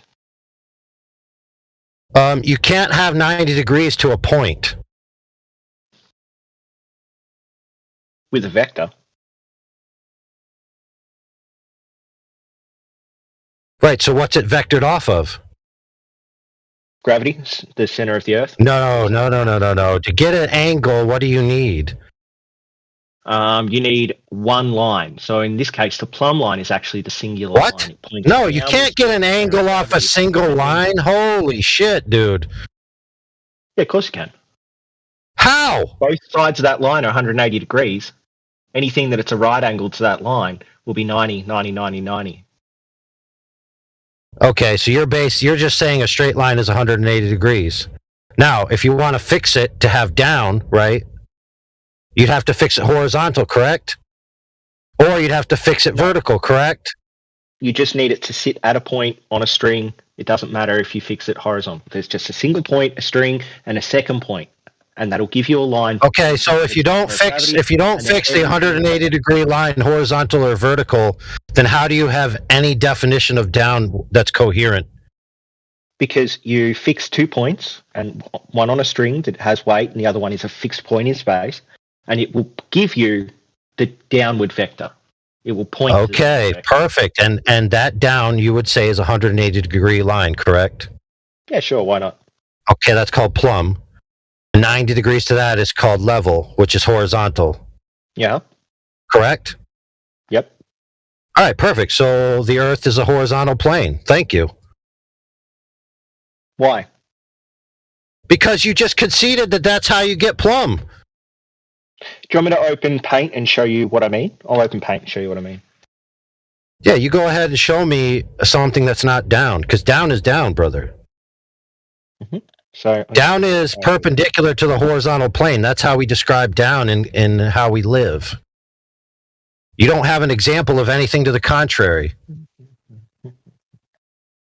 Oh, and by the way, friend, you appealed to gravity to substantiate your down. And I don't know what type of gravity that you appeal to, but none of them are relevant to disproving that down is 90 degrees perpendicular to a horizontal what type plane. Of gravity I appeal to. There's only one type of gravity. It's mass attracting mass. What? Whoa, bro. Who told you that? What, have you not made it to university yet? Teachers, intelligent people, things I read. Pretty much anyone that isn't a flat earther trying to strawman what we actually think. Dude. What modern citation, right, about the cause of gravity in the modern relativistic paradigm claims that it's mass attracting mass? All of them? No. Do you want me to So copy apparently that? you've never heard of the bending and warping of space-time? Yep. But I went through this before, didn't I? The bending of warping of space-time is caused by the mass of the objects. Dude, that's not mass attracting mass. Yeah, the bending of warping causes an apparent acceleration towards the center of mass. That's not mass attracting mass. That's not mass attracting mass, friend. Which causes That's not an mass. attractive process. No. What about what I just said is incorrect? And don't just repeat an assertion, actually go through it and tell me how I'm incorrect. Dude, it's very simple. Attraction means that the quality of the mass, without any other intermediate, is causing the other thing to move towards it. Right? So if you had the masses... No. Why did you say no intermediate? Oh, yeah, you could have a string. You could have a literal string attached to the other, and you could be pulling on the string. But that's not what's happening. A not physical string, so something that you can't physically see and touch. Correct, but that's not how that's described in space-time, brother. There's nothing reaching out and grabbing the other object and pulling it towards the other object. Sure, there's no attractive force. Analogy time. What we have is we have two things sitting on a piece of like heavy cardboard. No, you're not using that, friend. Let me tell you why. No. Smack the middle of the heavy cardboard so that right. Then you're appealing to down because caused by you're appealing to the slope. You're appealing to down again, which just proves the horizontal plane. Doesn't. Yes, it does. Right now, listen, friend, you cannot get those objects to move without gravity being down. Why? What do you mean why? You're telling me that if you can't appeal to gravity, that you could demonstrate to me objects moving if you smack a piece of cardboard and create an inclined plane. Yeah, of course. Wow. There are millions of different forces that apply to things all the time. It's very hard to correctly with 100% certainty. It's impossible. Oh yeah, you could use a magnet. You could put a magnet under it. Different forces. Yeah, you could use metal balls and put a magnet under it, and that would have an attractive force. Great. A true attractive force. So, why can't gravity be an attractive force? You haven't given me a reason yet. Yes, I did, dude. All you said was that their bending in space-time facilitates it, and therefore it can be an attractive force of mass. No, that's what it is in the mainstream rhetoric, dude. Yes, it is a tangible action through free space between one object and another causing gravity has been abandoned for over 100 years. Say that again? Yes. Any type of tangible action between one object and another object existing in free space, right? Yeah. Has been abandoned, dude. No, it hasn't. Yes, it has. Okay. Yes, it has. Also, you didn't know that most physicists are pretty convinced that Einstein's theory is wrong, according to Sabine Hossenfelder, a PhD in physics? So most physicists disagree with Einstein based on a single physicist? No. She's reporting the general consensus within physics, within highly advanced physics. Oh, is she? Do you have, say, a survey of physicists that agree? Or do you just have the singular? I also posted above here. This is a second from, physicist. American Institute of Science. The 10 biggest unsolved problems in physics, and among them is gravity or quantum gravity. Because they cannot... quantum gravity! Oh, we've completely moved away from the real world into the quantum realm. No, that's why Sabine Hossenfelder is talking about. She's saying that most of the physicists today understand that the general relativity in Einstein's theory does not function with quantum theories, and so they're looking for quantum gravity or something else because they realize that Einstein's theory does not much experiment. Let's stop right there, though. Let's stop right there. We gotta set the record straight real quick. Okay, this guy was just told about quantum gravity and quantum theory, etc., and he acted as if it's ridiculous on its face, when quantum mechanics and the subsequent theories thereafter are some of the most scientifically, experimentally validated concepts in the history of science.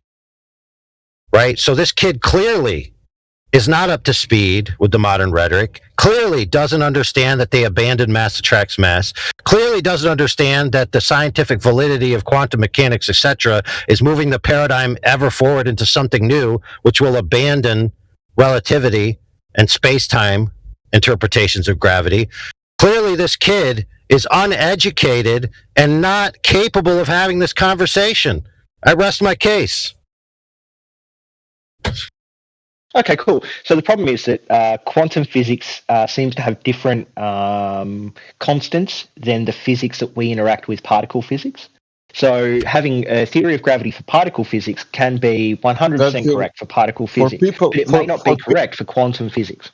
For people like me, that will not change anything, because in reality, that everything what you are saying now, it's clever and good, but in reality, that photo should occur, and that will be only reason that I can change my mind, because I believe more reality than all this story what I'm listening like for 1 hour.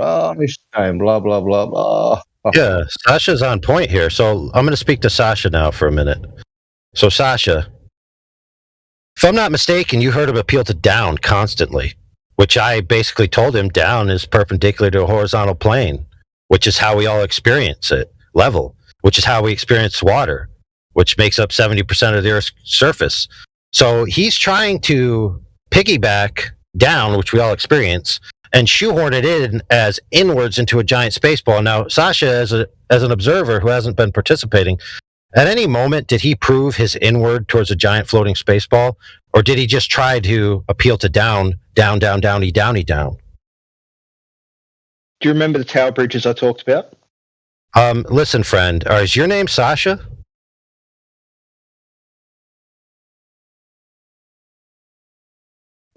Can you repeat, AI, what are you asking me? I'm asking, this entire time he's been appealing to down, right? And down is perpendicular to level, because down is plumb, right? And water's level. Yeah. So where did he prove inwards towards a giant floating space ball rather than just appeal to down like we all experience and then expect us to make a fantastical leap that somehow he proved inwards? Well, in that books, I don't know, in that belief, what he's believing in that, what he's telling us, like we have now all definitions, everything, but nothing about reality. That means, okay, everything what you said, it must function in reality. What he said, let's say, gravity pulls here, gravity pulls gases. Okay, great. That means that water has drop over distance in reality, and it's all right. And then that we will observe. Yep. For sure. But let me pause you there, Sasha, because down and gravity pulling things down has nothing to do with curved objects. Gravity pulling things down is perfectly congruent with a flat surface of the entire Earth. Now, our astute friend here will then try to make arguments based on physics, based on a caricature of a flat Earth being a thin disk rather than a thick substrate or a disparately massed substrate, right? That would end up with the same vector lines on the surface. But it's irrelevant because down and any type of gravity that makes things go down, even mass attracts mass, even Einsteinian space-time relativity, which, by the way, is just a density distribution, no matter which way you do it, they all work perfectly mathematically fine to create a vector of down in the math if the Earth is flat. So it's really a moot point.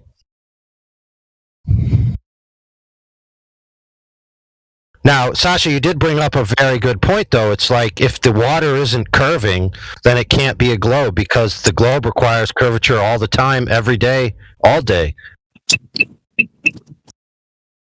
Yeah. So by Sorry. Is this go ahead. Can I leap in? Sure. Yeah, it's the interesting thing that I've noticed with the more kind of like hardened seasoned ballers is that they like to take a phenomena that everyone agrees on, like, you know, the acceleration towards the ground, 9.8 meters per second squared, and then they like to take ownership of that as a globe phenomenon, right?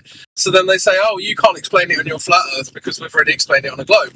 Well, the issue with that, of course, is that you can do the same experiments, you have the same phenomena, and if you have a different framework that makes the same prediction, then it's equally as valid scientifically, and they just don't accept that. Well, yeah, and then what they'll do is they'll straw man the position.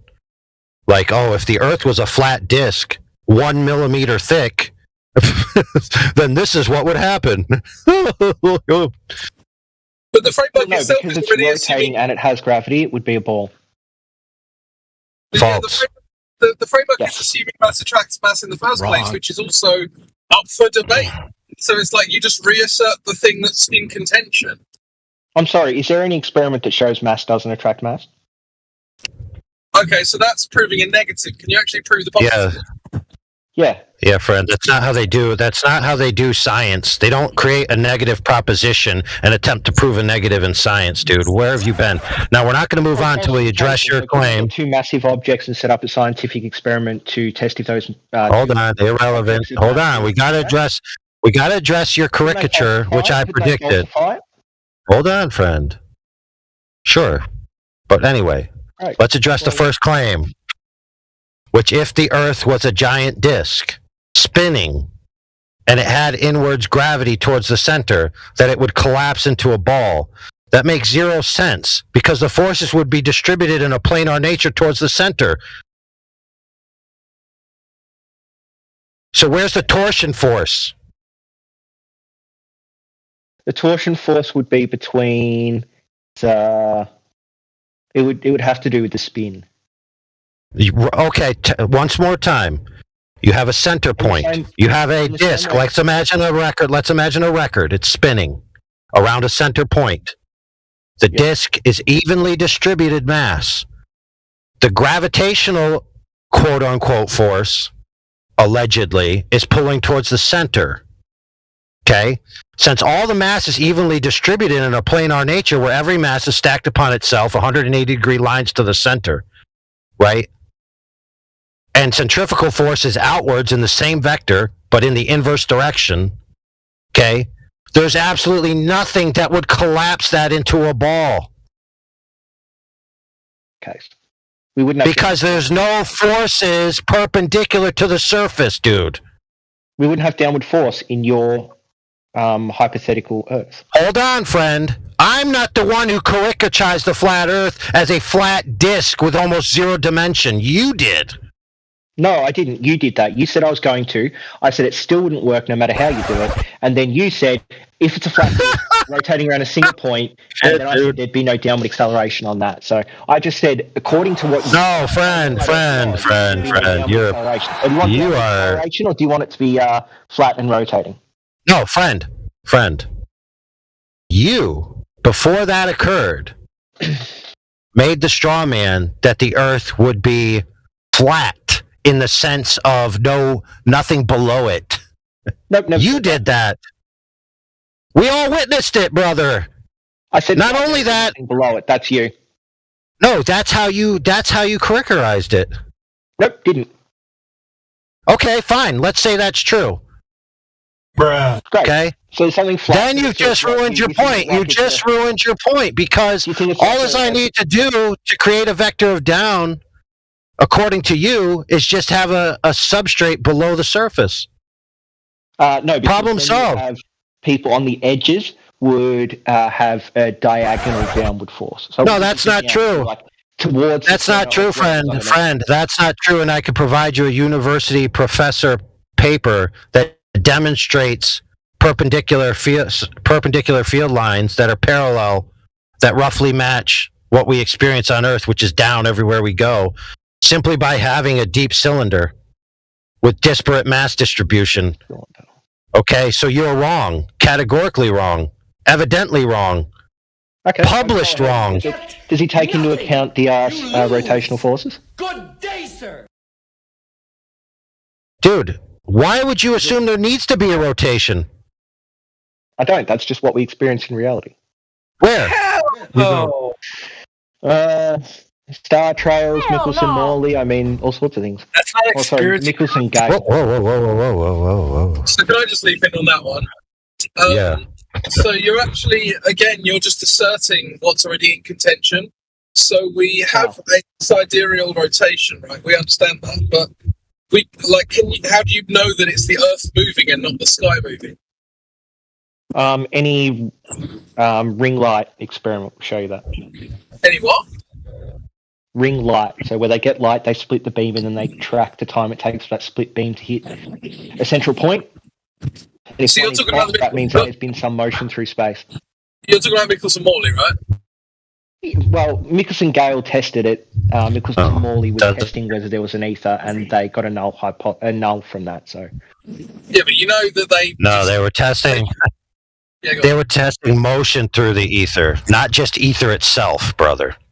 So please characterize it correctly before you straw man it in your favor of your bias. Yeah, they still didn't show that the ether was there, but there was still. They said that the only other cause would be something like the Earth turning. That wasn't the purpose of the test. He just explained it was motion through the ether. And they still got a null hypothesis. Okay. What so do you Mickelson Gale did it later to test if it was Earth rotation, and they they got a null on motion, bro. They got a null on motion. Good grief, dude, you're slow. Sorry, who got a null on motion?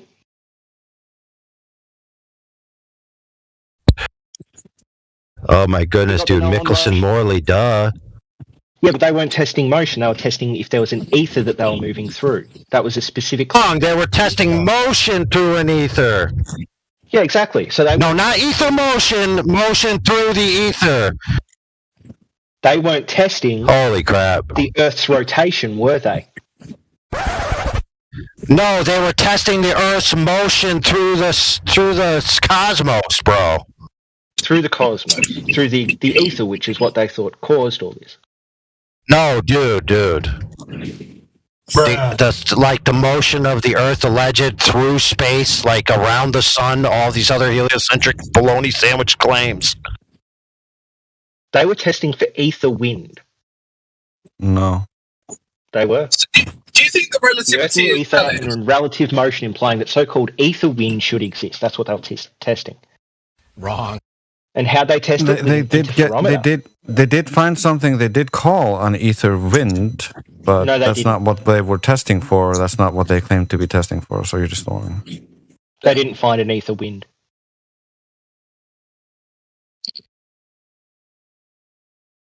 So I still don't feel like you've really fully answered my question. So, or answered it at all. So how do you know that based on this, that the Earth is moving and not the sky, if the null hypothesis was what they found? So I referenced Mickelson Gale as well. He must be referring to the collaborating experiment of Airy success. Mickelson Gale showed that there was like the Earth was spinning. No, it didn't. How so? Sure. So what they did was they set up an interferometer. Right. Oh, actually, no. Maybe this one's different. What am I looking at? Mickelson Gale Pearson experiment. Yeah, with the Sagnac effect on an interferometer. Right. Can you cite that? An interferometer splits the beam of light, and then if there is any motion in space by the Earth, then it would mean that beam of light, when it after it had been split, would have two different velocities. Understand the words that are coming out of my mouth? Yeah, can you cite that, or are you just like stating things? Yeah, I'll just send you the wiki. You can look through it. It's got references to the actual experiment if you want. Yeah, no, I'm aware of the experiment. I'm hoping that you would be able to link me to the conclusion that you think it made. The Mickelson Gale Pearson. Yeah, the result. The outcome of the experiment was that the angular velocity of the Earth as measured by astronomy was confirmed to within measuring accuracy. Okay, so how do you know that that's the Earth spinning and not the sky? because it was measured on Earth and not measuring anything to do with the sky. Is there any force the sky gives us? Well, okay, so you know that relativity says that if the sky is moving or the Earth's moving, that would produce the same results. Sorry, can you say that again? I didn't hear. So relativity states that if the sky or the Earth are moving, that will produce exactly the same result. No, it doesn't say that. Yeah, it does. No, it doesn't. Yeah, it does. Okay, can you cite that? Reference it? Yeah, well, I'm driving, so I'm not going to pull over to... Oh my goodness, dude. Just send him the wiki so he can peruse it at his leisure. Kind of like when he cites things. Yeah. Well, I also just read out the results. Let's freaking... No, bro. Hold your horses, bro. You've been here, right? Ask for citations. References is fine. That's fine. But that's not a citation. A reference is not a citation. Okay, so if you want to use these words, go find a reference for what they mean, and then bring us back the citation of what they mean. Thank you.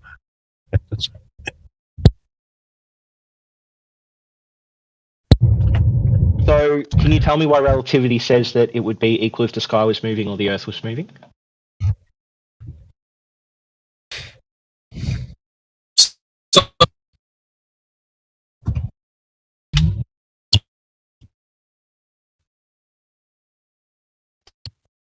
Sure. So the definition of citation, a quotation from a reference to a book, paper, or author.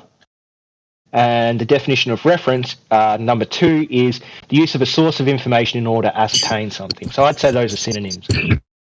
You disagree? No, not even close. Awesome.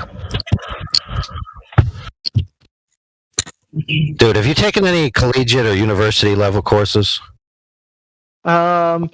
Yeah, I have, but why does that matter? Are we in college? Have you done references and citations?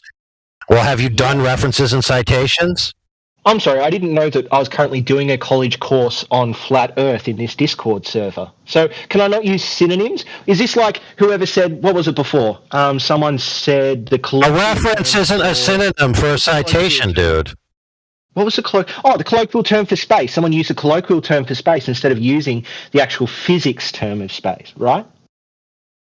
So am I not? Why should they use a physics terms? Well, we're at a collegiate level to debate right now, aren't we? There's no debate. You're just flailing. So we're not. So I can just sort of like give the references a wiki article that has a list of the actual copies of the scientific paper. I can do that, can't I? Right. That's not a citation, though, friend. That's the difference. You're offering references while asking for citations. To reference something is to point at some source of information, like a. Right. That's not the same as citing it. That's not the same as citing it. I can cite a reference and I can reference a citation. Are those two sentences equal? No, they're not. So if I cite a reference, if I say, my reference for this is my friend Jason X, who this is his phone number. And if I reference a citation, I say, my citation is the one written by Jason something, here's his phone number. Is that not equal?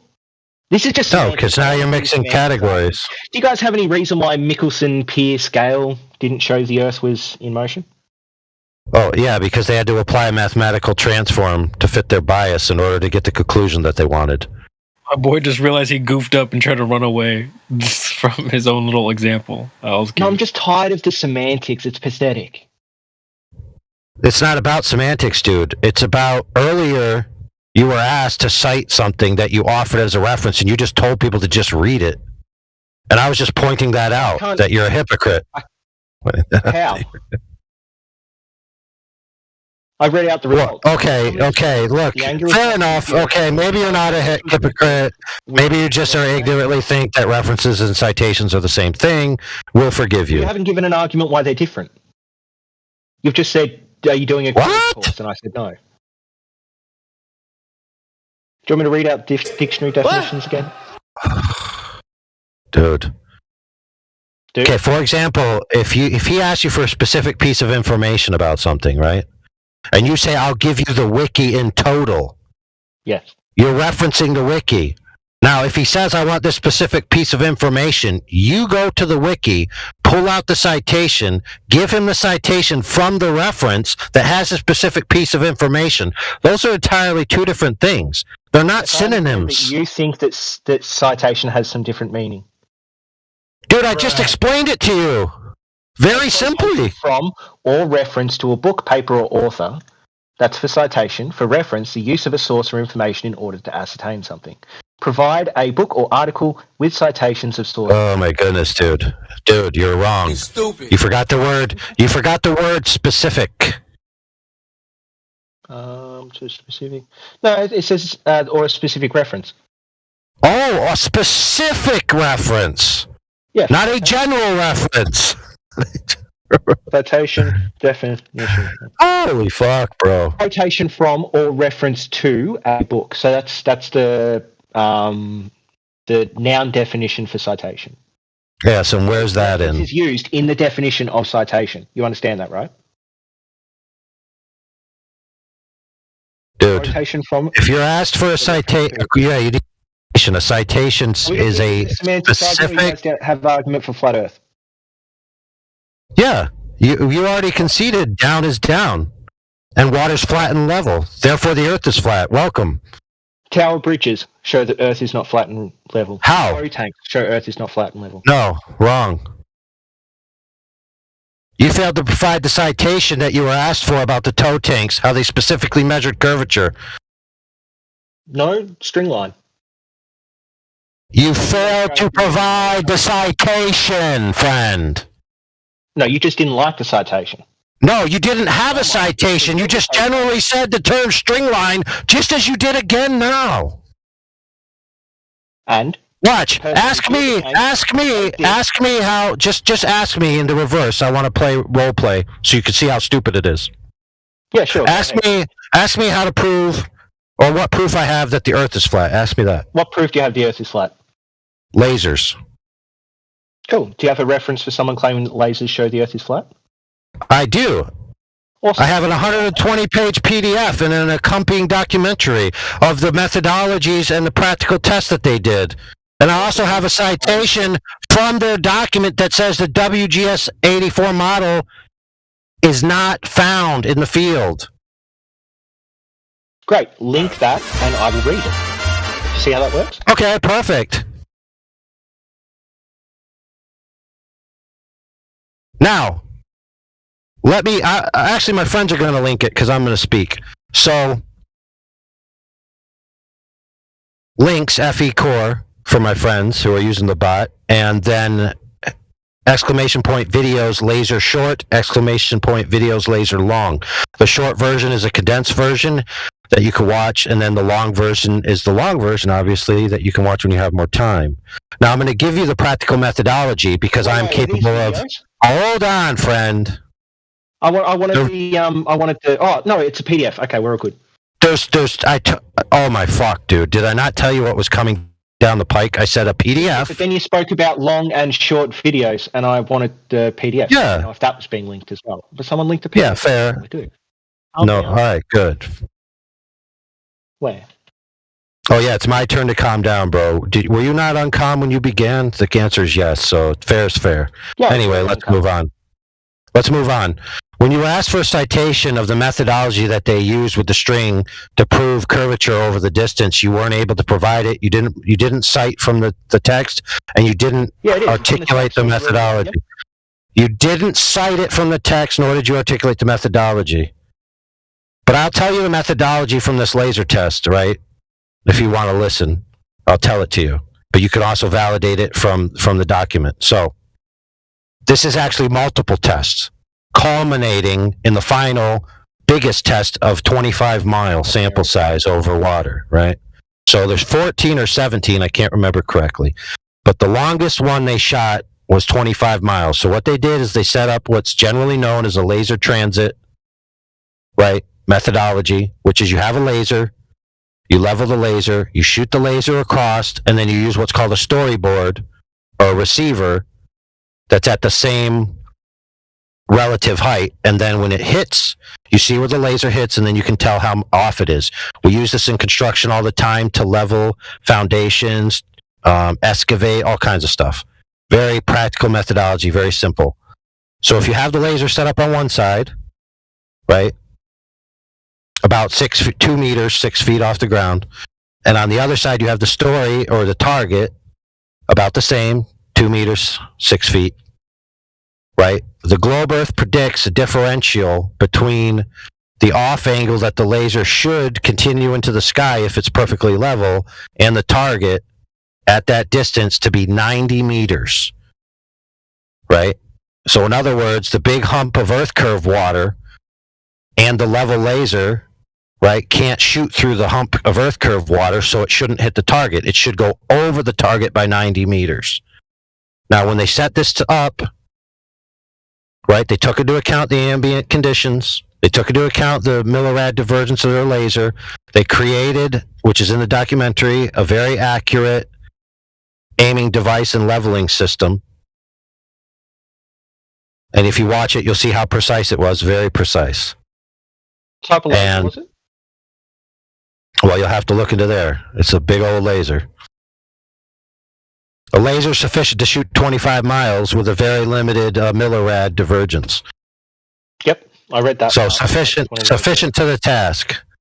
And they might talk about the type of laser, because they actually had two. I think the first one failed or they destroyed it. But anyway, they talk about that in the thing. And they give the specs for it. So they did the test. Say, it doesn't matter. Refraction wasn't accounted for. Says who? Them. As light travels in a straight line through a homogeneous medium, light angles due to different refraction indexes in a non-homogeneous atmosphere. We calculate direction and amount of refraction to show how much laser beam deviation affects the measurement outcome. In a non-homogeneous atmosphere where the index of refraction increases with height, rays of sufficient small initial elevation angle of refraction. Holy crap, dude. Is proportional to the rate of increase of the bi-directional index of refraction. Yeah, you just said they didn't account for refraction, and then they went on to say we accounted for refraction in the very text you just quoted from. Yeah, but they accounted for it wrong.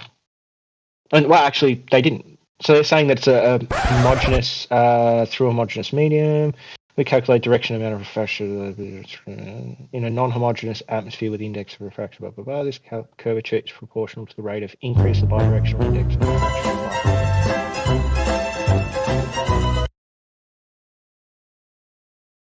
Yeah. Anyway, so they set it up. They set it up, and the laser hit the target. Okay. Now, you may claim they didn't account for this, they didn't account for that. That's fine. But at least they have a practical example of their methodology. Here we go. This is because I've read through this before, actually. Here's the problem. So the lake is actually frozen, therefore walking along the beam on the ice or using a boat was not possible. There's no data on the ambient conditions along the laser beam were available. We measured the conditions at the measuring. Yeah, which site, which shot is this? Which shot are they talking about? I don't know. I'm just reading out of the text document for refraction conditions, the PDF. Which test? Which test was it? What location? Point of laser beam. I told you there was about 14 or 17 different ones, dude. You can't just pick one at random. Well, this is their heading for refraction conditions. Oh my goodness, dude. So they said when they measured refraction between the sun which location? Which location? Why does that matter? Maybe because, listen, friend, maybe because over time and at each location they learned things and improved their methodology. Then why wouldn't they add that in under the refraction category or subheading? Dude, how many different shots were there? How many different conclusions? Right now. I don't know, dude. How about you read the whole entire thing? How about that? Yeah, I thought so. You'd run away from this discussion because you don't actually... I'm not running away from it. I'm asking you specifics about the thing, and you're not giving them. Bruh. Now, by the way, in the final 25-mile shot... Temperature was 2 degrees, the air at night was 3 degrees. Humidity is always higher the closer you are to the lake surface, which indicates a lower refractive index. They just assumed a low refractive index. They didn't actually measure one. The ambient conditions showed that the refractive Yeah, which location? Came at the two sides of the lake. So it didn't measure the difference across the lake. They just measured one side of the lake, the other side of the lake, and said, yeah, good enough. Am I wrong? Yeah, maybe at that site that's what they did. But which site are you talking about? The refractive, measurement number 1. Measurement number 1. Find the actual spots where like, oh my god, dude. Balanton Vallejos observation points. And is it observation laser position?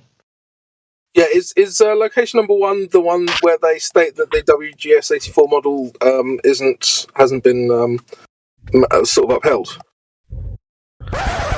No, that's just their first one they did, dude. Well, that anyway. He won't even make it onto the rest, dude. He's just going to look at number 1, say they didn't account for refraction curves, light. It was still at 0 degrees in the air. The night was down to minus 11 above the air. Air temperature at the time of the measurement was minus 6. The ambient conditions showed refractive index were about the same at the two sides of the lake. So they're just on the same thing, two sides of the lake. Yeah, so the point I was trying to make is that if it's the first measurement that doesn't state that the WGS-84 model is invalid, then what they did there isn't relevant to this argument.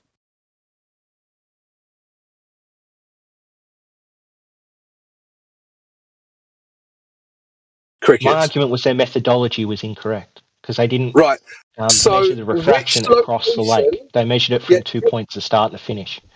And if the beam was to curve, it would curve between the start and the finish, not starting at the start and ending Fantastic. at the finish. So is that location 1? Yeah, and location 2, they use the exact same methodology. Is location 1 the, let's just call it experiment? Stop for a second and listen to what I'm saying. No, I'm not going to stop location 2, and they use the exact same methodology. I'm not going to stop talking, right? So the issue is that if they are not using location 1 as the quote-unquote evidence for the WGS-84 model being invalid, then it's a waste of time to analyse the methodology there. The second one did the same thing. All of their measurements, they just measured the temperature at the start and at the finish. They didn't measure the refraction between them. Do you understand that, Crypto? Do you understand what I just said to you? Location 2 being used to invalidate the WGS-84 model? It doesn't matter because they use the same. Fantastic. They use the same way of calculating refraction in all of their experiments. The conversation. You're just wasting everyone's time. What did I just say to you, mate? AI, I heard what you said, bro. It's irrelevant. AI, can you tell me which location was actually used in this argument in terms of the WGS-84 model, and then maybe we can read that. Oh man, the only one I was talking about was IDSIL, the biggest one. Fantastic. Calculation of third measure. So we're going to look at the methodology there, or we're just going to ignore that? Condition shows the refractive indexes were about the same at the two sides of the lake.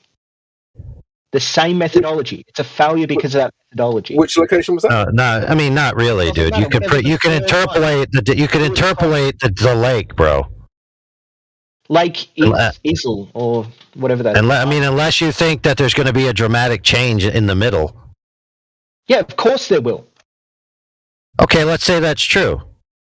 The middle is over water. Do you not understand that? The start and the finish are both land, and the middle is water. No, they're not just like in the middle of land, dude. They're on the coast. You idiot. They're both on land, and the beam goes across water. Those are two completely different sets of air they're going to be going through. One's going to have a frozen constant... lake? Sorry? Isn't it a frozen lake? Partially frozen lake, but you understand that right, so frozen water, exothermic and endothermic effects. Dude, do you really think that you're just going to use 4-syllable words and that's going to frighten anyone here? Do you know what exothermic and endothermic means? The frozen nature. So the frozen nature of the lake obviously changes the refractive properties of the air above the lake, doesn't it? It does, and they should have measured that, but they didn't. Wonderful. Yeah, but obviously you're saying it's water, which is being dishonest because it's partially frozen. I'm sorry. Also, we don't have the burden of proof. I'm sorry. Also, we don't really have the burden of proof there because your side has never proven that the light is bending around the globe to make it appear flat. That's we don't true, say brother. That would happen. What the? Yeah, you do. We say refraction would change it so that any observation we can have a certain deviation. If you take refraction into account, it will always fit the globe. Yes, dude. Did you not just hear the words that were coming out of your mouth? Hold on, friends. What did he just say? He said, no matter what observation you make, it will always fit the globe. Wow, very scientific. You just ceded that any observation that supersedes the globe geometry, you just add the word refraction and it magically cures it. Yeah, sure. It's like when will water boil? If you add pressure, suddenly it'll change, won't it? Yeah, sure. Yeah, sure. We have an unfalsifiable tautology that begs the question and inputs values up into 60 billion mile radius to account for refraction. What question am I begging? What question am I begging? Listen instead of talk. Maybe you would know. What question am I begging? The globe in the first instance, brother. No, we've measured it. How? I just told you there's tow tanks, there's tower bridges. No, stop right there, friend. Stop right there. Stop right there. Stop right there. The tow tanks, you didn't give us the methodology of measurement. The towers, you didn't give us the methodology of measurement. You just claimed them as a positive assertion. And then when I asked you what's the methodology, you simply said the word line. Fishing line, I think, was the actual word. You're choosing to ignore all the times I read it out and just focus on the one time where I said string line. No, I listened to you read it out, and that wasn't a sufficient methodology to see that the entire bar was curved, dude. It was segmented. You didn't even explain to the person who asked you. You didn't even explain to the person who asked you how they did it. As you guys like to make globers do, you're willing to concede that I didn't just say line in all instances. Can you concede that? No, I'm saying when I asked you. So you're not going to concede something that you just admitted to? Dude, when I asked you, it was correct. You just said line. Previously, you read something out about a line. Listen. Previously, which I already had just said, you read out something about a line. You were asked to clarify how it was done over the entire thing. You were asked to point to it, and you didn't. I didn't what? What was I meant to point to? How they applied the fishing line to prove that the entire structure was curved. I wrote it out a couple of times. They put it at 2 points with a microscope pointing at the fishing line. Yeah. Right. Yeah. And what did they do then? A reference that they could then move the beam so that it had the correct amount of curvature according to that reference. Okay, hold on, friend. Pay attention now. If you pull a line taut, without the catenary curve in existence, you'd have a straight line. Yes. Right? So unless you have a benchmark, all you have a straight line. So if you then... You can have a calculation of the amount of curvature that you want in that thing according to the reference. Bingo. I want everyone to stop right there and notice how if you take a straight line and just calculate how much curve should be there, you can then make the claim that curve exists and that you've measured it. Slow clap. Slow clap, friend. What? Correctly. No, friend, stop. You're assuming the water's curved, bro. You have flat water. And then you hold on. The thing that you're making. Right, so my friend, hold on. The previous guy who you asked 30 minutes ago, he critiqued you that you just assumed the water's curved, put the line parallel to the water, and then put the beam parallel to the line that's parallel to the water and assume that all three are curved, and then call that a measurement. That's what you did, brother. No, I never said the line was curved. Remember catenary effect? I said specifically it wasn't curved. I read that out to you multiple times. Okay, so let's be clear. If the line isn't curved and you parallel the metal to it and it's parallel to the water, then that means the water's not curved, and that means that the rail is not curved. A reference didn't parallel it. You ever used a straight line before? I build things, brother. Great. So I built a fence not long ago, okay? And my fence, it was a picket fence, and that picket fence went up and down, up and down. Correct. Fences do. Right. So Absolutely. string line, and then I referenced the amount that the middle picket would be up off this straight line. And from there, I could reference out the curve. Perfect. So where did they do that in your example? I just read it to you. They had a microscope that pointed at the string line and at the beam thing, and then they calculated how much they'd have to have of curve on that beam to match the water on an earth of a given radius. And they referenced the distance between the string line and the beam on the Right. What was the length of the string line? What was the length of the string line? I don't know. Well, that done fucks it up, doesn't it, brother? No, a gap in knowledge doesn't mean that the whole thing can be thrown out. No, I'm saying if the string line isn't known, right? God, what's the name? And it's not sufficient to the task, and then you give us the answer that's not sufficient, that's going to screw up your argument. So how about you go get us that information? Well, he also just justified all of the laser measurement he just got shown because like a gap in knowledge didn't disqualify the argument. So apparently he just justified all of the laser measurement. Thank you very much. What did I justify? You said there was if you have a gap in your knowledge that doesn't disqualify it, and you said that we don't know the exact temperature over the water in between the measurements of the lasers, and so according to your logic, that still stands. That is almost a smart argument. It's close, but not quite there. So the problem is that I have a gap in my knowledge. That doesn't mean that they have a gap in their knowledge. So the people that actually built the tow tank didn't have the gap in knowledge. I just have a gap in my knowledge. So you haven't provided the methodology. The experiment had a gap in their knowledge. The people doing the experiment, the laser test, had a gap in their knowledge, which does invalidate their experiment because they didn't account. Not really. It doesn't really. You're assuming that if there's a massive temperature differential, then the light's going to be able to travel around the ball and hit the target. Yeah, it is. When we account refraction in. Yeah, no, you don't have the conditions required when you measure the temperature on both ends. Sorry, sir. Dude, I don't know why it's so hard to get like.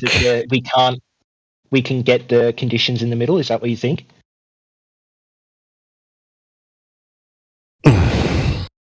I think you should get us the knowledge that you're gapping on because that would be the thing that would validate your entire claim. Yeah, No, like the length. I don't need to be 100% fundamental. No, it's not, dude. Right now, it's an assertion. A reference to a piece of evidence. Look, listen, friend. Guys calculating the curve they should expect and then forcing that expected calculation into a piece of metal doesn't prove the Earth is curved. Of course it does. The tow tank works. So that's holy frick, dude. No, let's be clear. Let's be clear, dude. That's a logical fallacy, dude. No, it's not. What logical fallacy is it? It's called appeal to pragmatism. It works, therefore it's true. I haven't heard that. Appeal to pragmatism. Right. It also assumes... You haven't even heard what your own argument is. Correct. It also assumes that the variable and difference that they needed to account for would have made the object in question unusable had they not accounted for it. But when you look at the tolerances necessary in those machines, and you look at what the alleged curvature is over that distance, it's negligible, inconsequential, irrelevant. So it doesn't seem to be that it's a pragmatic fallacy. It is. You said it works. Therefore, the reasoning is correct. That was your claim that you just said to try to rebut me. Well, no, it works because it physically exists. So a pragmatic fallacy would be something... My truck... Oh, dude, my truck works. My truck works. Right? My truck works. I believe X is true. Believing in X results in practical benefit... results in practical... No, dude. Therefore, X is true.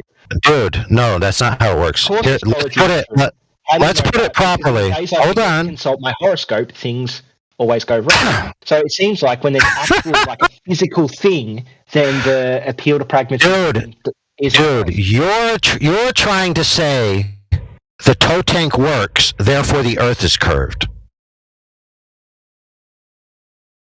You're not trying to say the tow tank works. Let me give an appropriate analogy. Epicycles work. therefore they're true. Do Sorry, I didn't hear that epicycles last one. epicycles work, therefore they're true. That's the actual physical Epicycles? situation. Epicycles, yeah. What are they? It's a Ptolemaic model of orbits. Do they work? Yeah, they work. Yeah, they work great. They work better than frickin' Newton's model or Kepler's model. Yeah. Can you reference that? Oh, sure How do you can. spell it? Never heard of epicycles? Jesus Christ, man. No, I haven't. Some elementary shit. Do you speak any English? Epicycle model. Yeah, they use them in a planetarium when you go there. When you go to a planetarium, they project the planets and the stars on the ceiling, on the dome ceiling. They use epicycles. They don't use the heliocentric model to model.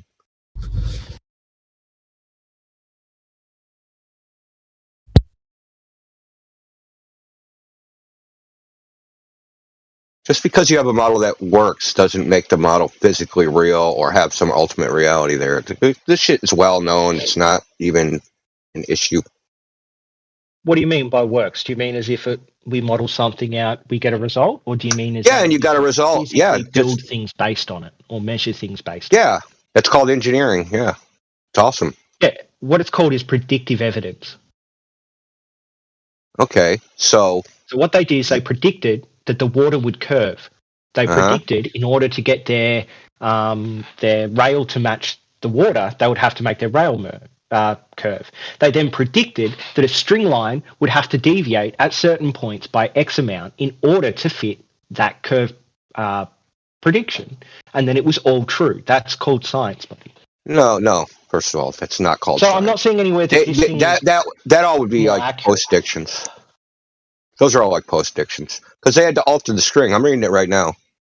No. They had to adjust the string until it so-called aligned. What part? Where's that? I'm going to read it. A 0.33 millimeter dynamine fishing line was attached to one bespoke winch at each tail end. The line has a breaking point of about, that sounds precise, about 25 kilograms and very little stretching. Oh, that's scientific too, man. Very little stretching. It's not even like they have two things here that they didn't even quantify. Sorry, you haven't validated your claim, mate. Go back to your claim. Listen, I'm going to keep going. I'm going to keep going. Don't worry, man. There's more here. So, but I'm just saying, this does not sound like precision. Okay. Anyway, which allowed it to be pulled very tight and reduce the catenary effectively. A microscope was mounted on the rail to look down at the line and perform the adjustment with high precision. Right, so they adjusted the string until they got it to match really where they wanted. That's really sad. So this is your repeated thing I've been listening to over and over again. When you get cornered in this box, you start talking about us and how our argument is and how sad our argument is, and you start talking about us. The way we're talking, the way we're arguing with you. Shut the fuck up. No, you're here for round 3 to get knocked out, dude. This is like, Hearns versus Haggard. There was never fight 2 and 3. Wait, they string.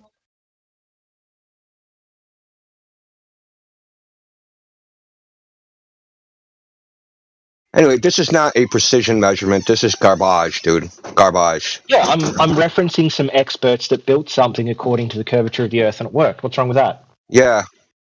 Are they lying? Do you think they're lying? I think it's confirmation bias. That's what I think. Okay, so they specifically machined and came up with a system to make the rail curve to fit what they thought the water would do, and it was correct. And you think that's confirmation bias. How does that work? Yes, I do. So if I was to think something like, no. Like, if you just use like a base iron to make a camshaft, that'll be fine. Like, it's great. I believe that. Someone told me it had worked before because I used it in an old steam engine once. And then you do it and it fails because it's not the correct, metal to use. Yeah, and how is that analogous to this? So confirmation bias failed in the practical, didn't it? Yeah, because that's why engineering, you do things by trial and error. No, you right. So things are manufactured all the time that fail, break. Engineering is doing things by trial. It is. A dumbest thing I've heard. Honestly. Well, then you've never actually made anything. Have you ever made anything in a manufacturing process? Have you ever worked in any manufacturing environment? Yeah, I've worked in a couple of factories. They're shitty jobs, but yeah. No, a like an actual manufacturing environment where they actually engineer, design, and make the product, and then have samples, and then the samples are gone through tests, and then you have the production line, and you start making it in production, and then you have to have quality control because not even that is a perfect process. It's called trial and error. I get all that. Yeah. So you start with an idea, right? You maybe apply some models, and then you engineer some prototypes. Some of those prototypes will work. Some of them won't. Right? So if they could just do it by equations, then they should just be able to fill out the equations, do the math, start pumping out the products without ever testing them. The one I worked in made fire-resistant suits for firemen. Right? Mm-hmm. And it was for firemen working with the army, so it was like armed personnel fire-resistant suits. And what they did is they got the known tolerances for the fire-retarding capabilities of certain fabrics, and then they got their heat sink capabilities of other fabrics. Okay? Yeah. They added all that in with the dimensions of a human being, and then they modeled that out so that any stitching would be covered. And then everything was cut, everything was manufactured, and they tested it at the end to make sure that everything they'd done was correct. But everything they'd done was correct. They then updated it depending on user needs. But that fabric had known properties, and they how did they know the properties? That they did they use equations or did they test the fabric? So they got the fabric secondhand from somebody. Someone else did. Exactly. So they got it from somewhere in that place that manufactured the fabric. Steel, do you? The manufacturer tests the steel to make sure the grade is correct and then sends it to you. Yeah, they have test samples. They test samples, right? So they manufacture fabric samples. Engineers buy things of known properties. They don't test everything. Yeah, it's known because they tested it to trial and error and figured that stuff out. Yeah, a long time ago, and now they're known properties, so engineers can make things using those known properties, like the engineers. Yeah, so they're just using trial and error. They knew the known properties of that fishing line before they started. Not within any certainty, obviously. Yep. About 25 kilograms with quote unquote very little stretching. Not the stretching was not quantified. The break point wasn't actually quantified. And it could listen. And the catenary curve that they calculated existed might not have existed. How do you know that? You're just coming up with that if they've had some monumental failure. Because you think this is a precision, some sort of precision. Listen, because you think this is a precision measurement of curvature. The precision in that document. How do you know they didn't have the precise properties of that string line and just vaguely referenced it because they couldn't be bothered going and looking it up again? How do you know these people weren't fucking aliens from Mars and didn't just fucking throw a bunch of random words on the paper? I mean, come on, dude. We've never seen aliens in existence, but we've seen people in existence. We've seen engineers in existence. We've seen the properties of certain string lines in existence. We don't see current bodies of water in existence. We've seen that when engineers calculate as much stuff as possible and it all works, then it's reasonable to assume these engineers are competent, aren't they? We don't see curved bodies of water in existence. No, that's stupid. Where, heretic, where? Is that all you got? You're just assuming shit, right? You're just assuming shit, which is par for the course. Yeah, it doesn't shock me. Induction. I know it's scary to you guys. Yeah. Inference and induction. Yeah, great. Affirming the consequence. Oh my God. Can you say it again? Inference and induction? Yeah, inference and induction. Yeah. What's the inference? Inductive logic is hinged on making inferences from observations. Is that not true? Is that not a true statement? Is that not a true statement? Yes or no? You get, sorry, did you say inferences? Yeah, dude, how come every time, see, the problem, one of your problems is you talk too much. You said properly. You talk too much. Do you know how many times you have to say, I didn't hear you? Because you're fucking flapping your gums? People. We're on Discord, mate. Yeah, because you can't listen and talk at the same time. That's why you can't hear people. Induction also doesn't lead to concrete conclusions. It only leads to strong or weak potentials. Well, he didn't even do that. He just assumed his conclusion in the first place. Well, no, I didn't. I gave. Yeah, you did. So what I had no, is a you hypothesis, didn't. And you already admitted my it. hypothesis is either You assumed a curved water level. You matched some railings to the curved water level that you assumed, and then went, good, it's all curved. That's all you fucking did. No, I didn't. What they did was they made the railing. You're right. I misspoke. You didn't do that. That's what you think someone else did. So we're at the point now of just muting me all the time? We're finally done? Do you want me to just go now? Are we done? You can do whatever you want. I can leave if you want. If you're just going to mute me anytime I'm halfway through a sentence. Well, you can sit here and cry, or you can leave. I don't care. We just told you that, basically that you're over talking. I tried to tell you what the problem was, why it's not a good thing. Because it means you're not listening, right? And we're just wasting our fucking time, which I'd rather not do, right? So no, I was listening. I just think you're wrong. The reason I couldn't hear some people is because some people are low. So I'm trying to figure out who's talking, whose sound is low, so that I can turn them up so I can hear them better next time. Make sense? Anyways, Linda, feel free to be a beta and leave if you want, but that wasn't what we were trying to do here. Why would I be a beta if I left? And you still haven't proven curvature or anything else. All the stuff you said is crap. Why do you use the word prove? I can't even read evidence, which can never prove anything. It's called the problem of induction.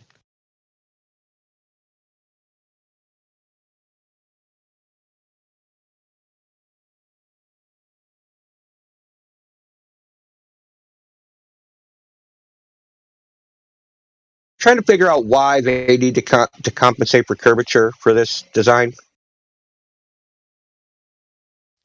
Why the rails must be aligned vertically to follow the curvature of the Earth. Vertically? Vertically? Yeah, the rails must be aligned vertically to follow the curvature of the Earth. Horizontally and in roll in Southampton, Saginaw, oriented tank of 138 meters. Yes, that's talking about is about 0.6 millimeters. That's talking about the rail, in this case, has little like jacks under it to move it up and down before they set it. So they have to be aligned vertically. Those jacks have to be aligned vertically so that the horizontal lines up with the horizontal curve of the water. What's wrong with that?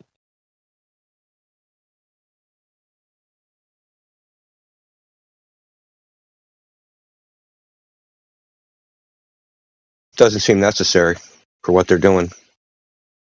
Why? They're trying to do I'm reading it, measurements of different hull shapes.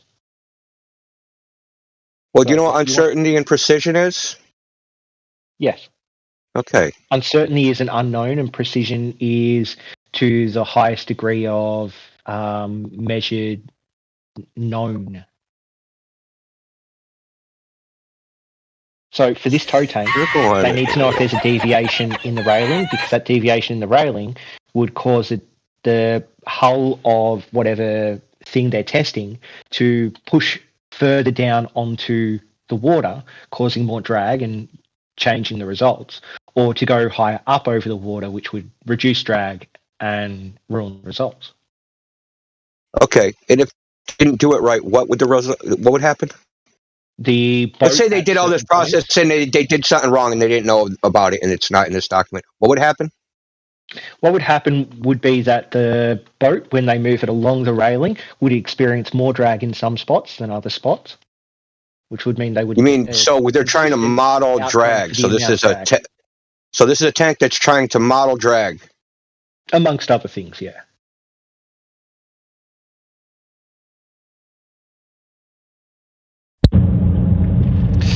I'm trying to figure out what the even purpose is. It just seems like just some nonsense. I can answer the question. If you get a boat and you get a hull design of that boat, you're saying hull design will go faster than others.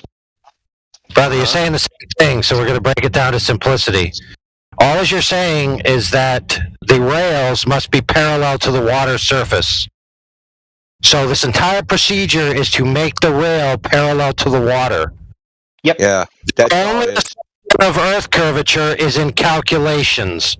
Thank you. That's my case. Again, because you were too upset and you cut out. Well, or they measured the curvature of the water level that they assumed.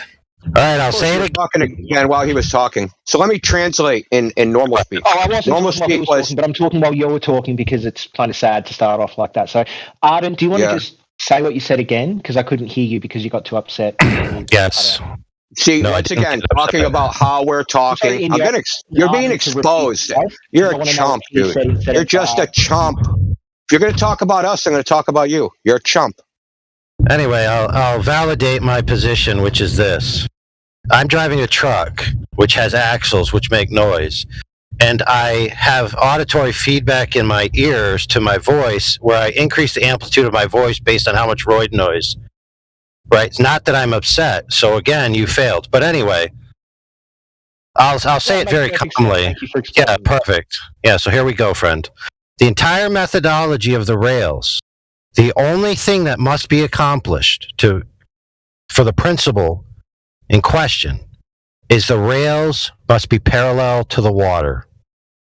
It's all that has to be done. I agree. And all you need is a methodology that makes the rails parallel to the water, and all that is a distance from the top of the rail to the water's surface, and that's all they have to do. All that other methodology and including calculations for Earth curvature is superfluous. Sure, if you look at the document, they didn't actually measure it off the water surface. If you were to look at figure 4, you can see that tank isn't full, they're not measuring off it. And figure 7 shows that they're using the microscope and the string line and the rail to check the deviation. Yeah, so I'm not sure about this particular setup, but the other setup, which we already critiqued the last time a guy came in here with tow tanks, is they have a water channel next to the rail, and they use that water channel as the leveling channel. It's not the water in the channel. Well, I'd love to hear about that. So which tow tank was that? They're assuming the equipotential would be equivalent in both instances. So what they're doing is, really, truly, they're just making the rail parallel with the water. That's it. Yes. You said so yourself. That's the ultimate goal, is that the rail is intended to keep the same drag line on the boat, continuous over its entire journey on the rail. Now, in order for that to be true, it must be what? Parallel with the water's surface. That's all they're attempting to do. No, which is assumed to be curved in your worldview. No. Well, yeah, they assumed it to be curved. We gave them the prediction that if they set the rail at a certain curve, it would match the water, which came true. And predictive evidence is the only good evidence. How? Listen, how are they making the curve on the rail, friend? They get the string line and they the only way to curve the entire rail based on their model. What's the length of the line? They adjust the rail, though. They adjusted the line. Wait, no, they adjusted the rail. They didn't adjust the line. You were wrong about that. Remember, you so what I read was wrong. They adjusted. So what I read was wrong. That wasn't me That wasn't me freestyling. I was reading. What you read didn't say they adjusted the line. If you look at figure 7, you can see that they have on the rail where they have 2 pins and they have a microscope pointing at the string. Okay. So that means at any given point, they can look at their model and they can see how far should the pins be from the string at this point. So they didn't measure it in between the 2 points, right? Just like the laser test? Say again? So they didn't measure between the 2 pins, right? Just like the laser test? They did, yeah. They measured between 2 things. Right, but I still haven't gotten the answer to 2 questions. In between the 2 points, because if you have a curve, then you need that the hump in the middle of the curve. So you're supposed to have That's what the strings for. The strings to measure the hump. Yeah, the string is a reference. It's completely a horizontal reference, right? So from 2 points, it will be. Yeah, he also claimed. 2 points. Yeah, before you continue, we got a caveat before you continue that the allegation is that they. Go ahead. Excuse me, Indio. I'm trying to listen to Arden right now. Yeah, well, no. So they presupposed I yielded the floor, brother. Just wait, Indio. Arden. Yeah, great. Stop moderating our fucking chat, douche. Okay? Yes, if you were paying attention. They took the rail. I yielded the floor to Indio. I know, I don't know why you have to say it again. Stop humoring this clown, okay? All right, my apologies. So, listen, I'm not falling for the distractions, man. So they have this beam, right? This rail, and they can adjust the rail, and they pull the string. And so what are they adjusting both at the same time until they're within Why the. do you think they're adjusting the string? Because they think the string has to be within a certain distance of the rail, right? No, the string just has to be a reference, a horizontal reference. But they don't know if the string's horizontal. Yes, they do. If you get How do they know that? And you pull it taut between 2 points with very little catenary effect, it is a horizontal. It is a straight line. How do you know there's very little catenary effect? That's what I'm asking you. Because that's what they say. Yeah, but very little is also some. So that's and what they're only they seeing said. a small deviation, which is very little. So they're seeing the very little catenary curve. What are you talking about? How do you know? You're assuming that because you're biased. You just said so. You just assumed that there's very little catenary curve. Your answer was because they said so. Yeah. Yeah, let me ask a question What is for the value for the clarification. catenary curve? And then, how did they measure this? Because you're going to have two inverted curves, right? You have the curved rail, and then you have the curved string. And the curves are opposite to each other. So one's curving down and one's curving up. And it's a very... Yeah, but I also want to know how long... It's so hard they can't even measure the amount of catenary curve in the string. That's not my problem. That's your problem. Right, but also I just want to quick qualify. Some catenary effect doesn't mean that catenary effect is enough to screw up their model. They have to measure it, brother. Otherwise, they wouldn't know. By the way, also, you were asked...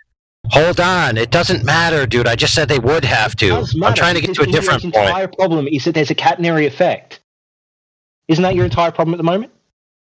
Listen, the catenary effect is a constant in physics, bro. It can't be negated.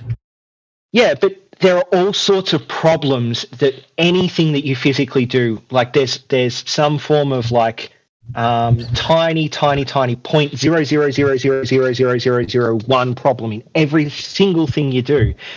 But if it's not enough to screw up that thing, then who cares? It's like saying... Right, so friend, for goodness sake, stop talking. That thing can still work. We all know that. Okay, what I want is the brass tacks. How long was the string? How was the... Shut the fuck up, kid. Why? Thanks. All you're going to do is you're going to ask... Because I'm trying to complete it, dude. When the... Alright, I'm just... Dude. These things matter. So stop frickin' sidelining. For goodness sakes. You were asked how they know it was horizontal. You just said they affixed it to 2 points. Being randomly affixed to 2 random points in free space doesn't prove that anything's horizontal. You then said they got rid of the catenary. That's how they knew it was horizontal. But you didn't prove how they knew it was horizontal. Didn't have a great Dude, I'm speaking. Thank you. You then said that they got rid of the catenary problem somehow for whatever methodology they used, which you didn't quantify. You didn't give us the length of the string, so we can't even calculate any of these problems to even begin to say. So far, all this is a fanciful assertion with no data and no quantification to it. Yeah, the engineers made it. It worked. They referenced they referenced the methodology they used. You just don't have the actual numbers in front of you, so therefore it's wrong. That makes no sense. Dude, you haven't presented them. And your appeal, again, is just to the pragmatic at work. Dude, listen, the methodology they used got, let's just say for lack of a better term, it got the rail parallel with the water. Great. Right. What does that prove? Nothing. It just proves that the rail is pretty parallel to the water. That's it. Pretty parallel? Yes, because of the sentences that you just talked through, everybody, about error bars and all this other nonsense. You know it's not perfectly parallel. Good grief, dude. So, Heretic, you said it's a pragmatic appeal again, but it isn't actually a pragmatic appeal. It is. You said it works. No, a pragmatic appeal would be for something unknown and unmeasurable. What? Where's the measurement? It's for something unknown and unmeasurable, something abstract, like astrology work. It is unknown. You already told us it was a gap in your knowledge, dude. You already told us the measurements that we needed were a gap in your knowledge, so they are unknown. And you don't have the measurements. Yeah, okay. How do you know? We don't know what they know. You also admitted it was a gap in their knowledge because they didn't add it in there and have it nowhere presented. So So because they didn't link their engineering specs for this whole thing. Do you not understand that? Right, but the other one that we did, bro. Find a flaw that you can exploit in this when you guys don't have a single measurement of straight. Like, I gave a glaring flaw in your laser test. A glaring you didn't. Actually, you just showed your ignorance. You actually just showed your ignorance. Did I, Indio? Do you want to talk about that? Do you want to? If I get like 2 points across a bay and I just measure like what point A and point B's temperature are, does that tell me the refractive index across the bay? 1, 2, 3. No, it does not tell you the refractive index across the bay. It could, because possibility. You could. Could you explain how it could? You could apply modeling and you could assume it. They didn't apply modeling though. Yeah, why would you? So they didn't calculate a value? There is refraction. You need to establish that those models are correct. But you can't establish if there's refraction unless you measure a difference across the bay, can you? They did. They did have 2 meteorological stations at each end. Yes, of course there'd be something different, Drace, you fucking idiot. So you do know you're that the idiot 2 meteorological stations, right? Yes. And they said meteorological station 1 and meteorological station 2 show X, but all that distance in between, they didn't measure any points on that and then map out the refractive index. Refraction doesn't happen between point A and point B.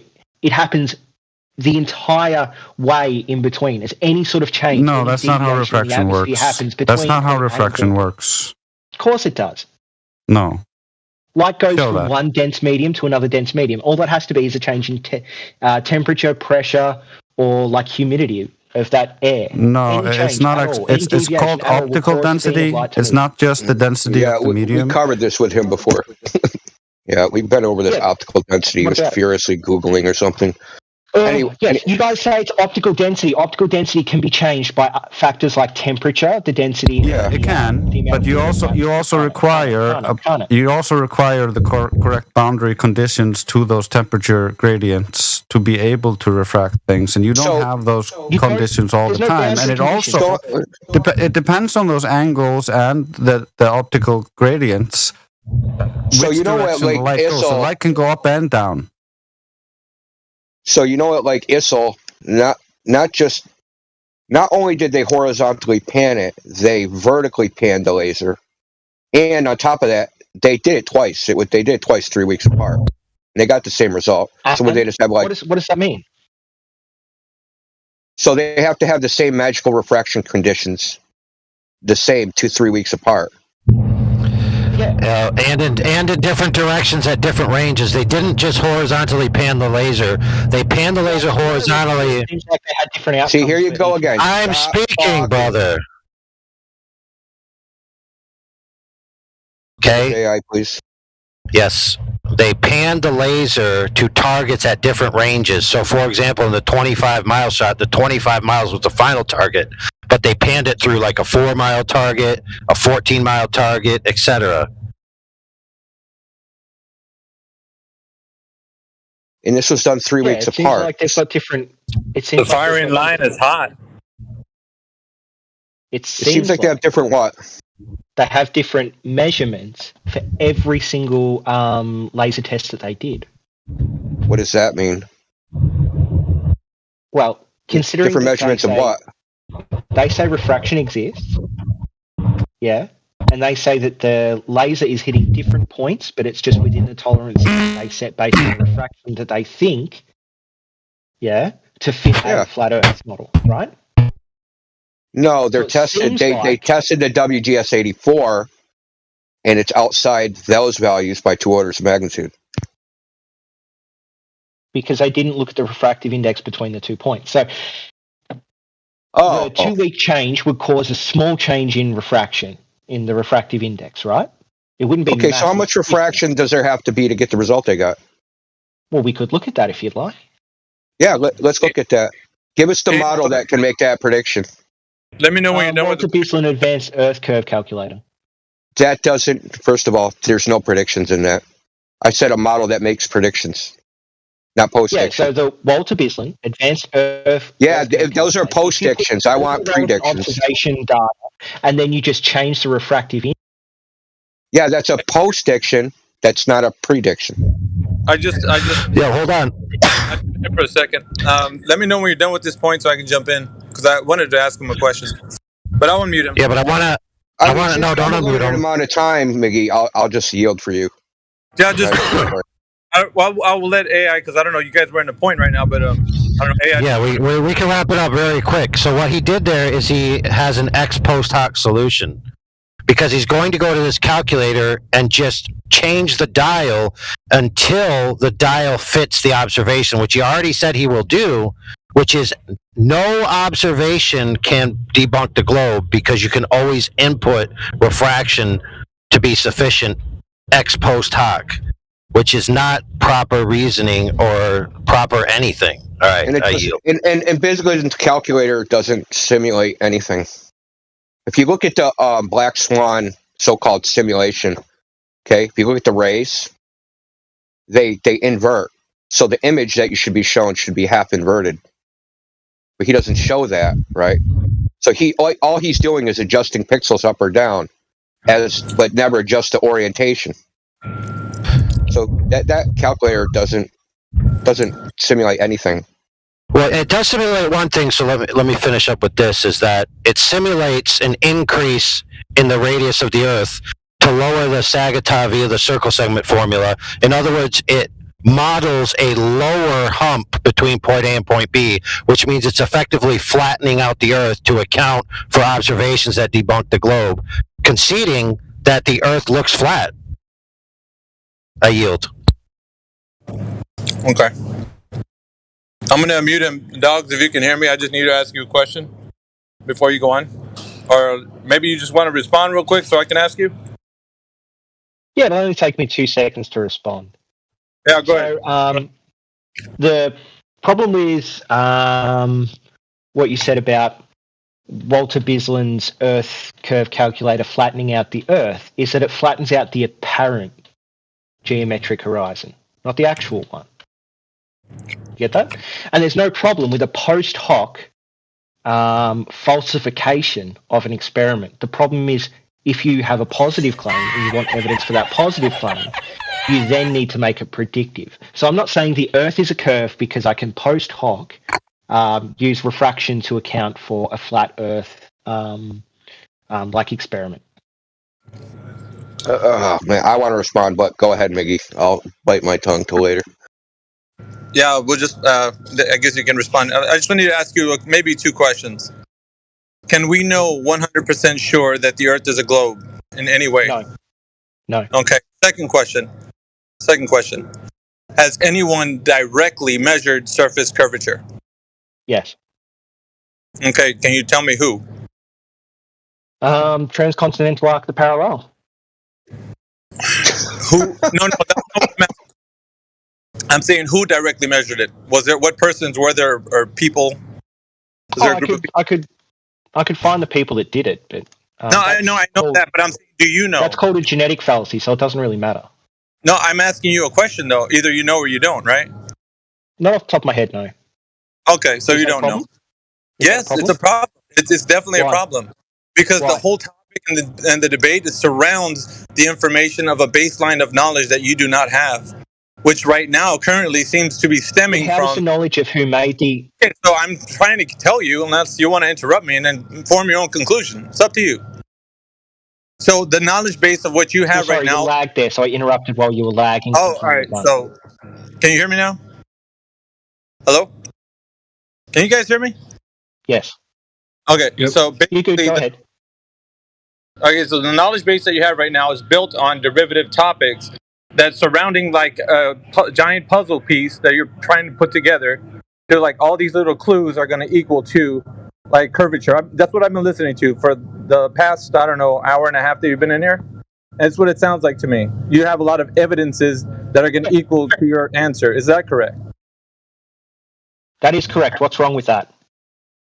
Because it's not one single direct measurement of the thing in question. So let's put it this way. I'm just going to give you an analogy, right? Like the ones you've been using. So basically, if I have a basketball and I tell you it's a cube, you would be telling me that it's incorrect. And I would be saying, how?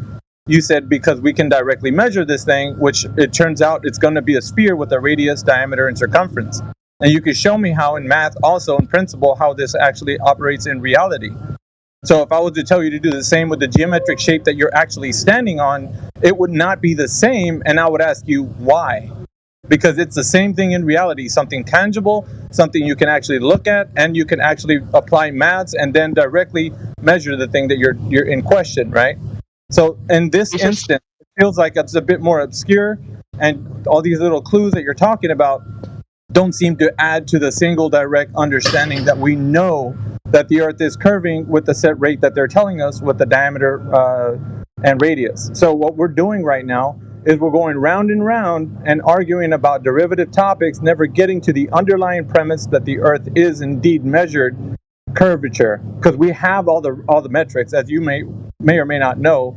They're made public to everybody, so we can pull those up and we know what they are. So what I'm saying is that it's a fruitless endeavor that you're on right now, this quest to actually try to prove the thing that you're actually trying to prove, but without proving it directly, but indirectly. And so maybe to you that makes sense, but to everybody here, I know, but I'm saying, but to everybody here, it makes more sense to directly measure the thing in question, and that hasn't been done. Can you directly measure something that is as large as the Earth? Yes, absolutely. With the variable. Listen, because I'm going to tell you. Can you do it the same as a basketball in your hand? Yes, absolutely. No, you can't. You can't, because you're big, and you can have bigger things to use as measuring tools for that Earth, right? For that basketball, sorry. But for the Earth, you can only measure a small patch of the Earth at a time. So that's the thing, though. How did we do it in the first place? Because we have these metrics. Transcontinental arc, the parallel. Okay, so is that how we derive the metrics of the Earth? Yes or no? Well, no. What we did is we have tested it many different ways. Some haven't been exclusive to a globe Earth. Some could be experienced on a flat Earth, but we have then done some that are conclusively for a globe Earth over a flat. Did you hear what I just said, or did you start talking after you'd rambled for like 4 minutes? We have the metrics. You don't want to look at the metrics. Did you hear what I just said? Do you hear what I just said, buddy? No, because it's not the actual direct measurement of the Earth's curvature by which we have. Did you have a direct measurement of flat Earth? Yes or no? I don't need to directly measure something. Exactly. You're a fucking hypocrite. Okay, so now you're resulting to insults because you're losing. You don't know how to provide evidence for the direct measurement of the Earth's curvature, so you want to spiral. Transcontinental arc of the parallel. What's wrong with that? Is this your out? Because it's not directly measuring the surface curvature. That's why. And I asked you, is it? You said no. You conceded. That's great. No, it is. Transcontinental arc of the parallel directly measures the curvature of the Earth. No, it doesn't. It does. Does it do we derive the metrics of the Earth's size from that? Yes. Show me where. Great. I will link you the document. It's a document that you didn't read. Yeah, the one I did read that you didn't understand. You thought that dude, you can listen. That they listed as direct measurements. You thought they'd already applied some form of transformation. They did. Read page 47 this time. They did. No, they didn't, Indio. Remember, you linked it to me and you read it, and it said that they had put the data in and then they put the calculation. Sorry, it's called a horizontal reduction. So, right? like, listen, I asked him for direct measurement. He said no. Now he's saying yes. He's going back and contradicting himself. But what he's going to post, because we've all seen this document, right? This PDF. I think is it page 19? Is it on the 4th paragraph? He's going to be astounded to know that it's not. They didn't directly measure anything. They actually pulled it out the Clark spheroid model. That's what they're using. So they didn't measure the curvature of the Earth. He's denying that that's what they did. Right, but that's what it directly says on the PDF that he's probably going to post if he hasn't posted it already. He's denying it means that. This dude is infamous, though. In his own meaning. He's infamous for denying his own references. That's all he does here. So the thing that I asked him were 2 questions. Can we know if the Earth is measured to have curvature? He's for 100%. Like, can we know that? He said no. Second one was that has it ever been directly measured? And the answer was still no. It was because he's trying to use all these derivative topics to ruffle feathers and try to make it seem like he has a point when he does not. And he starts to get angry and starts to put out insults because he doesn't have an answer. But that's all I wanted to say, just to expose him that he doesn't have an answer. And he wants to dance around it. That's all he knows. And that's all I have to say. I yield the floor.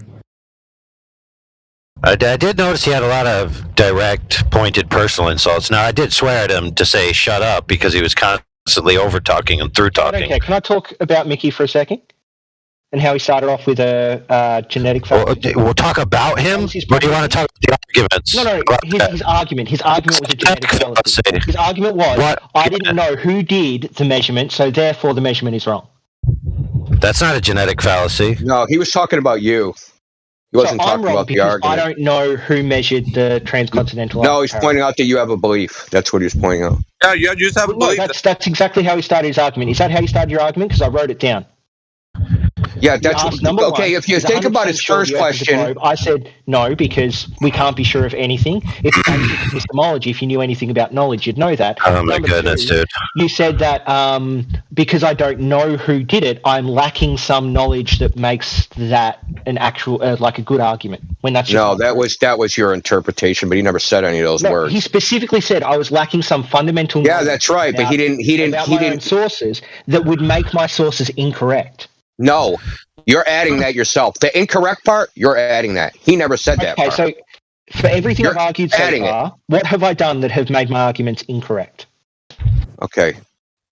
He wasn't arguing against your arguments. He was illustrating the fact that you have a belief.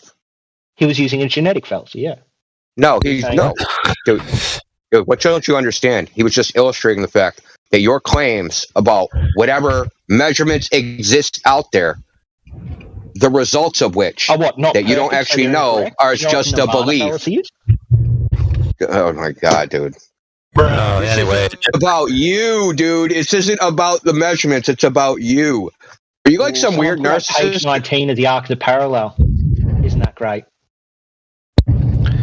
Dude, listen, before you read that, you need to specifically rebut the claim that they pulled that stuff off of that model. Well, how about this? I can get right to the heart of this. Why do they use a reference ellipsoid? Why do they use a reference ellipsoid in the first place? Why is this even used? They're just measuring curvature. Or what? We have previous information that tells us the Earth is a sphere. So based on that previous information, people now assume it because it makes sense to do so. But why is it used in anywhere in any calculation ever? Why do they need it? Why is it necessary? We have previous evidence that the Earth is a globe. Okay, that's awesome. But why do they need it? You're not answering the question. Why do they need it in the equations? Why does it exist? For the why not just use the raw measurements, right, and then just come up with it like that? Why use the measurements and reduce them to an ellipsoid? Why are they doing that? They have the raw measurements and they have the ellipsoid measurements. Okay, so why are they reducing their raw measurements to the ellipsoid surface, the sea level? Why are they doing that? Because they want to fit the measurements that they've made onto one larger, grander set of maps or measurements. Okay, that are based upon old measurements. Were they reduced to another ellipsoid? No idea what you're talking about. So you just said the ellipsoid is based upon measurement. Dude, don't overtalk me. Don't overtalk me because you know you're fucked now. You're fucked and you know it, dude. Yep, that's right. You're fucked and you know it. You're fucked and you know it, dude. Sorry. You know you're fucked. That's why you're trying to fucking rabble-rouse right now. Listen, you said the ellipsoid's based upon some previous measurements. So these new measurements, arc of the triangulation, they reduce the measurements to the horizontal directions to the surface of this Clark ellipsoid. Where'd they get the Clark ellipsoid from? And when they took those measurements, did they reduce it to some other ellipsoid? How far back does it go? Assumption upon assumption upon assumption. To the first measurement of the radius of the Earth, you fucking moron. When was that? Do you understand how stupid you are? When was that? I don't know. Maybe I don't. Oh, you don't know. That's probably prior to Eratosthenes, but Eratosthenes did the first one, and then we worked out sorry, I missed that. I missed that. Actually correct using different styles of talk about Al-Biruni? We've done it dozens of different ways. How do you guys not understand? When was this measurement, dude? Hey, the radius of the Earth's never been measured and can't even be measured in your paradigm. His whole argument is based on he doesn't know. That's it. I've been saying I don't know this whole time, dogs. You blow your father with That's embarrassing, bro. Look, you know what the answer is. Look. Should we just It's embarrassing. It's embarrassing. You're embarrassing yourself, dogs. Yeah, you're so emotional, man. What you talking Go about? back AI's and learn- emotions? Go back and learn some more. Let's have a good cry. Yeah, I got a shoulder you can cry on if you want. Go back to McToon and go get some more information from him because you're not up to date, bro. This is weak sauce, bro. You guys haven't given a single argument for flat Earth. Sauce, bro. You don't know about I don't know. I don't know. Are you 100% sure? No, we can never be. Well, you don't know anything, bro. Dude, it's not. Anyone that knows about epistemology knows you can't be 100% sure about anything except. Well, then you don't know the Earth. Thank you for admitting that. Yeah, And it's called fallibilism. It's provisional knowledge. It's knowledge that isn't 100% complete, but it is still knowledge. You have two competing hypotheses, and one has over 50% probability of being correct based on predictive evidence, then you should go with the hypothesis that has a greater predictive evidence. This is epistemology 101. It's fallibilism. Dude, you just don't know. That's your lack of fundamental knowledge about knowledge is the problem. That's why you're all fucking flat earthers, because you're too dumb to understand. You don't know anything, dude. I love it. I love that you don't know. Please. What he basically said is that tell me why fallibilism is incorrect. If something has a greater than 50% probability and you have no other alternatives, you should accept it as true until something new comes along. Then it becomes false. Hooray. Great. That's great. So give me something new that comes along that disproves the globe. You don't know. That's all. That's Nothing's all, come along that proves the globe. That's all, folks. I just gave you like 4 different things, didn't I? Yeah, 4 different things that don't prove. Yeah, 4 different things that you don't understand. From towers is one. Yeah. No, it isn't. No, it isn't, dude. Towers are not evidence of curvature. You're a clown, dude. Go try to. We need to find some way to disprove these things instead of just saying. You haven't proved it in the first instance, you weirdo. And I didn't add in this specific number. You haven't proved it in the first instance, dogs. So don't even be saying that you got all this evidence. You got shit, bro. You ain't proved nothing. Can you tell me what's wrong with the saying that? I don't know. I don't know. That's what you said, bro. We got to do that again. Jesus. If you read that document, there's not enough information in that document to make an evaluation. And but you that claim doesn't mean it's wrong, does it? The experts, the people that built it, say the experts. Exactly. Exactly. You just said it all. Your actual true epistemology. The experts. Oh, by the way, you talk all highfalutin. By the way, that's a genetic fallacy. The experts. It comes from the experts, therefore it's true. It's a genetic fallacy. A genetic fallacy would be because they are the people that did it, it must be correct. But the problem is that they did it correctly using the methodology that they chose. Are you keep saying I don't know, dogs? We're used to you saying that already in here, so just keep saying I don't know. That'll win an argument anytime. What's the correct methodology? How do you know the methodology is correct? Give us the methodology then. I don't have to. The toe tank works. Okay, so you don't know the methodology, but you know it's the correct methodology. How does that work? The same fallacy. This is crazy. The methodology is correct. Works, dude. The toe tank works. And because the experts worked on it, and it works. Because the rail and the... So nothing to do with their methodology, just the experts, exactly like these guys just said. Cool. No, the thing itself, the toe tank works. That's evidence that the engineering works. Yes. Works because the thing works. That's how engineers work, you idiots. Do you not understand this? Yeah. So I got a PDF from an engineer from Australia that says just because it...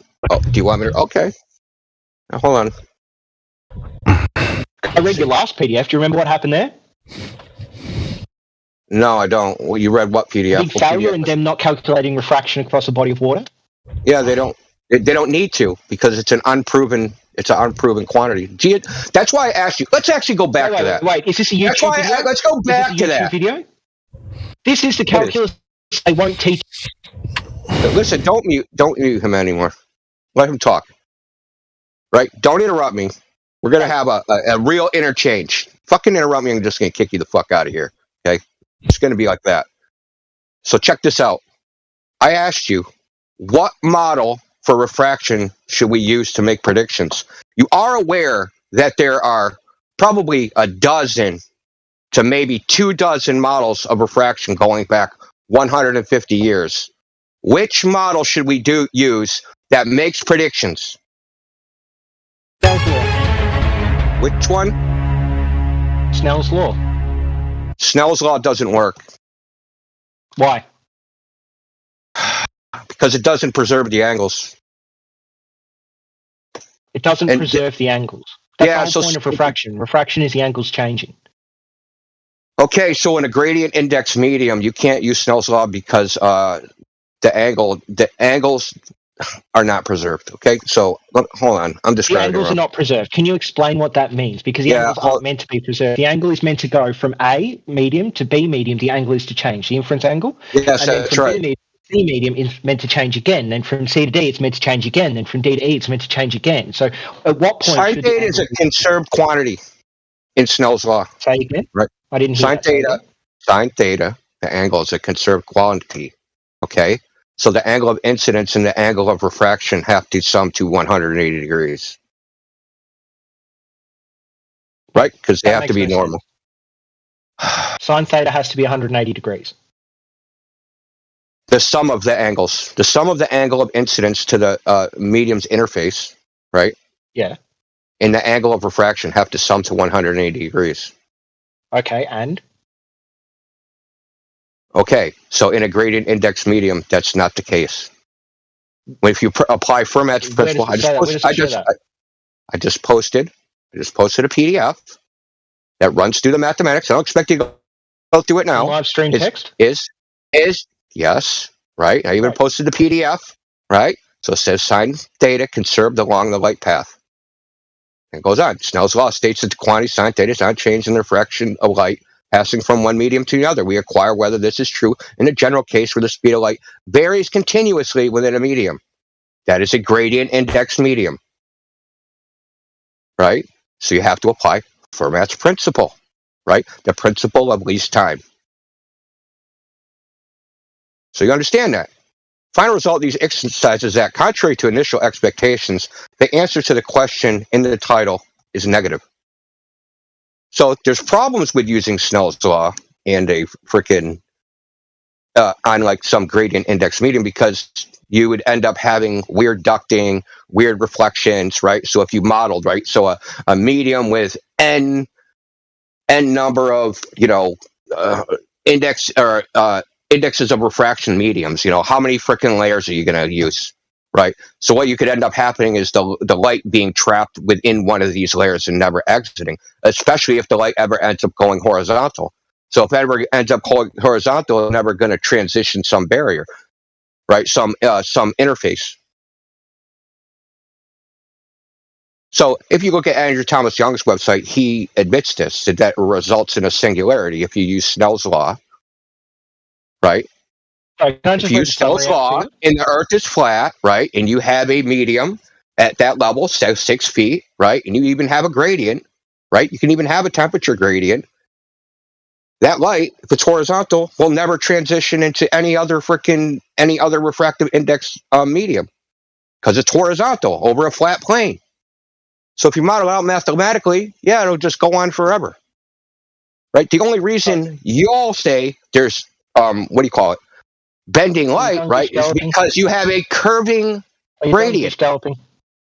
I'm not gish galloping, but just because you can't comprehend what's being said, because this is above your pay grade, ain't my problem. That's your problem. Well, I'm reading through this, and I'm not seeing the part where they conclude. So, what page is it where they conclude? The conclusion. Scroll down. Yeah. The conclusion's literally in the abstract. You don't even have to read the conclusion. You can scroll down to it. So in the introduction. So you see, you've never read actually any scientific material, so this is just like fucking Chinese to you. Well, the conclusion is usually. So I've been reading this shit for 20 years. It's in the abstract. The conclusion is in the abstract. The answer to the question in the title is negative. Is sine theta conserved along the light path? That means, says, Snell's law states that the quantity and sine theta is unchanged in the refraction of light. Is sine theta conserved along the light path? The answer to the title is negative. The answer is in the abstract. They don't use Snell's law to model in physics, gradient index medium.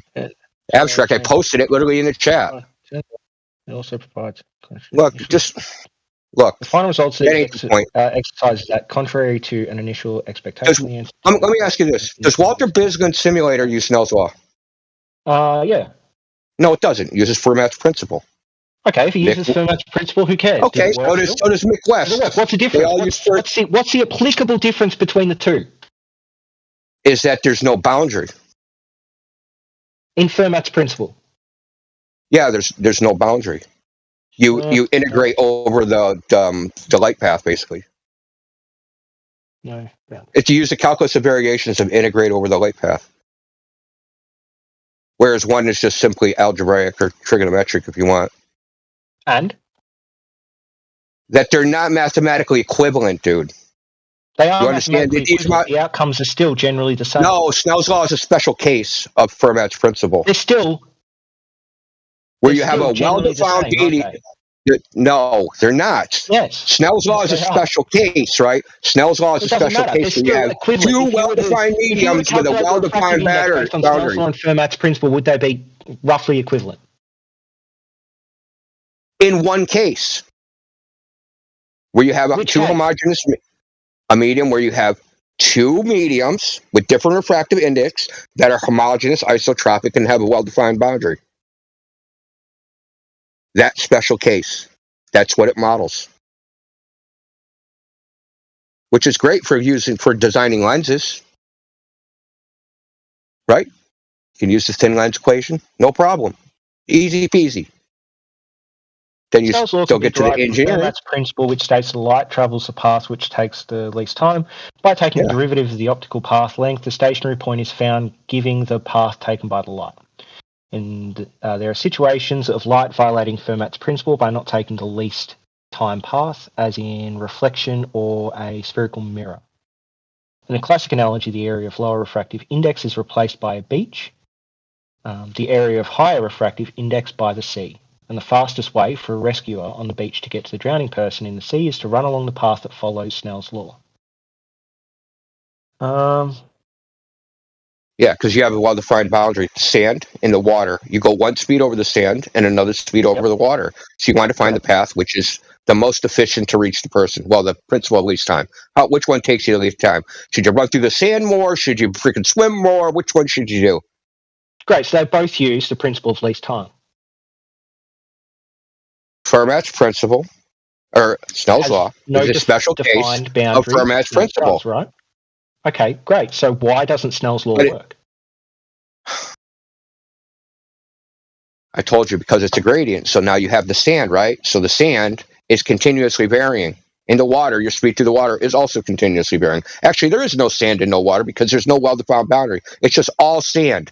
And your velocity through any given point in the sand, like at point, there's 0.0, 0.1, 0.2, 0.3, 0.4, 0.5, but there's a continuum. It's a continuous change. It's a continuous change, right? It's not a discrete change, like at a boundary, which is Snell's law. Why is that a problem? So think about it like this time. You have X speed on sand, X and Y speed on water, and then you replace that water, and you have the speed across just sand being equivalent to the average speed between X and Y. And all it is just... I don't know how to explain this to you, if you don't understand basic mathematics. I just don't know how to explain it to you. Well, I just explained to you what Snell and Fermat's law, the difference in the principles. One says you go from X to Y, and the other one says there is a gradual change between X and Y. But if they both end up with very, very similar end results based on, the different optical... Do they end up with similar results? Of the mediums. Yeah. Yeah, where's your evidence for that, dude? Like, seriously. The paper you cited. They only found very, very small deviations using different calculations. In your paper that you cited. Well, every FLIRF paper disagrees with them. What did you say? Every FLIRF citation disagrees with Dude, them. okay, you just said that there's a difference. Previously, you said they were the same. Okay, it doesn't disagree with me. It disagrees with you. That's a crazy projection. Now it's close enough. Before you were saying it was the same. I'm waiting for evidence that it isn't. Can you tell me why Snell's law wouldn't work across a lake? Because it's not a well-defined boundary, and it's a single medium, so they have to. You can take all the different mediums, and it's not a single medium because optical densities changes depending on the temperature and the amount of air, the amount of water in the air, and the density of the air and the pressure in the air. So you can. So tell me, how in reality, how would you model this out? How would you model this out? This gradient, right? This air gradient. How would you model this out? I don't know. I don't have enough knowledge in maths for that, but I understand the concepts. Yeah, yeah. So you would have to use an infinite, like an infinite amount of to B density, or X density to Y density. How many layers do you need? Is that there is a gradual change between A density and B density. That's all it is. How many layers until you approximate Fermat's law? I don't know. I don't care. But that doesn't matter. I know you don't care. And this is amazing. This is amazing. You're doing a reification. Yeah, now you're going to talk about me again. How predictable. You're doing a reification fallacy. No one is reifying it. I'm asking you. You say refraction exists. I'm looking for the evidence that it exists. I'm looking for the model that makes a mathematical so that we can. Or is it something that exists in reality? Refraction as a general phenomenon exists. Refraction bending light around the curve of the Earth. Does that exist? That's what we want to determine.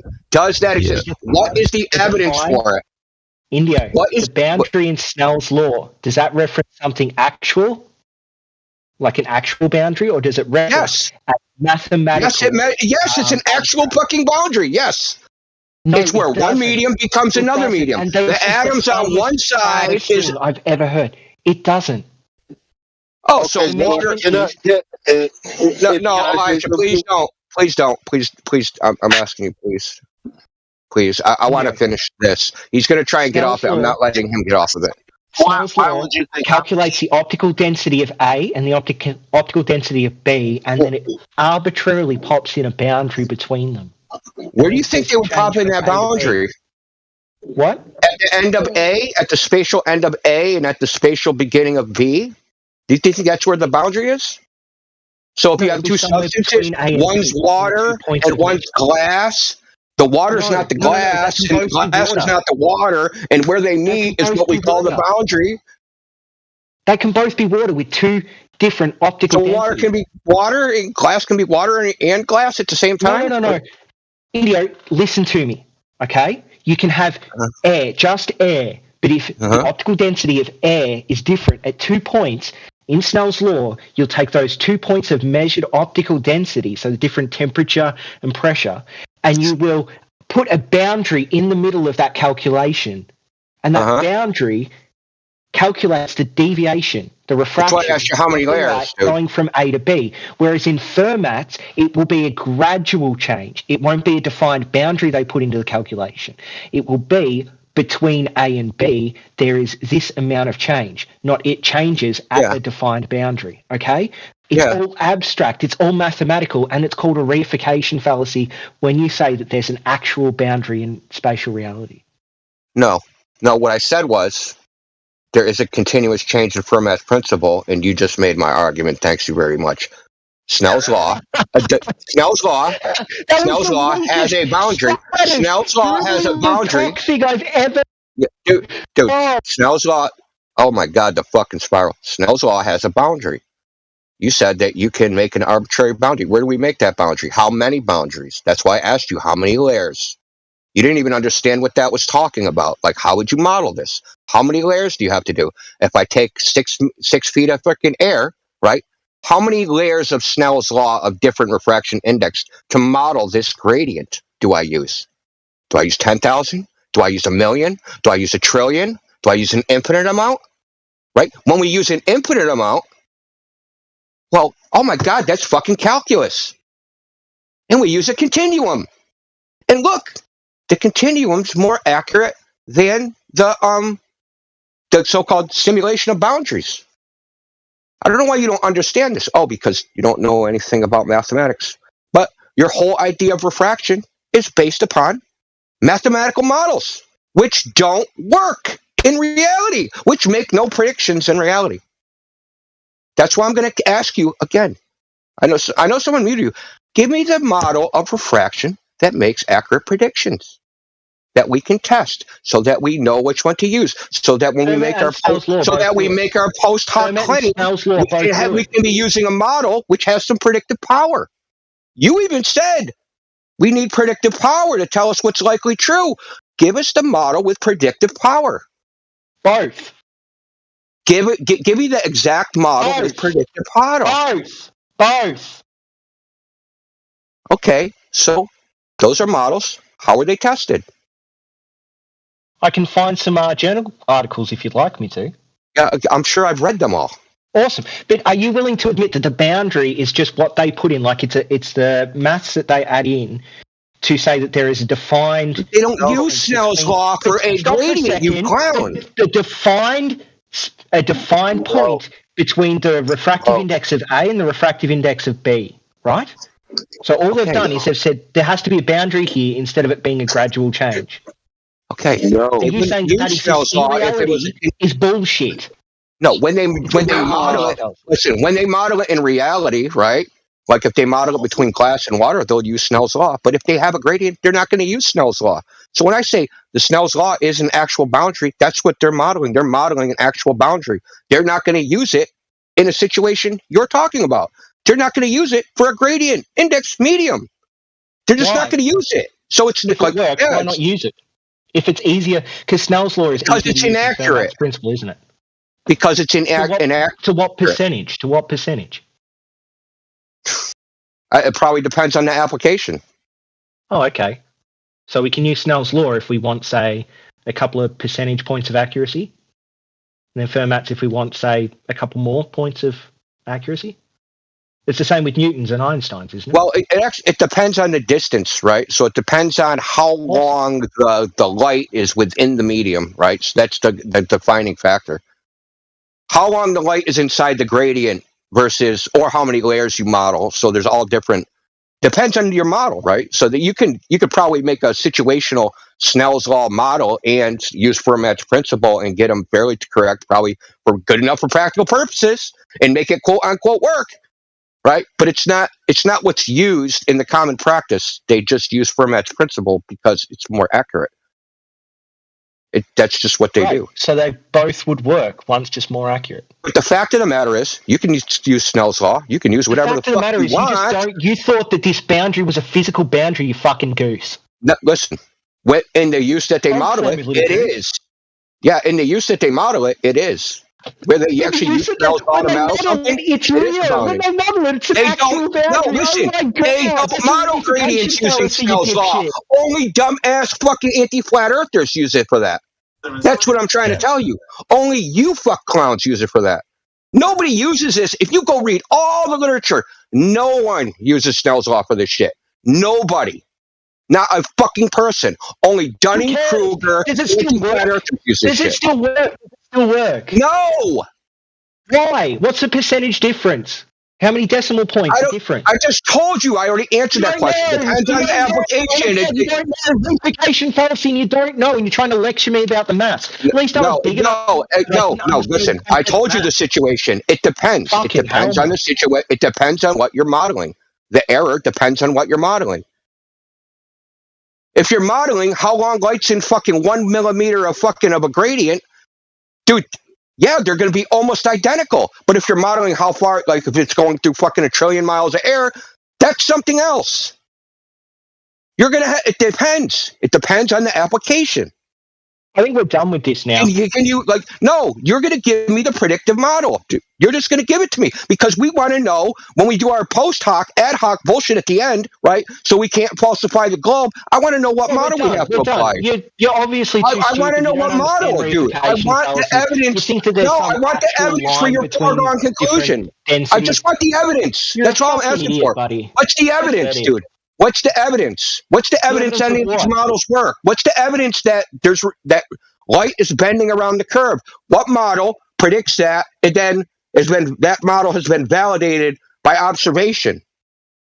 Great. I'm looking up really simple. Theoretical and experimental study of refractive indices of water, acids, and nitrile and salt systems. Yeah, so I'm talking about terrestrial refraction. They calculated the refraction.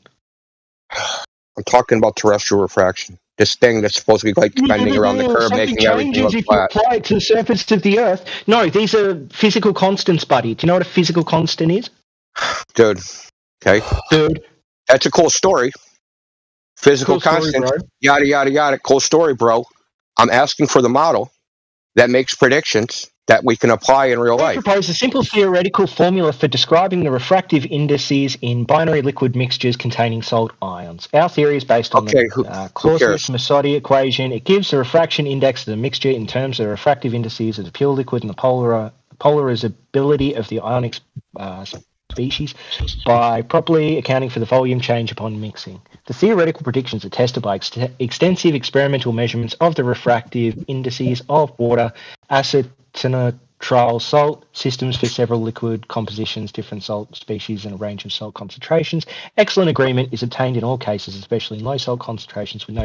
Are you almost done, like doing nothing? Expression of the refractive index for low salt concentration is also given, which can be a theoretical basis for determination of salt concentration using refractive index measurements. So it seems like they've come up with a very, very simple equation for refraction based on this one specific liquid, and it's been correct. They tested it, and it was correct.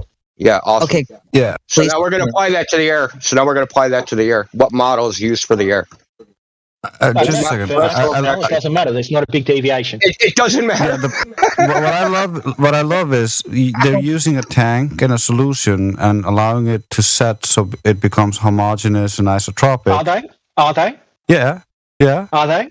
Because what I just read out. Because when you stir the solution, I've seen many demonstrations of this.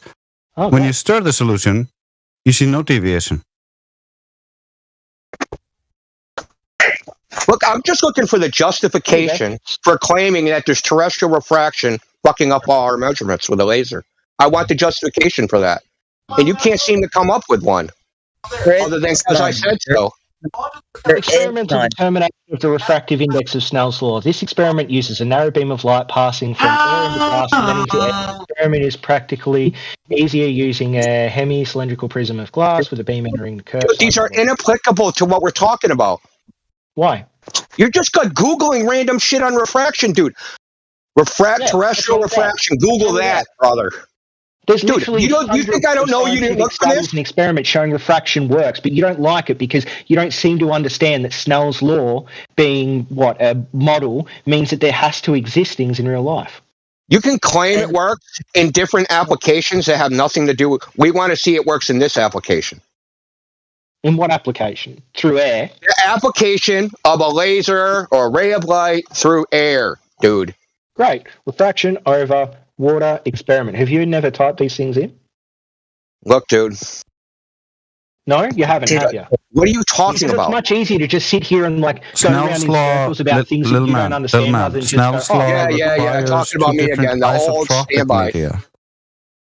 Hey, so anyway. No. We're gonna finish this point. I don't care how long it fucking takes, dude. I don't. So we're gonna finish this. I want the predictive model for refraction so we know that there's a justification for saying that it exists.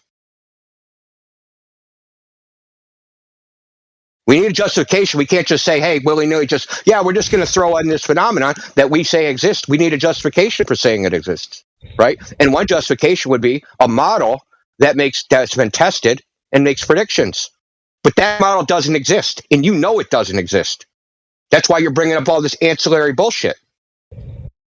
And you know what? By bringing up ancillary bullshit and predicting atmospheric refraction with weather modeling and machine learning.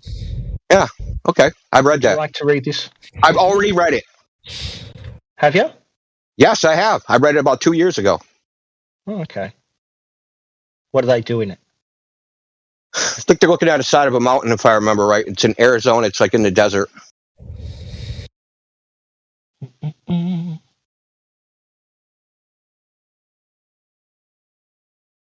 White Sands, New Mexico?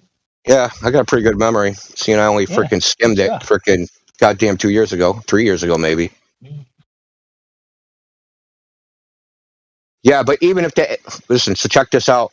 I'm pretty sure the AI successfully made predictions, but AIs are black boxes, so we don't know how they actually make predictions. So you've read something that confirms that no, it doesn't confirm anything. Weather Oh my model Jesus. data results were computed for 10-minute intervals and ray tracing procedure was applied. The data is interpolated in time to align with the time-lapse image frames. Shows results of the experiment as a function of time of day, blah, blah, blah, blah, blah. Where is it? Measurements are only available for daytime. General downward drift through daytime hours is an effect we commonly observe in clear weather, and this corresponds to a reduction in the average refractive index gradient of the atmosphere along our line of sight. Yeah, claiming something and showing the actual mathematics to support it are two different things. Well, they've got the mathematics in this. Not for that specifically. That specific claim you just made, they do not have the mathematics. I'm looking at it right now. So what model do they use? They have a machine learning model. Well, you said it just matches the gradient of listen, you just said it matches the gradient of the refractive index. What is it matching? What is the machine learning matching? What model is that? So the machine learning takes the image and then the ray tracing, whatever it is, and adds that into the known distances, and then takes all of the weather data and then calculates a refractive index based off that. Okay, so what model is it comparing it against? I mean, I can just link the paper. It's got all the maths for it here. What model does it compare it against? So what you have is you have a model, and a machine learning looks at the images, right? And then the machine learning goes, if this model existed, how would this image match that model? And now I'm going to make predictions. When I take an image, how does this image fit this model? It doesn't matter. It works. What's the model, dude? Refraction exists, and it's between Fermat's, Snell's, and this model. They would have similar outcomes, right? No. And the deviation doesn't matter because the deviation can be changed by any of the variables changing. So the refractive index should actually just be like a range, okay? So if you have like the black swan image and then you apply refraction to that, you don't just add a set refractive index. You can make that a range of refractive indexes based off the measurements you have and the variables that could change. That's how science and data works. And then from that, you can see whether that image can fit the predictions based off refraction, which would be the range of refraction. What predictions? That's what I'm asking you. How do we make the predictions? What model do we use to make the predictions? It doesn't matter. For math, this machine learning, I'm going to use chicken bones. Be fairly similar, right? No, not really. Not really. Okay, so what's depends on what model you use. They'd actually. They've tested models, in the literature, they've tested these models against each other, Well, then so you actually don't know anything about this topic. I'm asking you this for a very specific literature, champ. Because they're so... Dude, do you want me to link hundreds of PDFs that say, dude, we don't know? I want you to link one. Hold on. Here, look, I'll add this in showing that machine learning can predict refraction. So what? Machine learning is black boxes. We don't even know how it's doing the prediction. If you knew anything about machine learning, no, that's a genetic. The machine learning is at modeling anything. You don't understand how machine learning works. So let's not talk about it until you know how machine learning works. Then there's nothing to talk about. It's a genetic fallacy.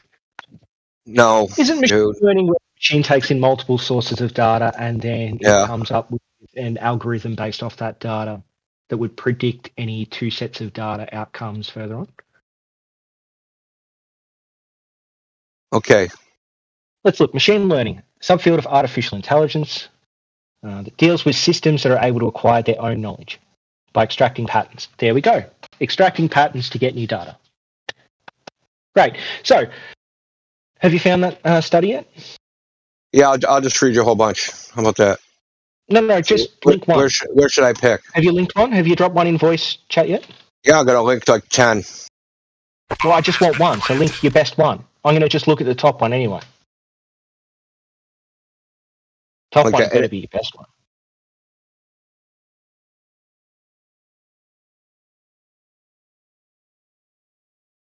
So what? Just so I get the right thing, and I give you the right thing. What exactly do you want? Show the difference that an observation using Snell's law refractive index versus Fermat's law of refractive index. I already did that. Deviation. I'm not doing it again. They don't use Snell's law, and they don't use Snell's law in any type of surveying, anything to do with they use Fermat's law. terrestrial refraction. They don't use it. Why'd you ask which one's best? No, oh my God, dude! So why would you ask? This is what you don't understand. There's models for terrestrial refraction. They involve temperature, humidity, CO2, yada yada yada. I explained all this to you, you fucking idiot. Listen, no, dude. Yes, there's I did. multiple models. 10 minutes ago, I went through all the things that can impact refraction. That's right. That's awesome. Yeah. That's awesome. I explained it to you already. So every single image you guys have of a flat Earth can be explained using refraction we know to exist. Experiment. Is that true? Yes or no? Yeah, cool. No, it's not true.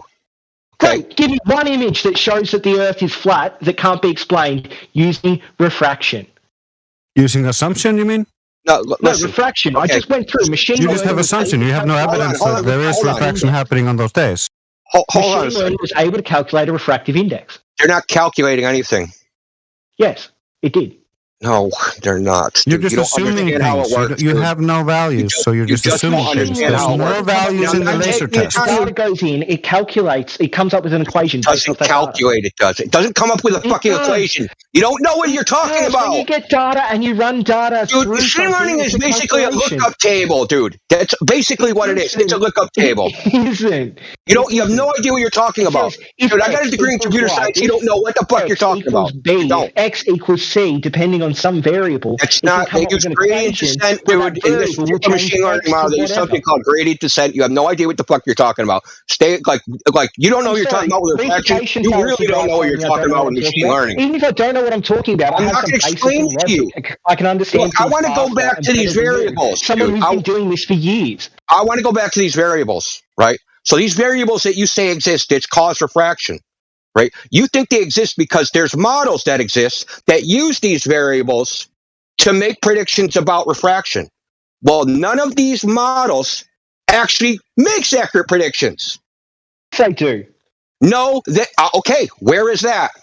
The Fermat's law. You just explained yourself that surveyors use it. Surveyors get accurate data over land masses, don't they? I'm not talking about. So listen. Okay, so to apply Fermat's principle, you have to know the refractive index at any given point. How do you calculate that? No, you can average it. Temperature, humidity. Snell's law assumes that there's some set boundary, but Fermat's law can say that given like the known variables, you can average it out over a distance. Well, they don't do averaging, but whatever. That's what Fermat's law is. It may not be an average, but what it is it's going from A to B using a function rather than going from A to B. Right. And so there's different variables that they use in these different models to model terrestrial refraction. So none are accurate. That's what I'm trying to tell you. None are accurate. As a function, it would be centimeter 1 is 9 from 1, centimeter 8 is bloody 2, centimeter 2 is 8 from 1, centimeter 3 is 7 from 1. That's how the function would work. Yeah. Great. Fantastic. How do they figure out what the refractive index is at any given maths. I don't know much advanced maths, and I was able to explain to you how that would be. You don't have to explain it to me. You're just you're trying to convince yourself of something, dude. You're not understanding what I'm saying, or you're deliberately being obtuse. There's a model. There's a model that uses these variables. So you're starting to talk over me again. There's a model that uses these variables, and none of those models make accurate predictions. These variables that you say exist, which cause refraction, to validate whether these models cause refraction, you need a model that makes predictions which are tested and known to be accurate. You don't have that. You're putting the cart before the horse. Where's the fucking horse? Where's the model of refraction that makes predictions so that we know these are the variables that matter? These are the variables that cause uncertainty or observation. These are the variables that we need to account for so that we can come up with a refractive index or a change in the refractive index from which we can make predictions with. That doesn't exist. And do you know what? It's been tested. So there was an experiment, this laser experiment across the Hawaiian Islands, and they took 3 lasers. And they went from one Hawaiian island to the other, and they did this experiment. They were measuring turbulence in the air. They picked up all 3 of these laser frequencies through their telescope. Then what did they do? So there was other research students there. So for his master's degree, he tried to model it. And when he applied the model of refraction, right, gradient, standard U.S. temperature, when he modeled it across this same distance using the same laser frequencies, he found out the experiment should not have worked at all. Because the divergence, because refractive index is wave dependent, right? You have, what the hell did I call it? Can't remember the name of it. Dispersion of light. That's where the wavelengths separate. Why are you still talking? Have you linked the PDF about it? Oh, I will if you want. Yeah, of course. It's going to make fucking spiral into oblivion, but whatever. So,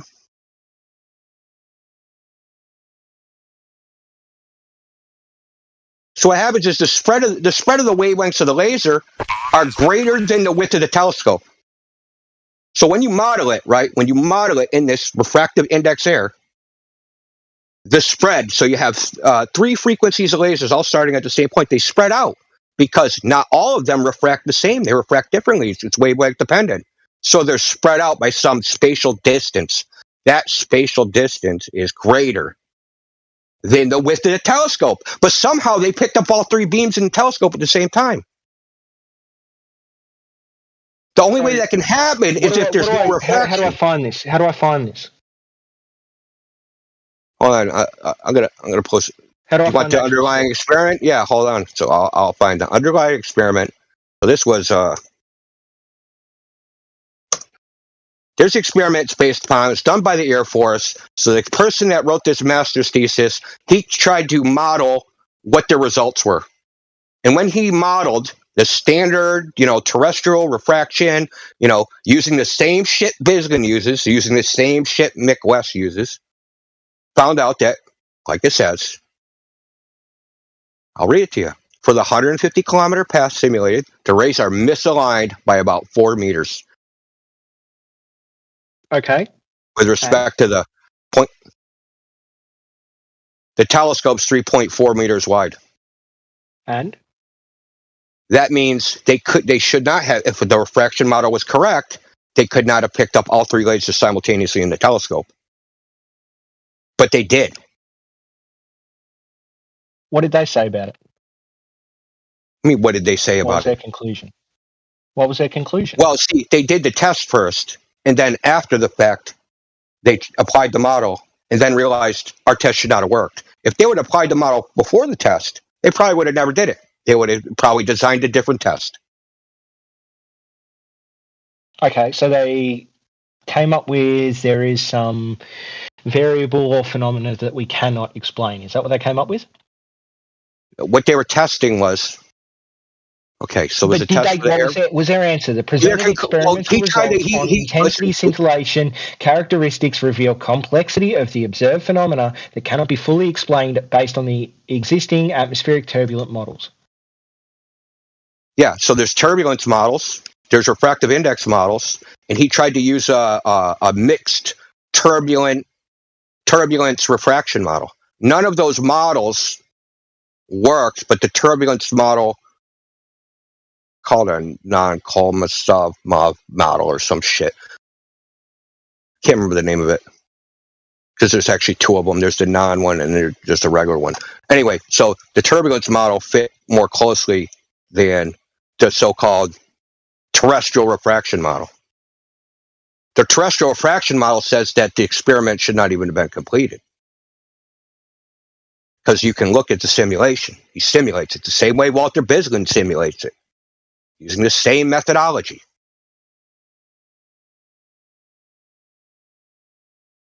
So the fact that, and I have more stuff, right? So I have more. They've done terrestrial laser measurements using 2-frequency LiDAR. I can post that. And? What they measured was the deviation. What's that going to prove? What's that going to show? It shows that when they so-called measured the refractive index, right, they measured the angle of arrival of a beam of light of two different frequencies of light. And then they measure the angle, like how much deflection they are measuring, right? Yes, but the argument. And they're measuring they're measuring a max 4 Mgon deflection, which is equivalent to 0.009 degrees. So if you extrapolate out to 25 miles, that's 8 feet. And? That's an 8 feet deflection at the max. And?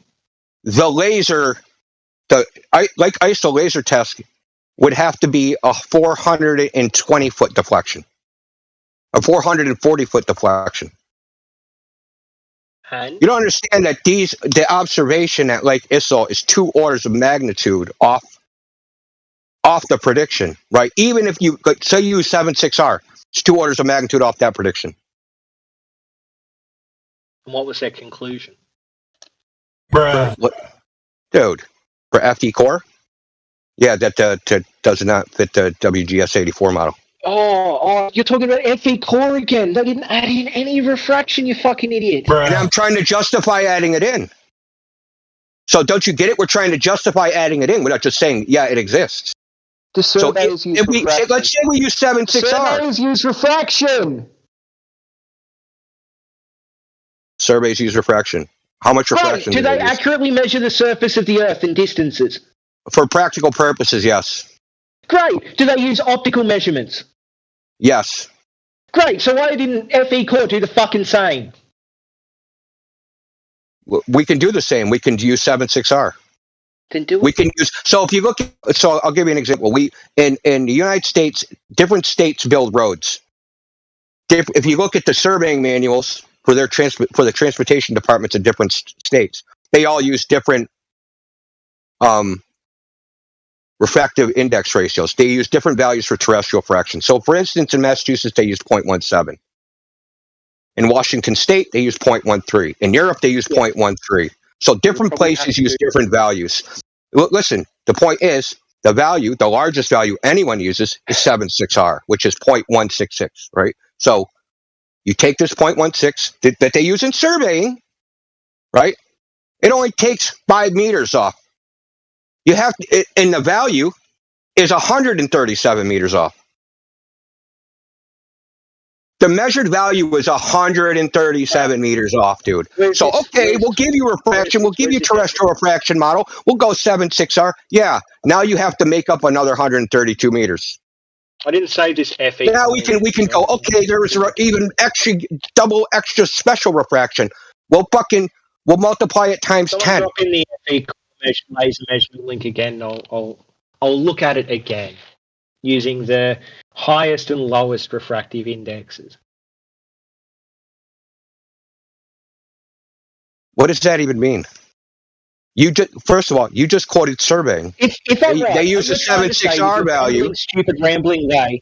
If we were to add in the standard refractive indexes into the FE core measurement, it still would. Yeah, the ones you just appealed to, surveying. Those are the ones you just appealed to. You said surveying, they use refraction. That's what they use. They use 76R. Big fella, if you add those into the FE core data, it still won't explain the data. Is that what you're trying to say?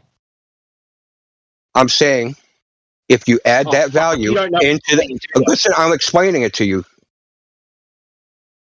If you add that value into the data, it only moves the laser down 5 meters. Okay, great. You have to move it down 137 meters. The FE core thing again. I'm gonna download it. I'm gonna go away. I'm gonna do the maths. I'm gonna come back. Okay. Yeah. Okay. Fine with me.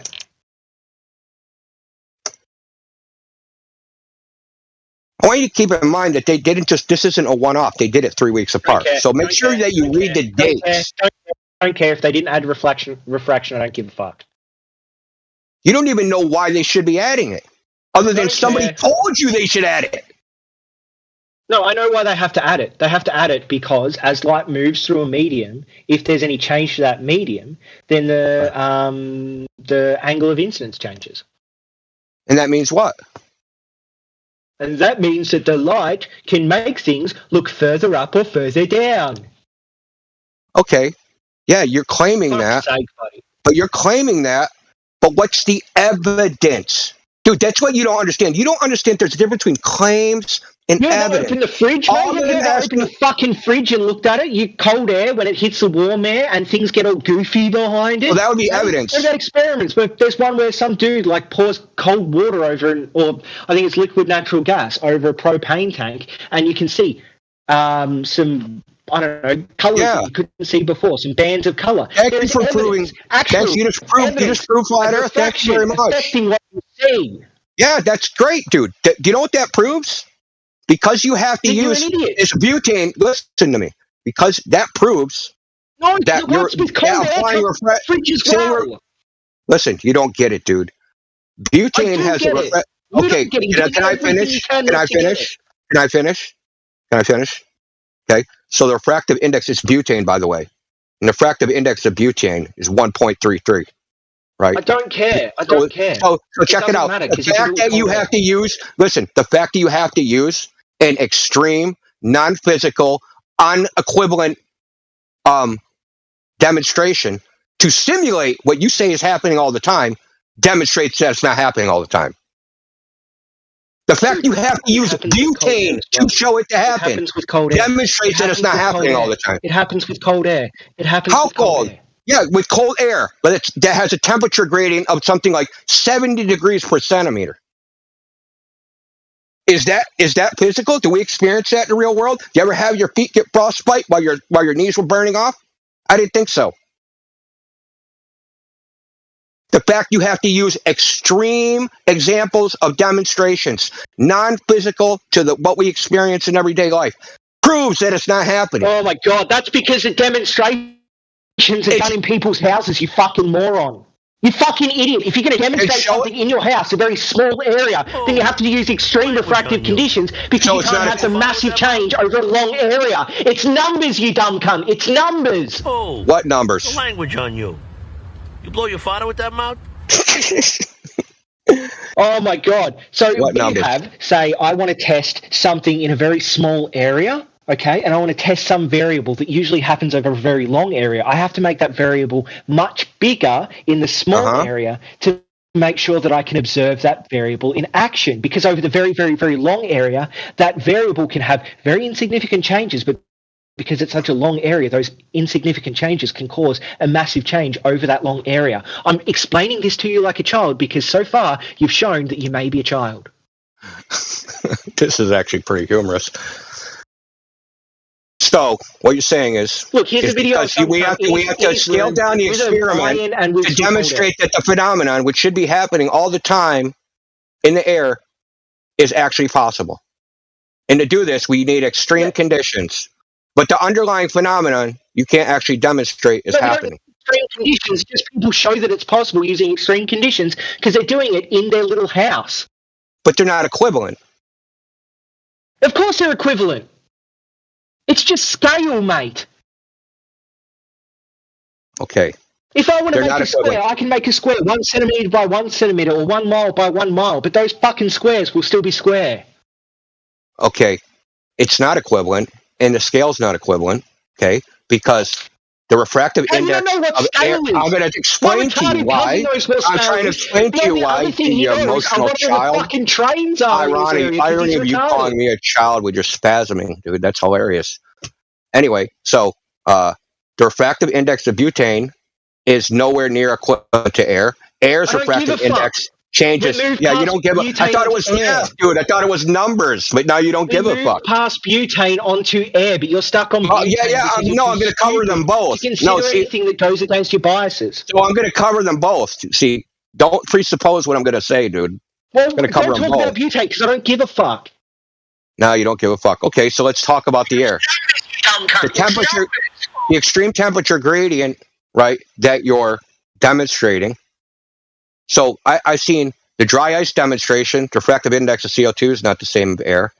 And then I've seen, I think they use a cold plate or something like that, or ice. I think it was Mick West used ice.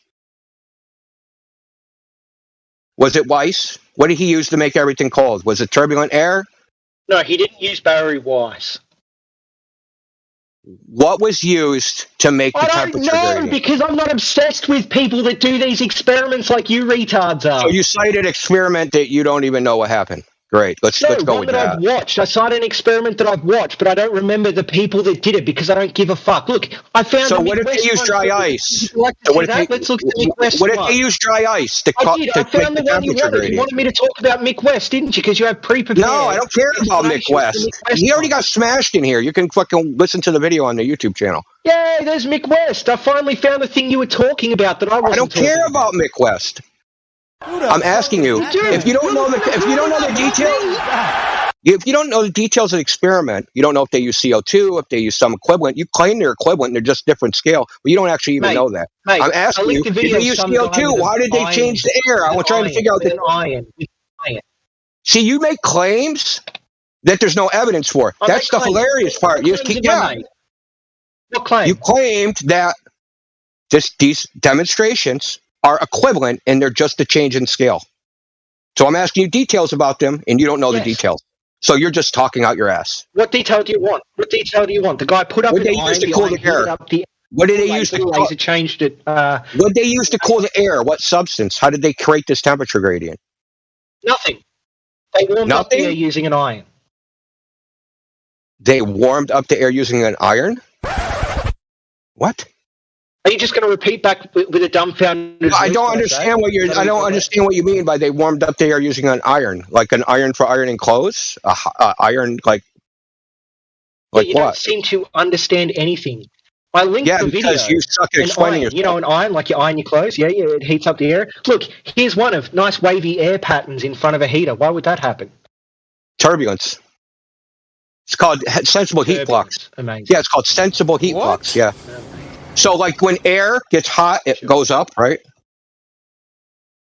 Right? It tries to equilibrate and it moves around. It's like why you don't survey in the wind. So there's something called the Fresnel effect, where a medium that's in motion will deflect light in the direction of the motion. Oh, okay. So there is refraction, deflection. That's not refraction. It's a completely different thing. So did they look at what the wind speed was over the water in the FE core experiment? Yeah, I'm pretty sure they did. I mean, it's on like they took pictures of the meteorological Anyway, stations. I'm out of here. My earbuds are about to die, and you seem to be thicker than a brick, my son. Yeah, Hypothesis in science, buddy. Does that qualify as a wig, bro? I'm sorry to everyone that I cut off. Dude, I do not want to let him out of that. Otherwise, we're going to be looping on that shit forever. I'm sick of this guy. I'm sick of looping with this guy. That counts as a wig with the earbud still attached. Ew. How about the ear still attached? How much glue did you use on that wig? Listen, this is, to me, these refraction claims, like, I'm so sick of it just being like a foregone conclusion. You didn't include refraction. You didn't account for refraction. Why should we? Give us a reason why we should. Oh, because everybody else is doing it. That's not an argument. Surveyors do it. Yeah, so what? And? They're measuring 50 meters at a time. The uncertainty is like 2 millimeters. Do you think that like if they don't use refraction, it's like, oh my God, now the fucking road's all fucked up. It's a 1,000-mile road and now it's messed up because we didn't account for refraction. I mean, come on, man. Dude. Get serious. Did they account for refraction when they used the microscope on that fishing line? Dude, that's somebody that's like, have you ever done asphalt AI? Not really, no. I Cement, have, though. when I was a kid. So I've done asphalt. I wish Mike was here. Like, you're precise, but you're not that precise. It's fucking asphalt, dude. It's like, yeah, exactly. fucking not measuring to like, oh my God, we didn't account for refraction of the road, man. Oh my God, like now the road doesn't work. I mean, get real. Oh, I've done sidewalks and stuff and foundations, but yeah, same principle. So they only use the geodetic surveying so-called techniques for practical purposes in road work. They don't use them. And it depends. It depends on whether it's an interstate highway versus, state road versus a city road, right? Depends on whether they're going to use a state plane system versus like the geodetic system. And the geodetic system is going to be has to be long, and like any error of not using refraction is going to be so negligible it isn't going to matter. They never like built roads and were like, fuck, we built this whole road and didn't account for refraction. No wonder why it's messed up. No one has ever done that. That's never happened. Yeah, you were trying to tell me. I thought that the point that I wanted to jump in that was annoying was that he was trying to say geometry wasn't like the part he was missing was that to Snell's law it's two mediums. Yeah, well, I went over that. That's the boundary. And I posted. It's like because I would have pointed into the screenshots of Snell's law. I'm like, what's that? Look, I really didn't want to go into these rabbit holes with him. I just wanted to point out that there was like I was laser focused on one thing. Point out that he has no justification for including refraction in any calculation of anything ever. That there's no actual justification for it. There's no oh, we have a model and this model requires refraction to make it unfalsifiable, but other than that, there's no reason to have it. Yeah. Well, there you go. That's the rationale. Oh, you got him so hard, AI, dude. You got him to admit we're making our model unfalsifiable. Like that's pretty much what he admitted. That is just perfect. It was like that day when me and Kiwi were going through, and I was teaching him how to use the Bislins, and the refraction slider. I thought it went up to 60 million radius, but it actually goes up to 60 billion radius. Oh shit!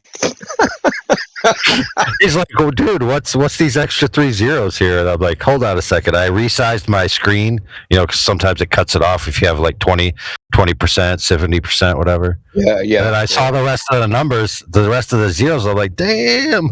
Oh my God, Earth's the size of the solar system. Actually, well, one of our galaxy, right? Yeah, so one of our friends asked a question, which is, how does he explain the Canigou shot? Well, lo and behold, this is what me and Kiwi were looking at.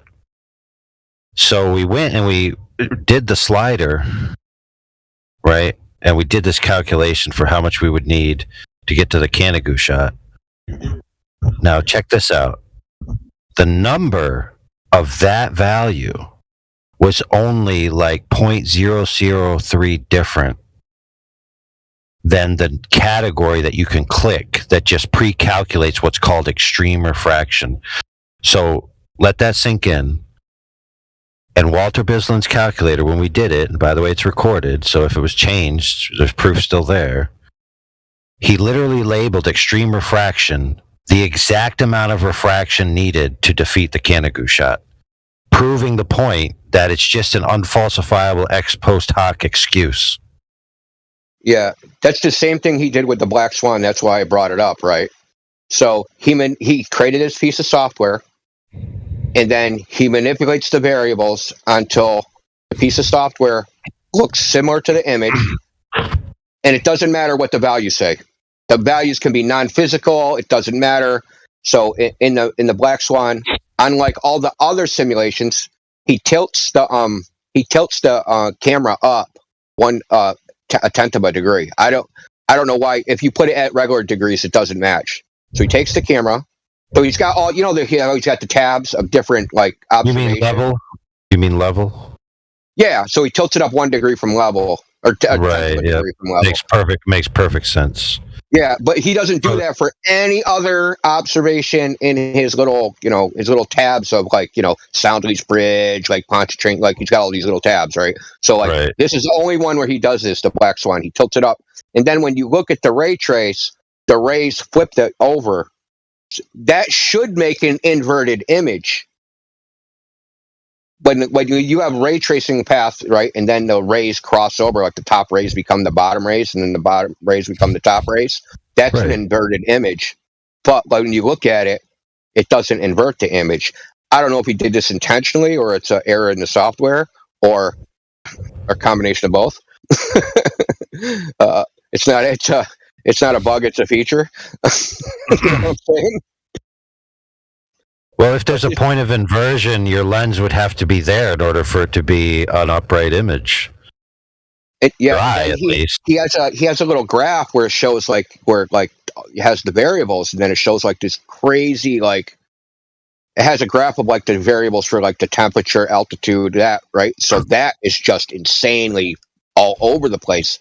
So if he had to fiddle around with the variables until he got something close enough, right, to what the black swan looks like, but didn't think past like, oh shit, these rays are inverted. He doesn't care about that. As long as the software comes out the way the image is, that's all he cares about. That is some bullshit, dude. Like you couldn't get away with that in like ninth grade. It works. It works. It fools people like this guy. You know what I'm saying? So it does work. Yeah, it does work. Dude, once you're told that there's like you said, a greater than 50% probability, right?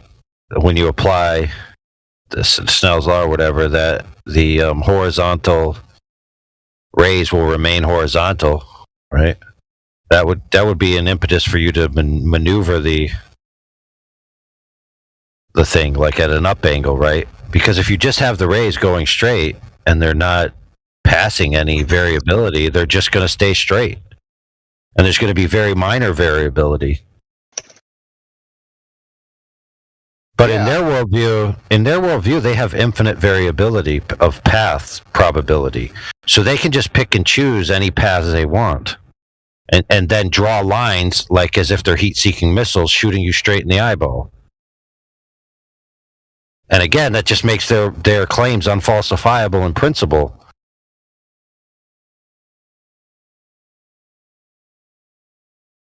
So I'm going to take a screenshot of this shit.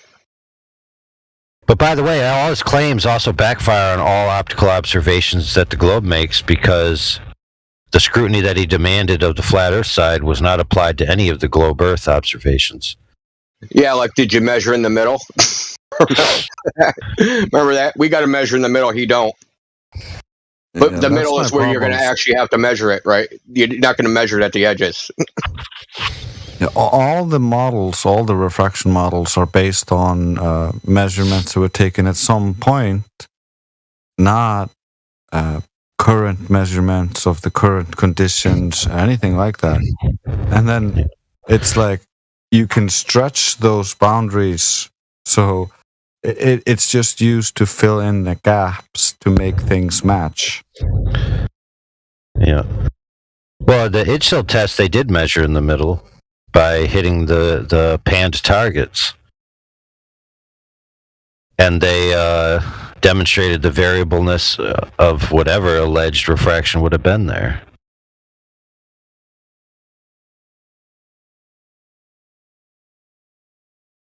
Well, it really just all about the bias that we already know the Earth is a globe. This observation doesn't fit geometric-wise. Therefore, the light must have curved. Oh, well, what model did you apply to know how the light curved? Well, simple. We just plotted out the geometric points and then applied a circle, and then we said this light had to follow this trajectory to get to you. Therefore, it did.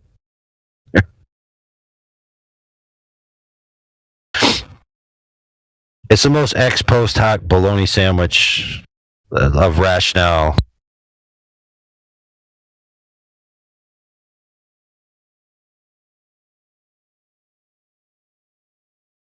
Doesn't the infrared observations just throw the refraction argument out the window anyway? Yeah.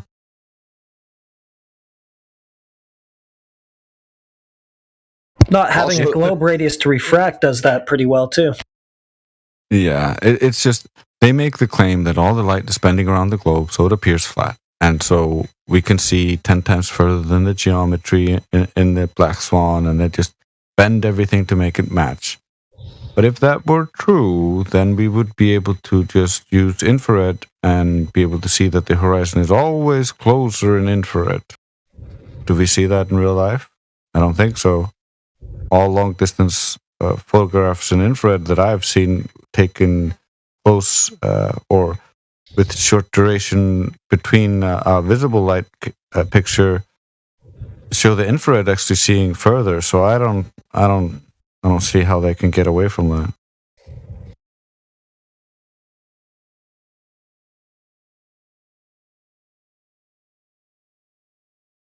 Dude.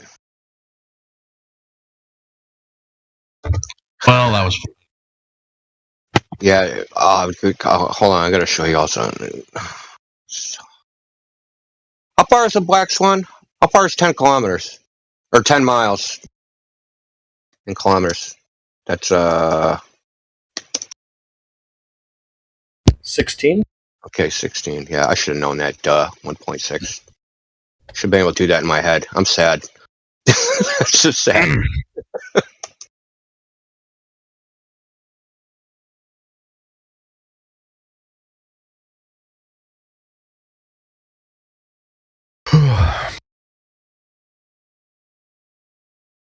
Well, that's just the next greatest whole number after the demarcation point of the rig. It could be much further than that.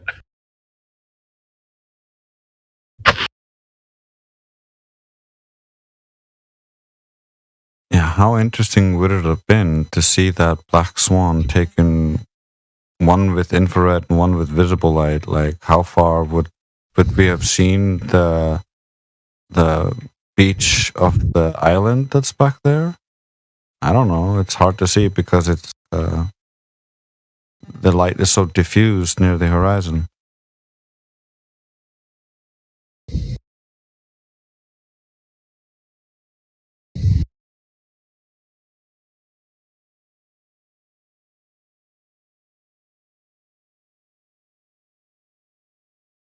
Look how insane this is.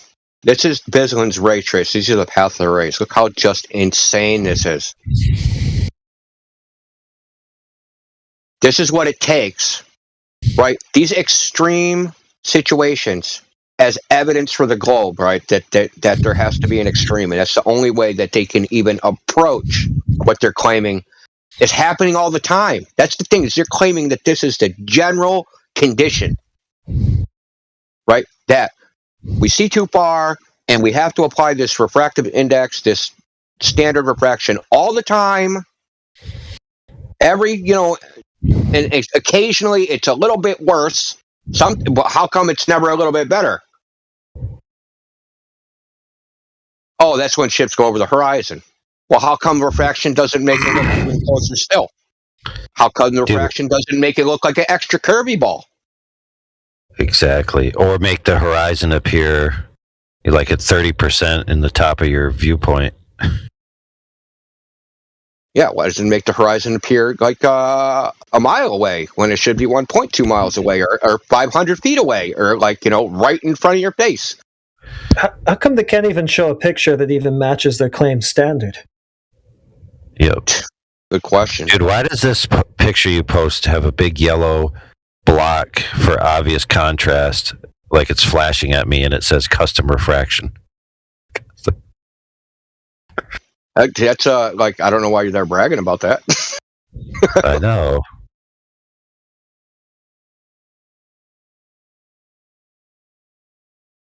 So the way I figured out that this was tilted, right? These rays are tilted up. Was I'm like, man, look at all those rays that are all really close together up top. I mean, that's kind of weird. I'm thinking, and I'm like, he must have did something. So I start clicking through the tabs, and these rays are tilted up, right? So they tilted the camera up, so the rays that are entering, so what you're taking is, so what they're doing is, right, they're taking the image, right, and they're taking one pixel in the image, and they're moving it across the grid, right, and moving it up and down based upon, the angle of change of the refractive index, and then they're projecting it onto the image that is going to be presented on your screen, the one that quote unquote matches the observation, right? So there's just moving this pixel up or down relative to that. But apparently that must be clamped because they're not moving it into their correct actual location. But in order to do this, he had to tilt they had to tilt the projection plane. This is being projected on. He had to tilt it back to get the geometry this shifting to match the so-called black swan, and it still isn't even a match. You know what I mean? Yeah. It's A for effort, but not quite. It's also if you look at like your image at like 2 minutes after the hour, like if you follow those rays, why like on the globe, you'd be seeing the ground like up in the air, really high up in the air. Yeah, it's all messed up. Like this is I just use this as an example of like post hoc, right? It's just completely post hoc. We're going to sit here and fiddle with the dials until we get it to match, right? And we're going to make, refractive indexes that are absurd and not seen in nature. Like Dogs Are Gods was citing, right? We're going to do tests that aren't seen in nature to prove that these phenomena exist in nature. No, dude, that's not how it works. If you have to do an absurd test, then that phenomenon does not exist in nature because you're going outside the natural order to demonstrate that it can happen at all. Yes, a roided, jacked up, serum-induced, Neanderthal can lift, 2,000 pounds. Therefore, I can lift 2,000 pounds. Therefore. Yeah, everyone can do 2,000 pounds. 2,000 pounds is happening all the time. People are just like picking up 2,000 pounds. And here's I didn't want to point it out because I didn't want to go down this rabbit hole. Kept saying you're using a genetic fallacy. Literally, he was doing the exact same thing he was complaining about. Remember when he started talking about epistemology? Right? And he what he said was a genetic fallacy was because I don't know how somebody did something, that means it's not true, and that he used it for epistemology. So some people had to come up with the epistemology, right? So they said that this epistemology is correct, and that we don't know about it, therefore it's not true, right? He did the exact same thing, the exact analogous thing, 5 seconds after he complained about you doing it. Or he complained about Miggy doing it, quite honestly. Yeah, it was Miggy. So, I mean, it is what it is. I just want to illustrate that, like, that was my only laser focus. I want to illustrate there's no rational basis for applying refraction just because. Right? We can say other phenomena exist, and we're not just going to willy-nilly just apply them to, like, observations. So you could think about it like this, right? So we have diffraction, right? So we can model the path of light as if going through a shitload of holes, right? There's an infinite amount of holes, and we can use this diffraction model. There's an infinite amount of holes between point A and point B. And then we can just say, well, the light's just all over the place because, it's actually, that's not even a real image. That's just like a hologram of an image because you have all these little, you can model the air as like a hole because the light's going between the freaking atoms, right? All so the that's little just balls, like, yeah. Exactly. Yeah, so it's all scattering and diffracting, and so when you actually see it, it's just a hologram of the image because of wave interference. It all just comes together and coalesces in your eye, and and we have a model for this, so we're going to apply this all the time on why, the Earth, ships over the horizon is bullshit because we have this diffraction model. Okay, so we have a model. It doesn't make predictions, but we're just going to apply it post hoc to every single observation. Nobody would accept that, and they should not accept it because it's bullshit. And this is what these guys want us to accept. This nonsense. Wait a minute. Did you just say that every space between a particulate is an aperture and therefore compounds diffraction? So you have an infinite diffractive path model, which essentially would become the same thing as their infinite refractive path model. Yeah. So you could just pick any path you want, and as long as you can trace that path from the source to the observer, then you can validate your claim.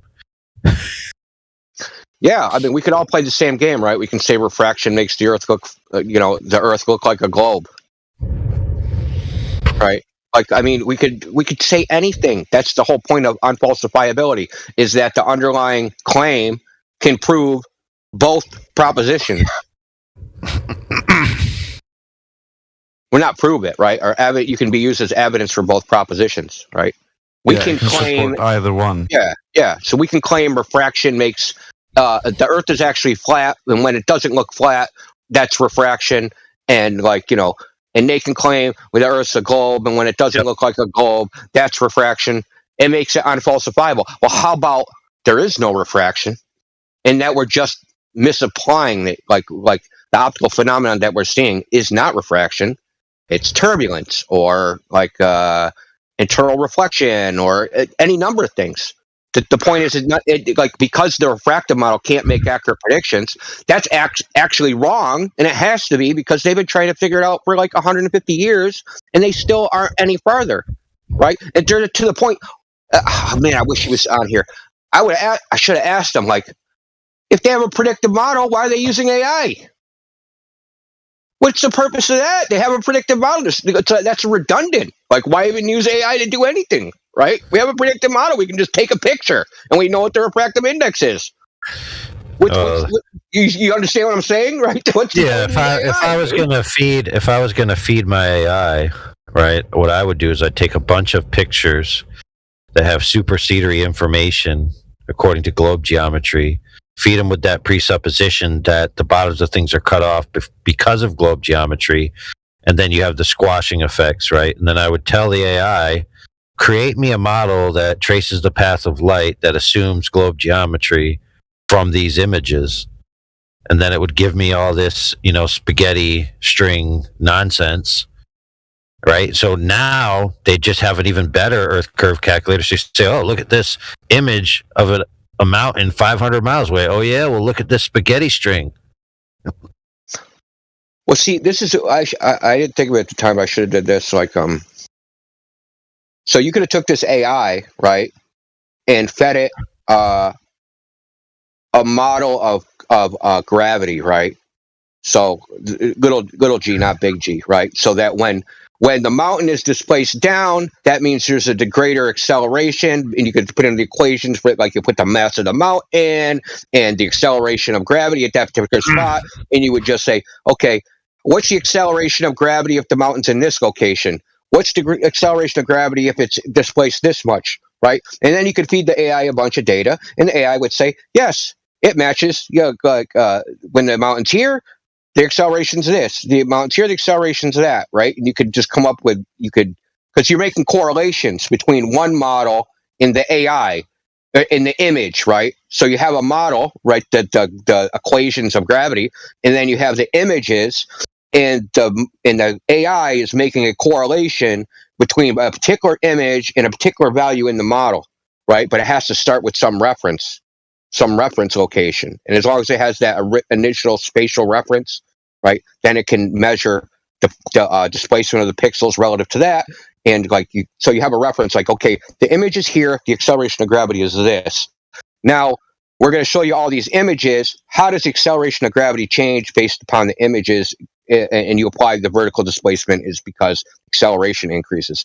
And the AI just figures out what's the correlation between those two. That's what I was trying to tell them. You don't understand what machine learning is doing. It's just making correlations between two pieces of data.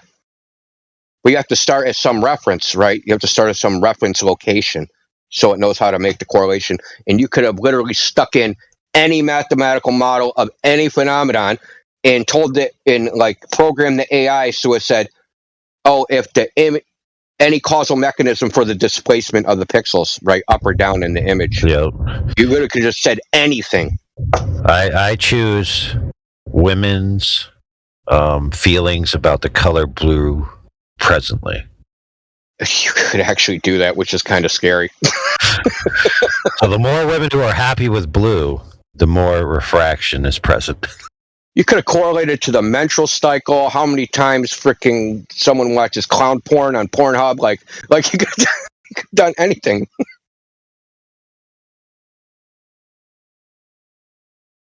The people don't understand like an AI, like they're caught up in the hype, like this thing's thinking. It's not thinking. It's not doing anything. It's just like making a correlation and giving a probability on like how two particular data points are correlated within their data set, right? Within the data set that it was fed.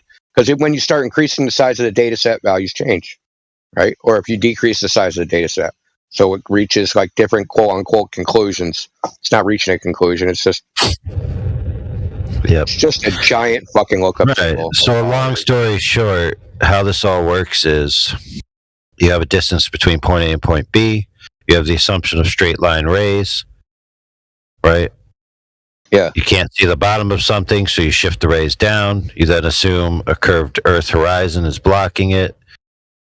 Then after that, when you see any observation in the real world that supersedes that, you then say, oh, well, maybe these straight line rays aren't straight, they're curved. And then you just draw curved lines. And you notice how all of this just occurred on a piece of paper and not actually out in the real world.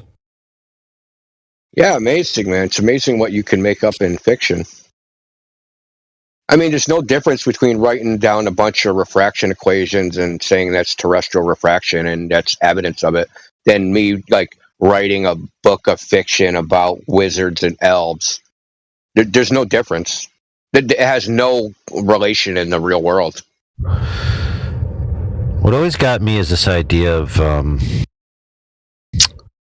curvilinear graduations, right? And how they would apply these apparent straight line redirections of the light, because it seems like they would just be driven off rather quickly if you assume any kind of curved boundary. So you almost have to go into this infinite boundary.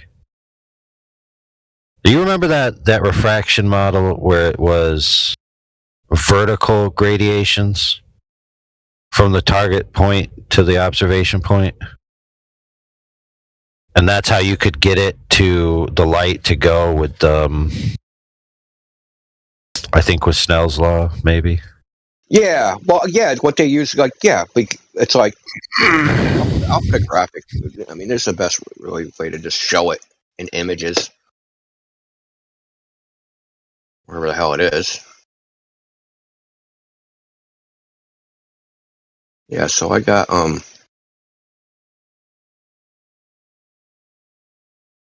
refraction. So we got this. So this image, right? So each one of these, this is how you would model Snell's law, right? You'd have a bunch of layers like this. If you look in live stream voice text, you have a bunch of layers. So it's like how many layers do you want to use? Basically, you're like, how cheap is my computer? That's what you're asking, right? How long do I want the simulation to run? How cheap is my computer? And as you start adding layers, right? Like, it deflects more because it has like this set value. It's not like a smooth curve, and like it'll approximate a curve, but that curve isn't going to look like the curve of the Fermat's principle. And like, I don't know what he didn't understand. Like, it's a divergent value, right? So, say you compare them at like 110 kilometers distance, the divergence is going to be small. But if you have a longer and longer and longer optical path, the divergence becomes larger and larger and larger, obviously. It's not like a ratio. It's not like they stay like in this ratio. It's only 10% different forever. No, it's like the difference like increases over time. The divergence becomes greater. Right, but because the error accumulates, right? So the error, like if you were going like, okay, this ray would hit at 10 feet versus 15 feet. Well, as you move down, right, because that angle is continuously changing, right, and they're not continuously changing the same, that difference compounds over time. Right, so now one ray is like shooting up at a 45-degree angle, and the other one's only going up at a 10-degree angle after some distance. Well, now when it starts like curving some more, it's going fucking straight up, and the other one's going up at 45 degrees. That's a huge difference. That difference went from 30 degrees to freaking 45 degrees. Right, so like I don't like he just didn't. I don't know if you don't understand or what the issue is. I don't think he wanted to understand quite honestly. Probably how I should have characterized it. He didn't want to know. Yeah, well, he did call you a cunt, so. Yeah, well, he could be right about that. Right, but those are still horizontal gradations, not curvilinear gradations. Yeah, yes, exactly. So what they're saying, like, you know, with calculus, like if you take an infinitesimally small straight line, it'll approximate a curve and yada yada yada. For what? You're hot, way mixer. You're hot, dude. Your mic's hot. Also note that, like, there's a specific angle here. They would require all these specific angles and boundaries to get things around the ball. See, in Snell's law, you have to calculate where the light intersects, the angle that it intersects the boundary, and then it bends towards the normal. So you need to know 90 degrees from that. That's what the normal is. The normal is in mathematics is called, it's 90 degrees from a boundary, right? So that's the intersection point. So that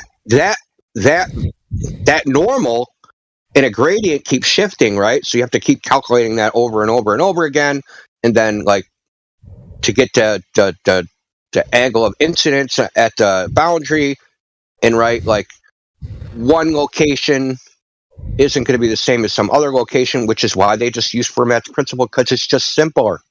It's simpler, more accurate. It's just like, why would you use? They just don't use it. So like saying it's this whole shit about like whether the boundary is physically real, not in the application you're using it for.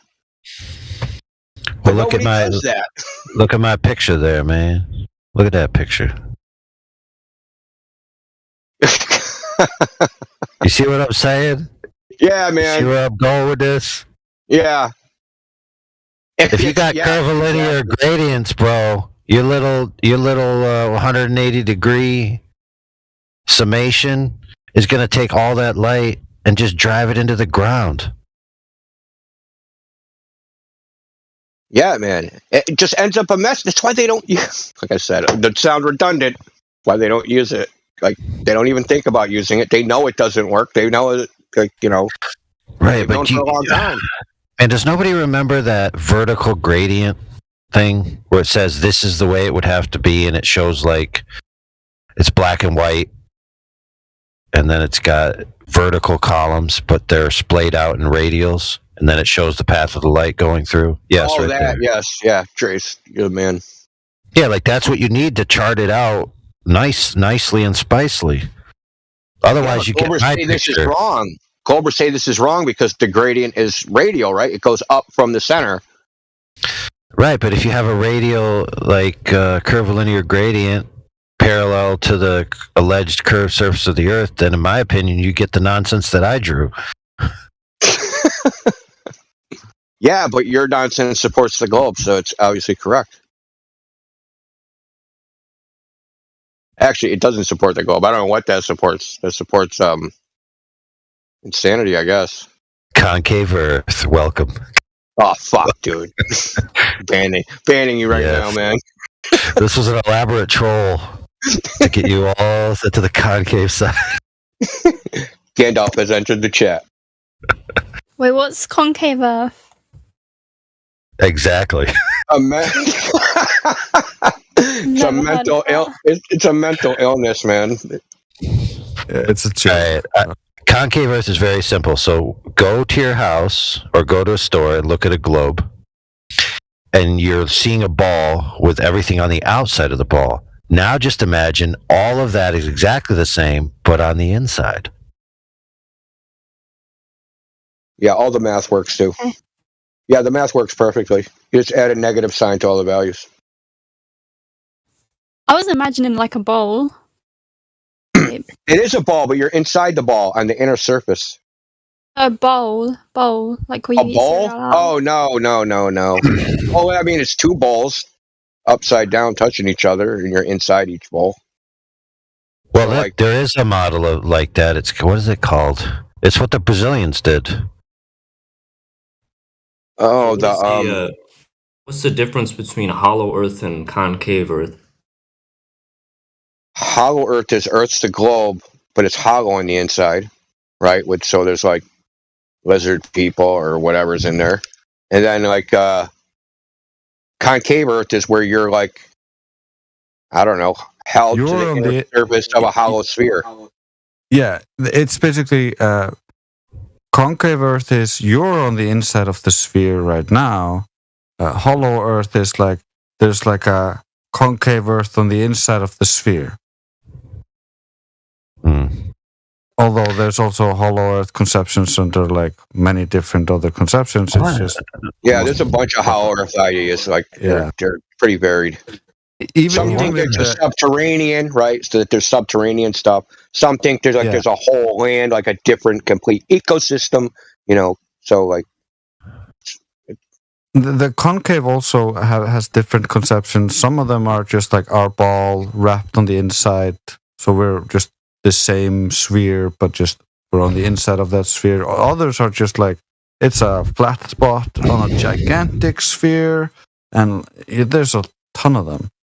Yeah.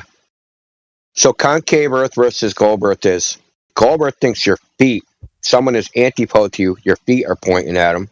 And then hollow or concave Earth, if you're antipode to somebody, your head is pointing at them. Your heads are pointing at each other. They're at the top of the inner sphere and you're at the bottom. And what's in the center, the thing called the stars, right? The night sky, is also a giant sphere that is too big. That it's so big that you can't see that it's a sphere, right? So it goes all the way to the horizon. And that, like, when you travel, right? So if I, quote unquote, fly, do they even have a word for it? I can't say fly around because you're not going around anything. So what happens when you go, quote unquote, around the world in a concave Earth, what do you call it? Is there a word for that? Like, is there like a mathematical term? Okay, so so you can't you go around a ball, but if you're inside the ball and you go like you're on the inner surface and you like trace a path on the inside, that can't be going around. Yeah, it's called centrifugal navigation. Going within. Just like skimming the crust. We call it in round. We call it in round. You go in round or in round. Okay, I don't know, man. I'm grasping at straws here, man. So the Brazilians called theirs convex Earth. Yes, that was it, convex Earth. Yeah. I'll show you the picture. Since you're gonna love it. So also about the concave Earthers, they're led by someone. Did he pass away, Lord Stephen Christ? Well, if he did, he certainly didn't rise again. Well, I mean, he's like a paranoid schizophrenic perennial jail inhabitant that kind of like it's like cell Earth, concave Earth. So what they think is that the sky is a big giant ball that you can't see the edges of, but like when you walk around the Earth, you are basically walking around this ball thing. But the sky is projected from the Great Pyramids in Egypt. It's called the Black Sun, right? So the sky is the black sun, and the sun and the stars and everything are within it. So when you look at the stars, you're not looking out, you're looking in. Everything is backwards. Like I said, all the math is the same, just add a negative sign to all the values. Yeah, but there's a big problem with negative curvature. What's that? I'll show you. 1 second. Oh my god, that image is so cringe, man. Dude. That really is, man. That image is mad. Dude, it's mashed potato Earth with blue gravy and a little parsley. I know, man. There's some chives in there. Is that chives or parsley? So a sphere with negative curvature. What is it going to look like? You guys ready? Hold on. I got to get the photo.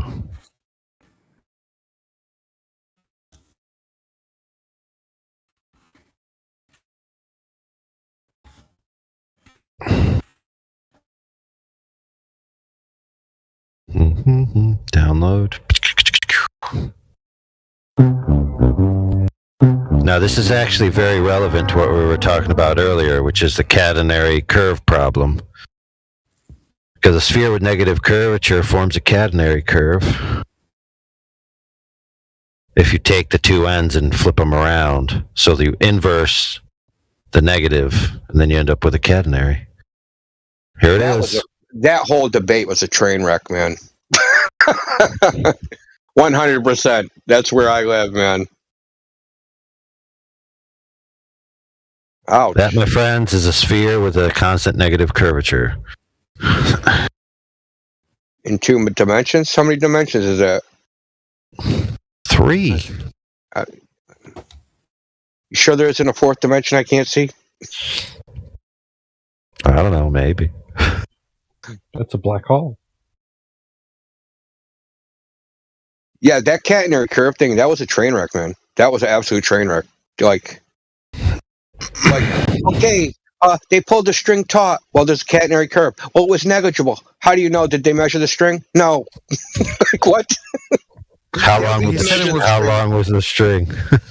He said it was very slight, so there was curvature of the string. Right, so he couldn't answer how long the string was, which means you don't know how much of a sample size it was of the overall structure, and he couldn't tell you how they affixed the string in free space, meaning, did they just put 2 sticks in the ground and attach the string to 2 sticks? How did they make sure those sticks were level to each other? Because the whole point was, he claimed, is that they were referencing the curve of the Earth based on calculations that they were applying to the string, and then they were using a string as a reference. That literally makes no sense, unless you can tell me all the parameters of how the string is oriented compared to the size of the overall structure and at the 2 points, the 2 ends. Well, let me talk about how much of a useless exercise that whole thing is. What they did. Now, let's say they did everything they said. They're going to make 2 tanks. They're going to make a tank where they think there's curvature and a tank where they don't think there's curvature. And then they're going to stick a toy model boat in there and simulate the boat's action through water on the ocean. Right? And then they're going to build a boat. And then they're going to stick the boat in the water. Right? They made one with the tank designed one way and one with the tank designed the other way. Do you think there's going to be a fuck bit of difference between those boats in the ocean that you can tell? Oh my God, this one's going 13.0001 knots faster. Or you wouldn't be able to tell the difference. It would be so infinitesimal because when you actually model fluid dynamics, the functions are nonlinear, so they normalize them. So there's errors that are greater. There's uncertainties within the mathematics that are greater than fucking their tolerance of their measurements by probably 100 orders of magnitude or thousands. Yeah. So the Navier-Stokes equation, which is about fluid dynamics, is a Millennium Prize problem. And if you can figure it out, if you can prove it, then you can have $1 million. It's considered the hardest one out of all of them, other than the Riemann. I mean, the Riemann one is thought maybe provable. The Navier-Stokes equation, because of the nonlinearities, is probably not provable, whether it's valid or not. But they use it to model shit within a range, right? They just basically clamp the infinities, right? Normalize the infinities, and that's it. But what I'm saying is that they didn't need to do that. They didn't need to do that. They didn't need to do that like engineering adjustment, because for practical purposes, he kept saying it worked. It worked to do what? Yeah, they made a tank, right? And they stuck a fake boat in it. Yeah, it worked. They didn't have to account for curvature to make a tank full of water and stick a boat in it. It makes no difference, right? Because what were they designing? A yacht or something, right? A racing yacht? Okay. Well, I don't understand what even the purpose of this was, because it seems like just doing it to do it.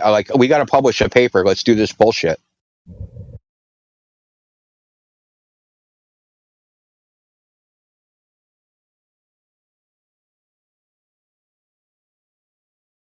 assuming a curved water level and lining stuff up to it worked. Would it not have worked if they hadn't assumed the curve that they never measured or verified? What's his point? Yeah, that's what I'm saying, man. That's exactly what I'm saying.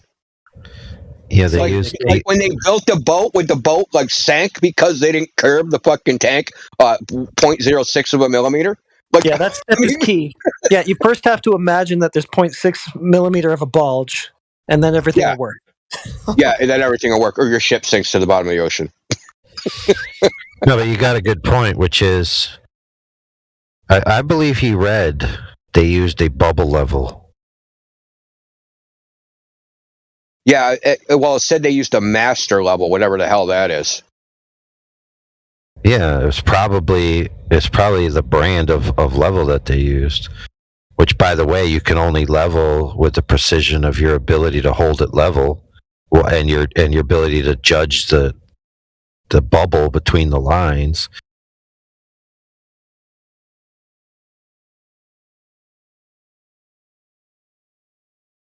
Okay. So they're just using local water techniques or liquid leveling techniques, and then they're just trying to make it parallel to the water surface. That's pretty much all they're doing. Yeah, well, what else could they do? They think that parallel. They think that they're trying to quote unquote level it to the water surface, but in their model, level is curved. So they have to curve the rail so that the rail is one height above the water, and that it has to be, for some reason, 0.6 millimeters different in the center than at the edges, right? So it has to have a 0.6 millimeter curve over this distance, whatever the distance was. Right. I can actually, and that somehow if they didn't do this, it would work.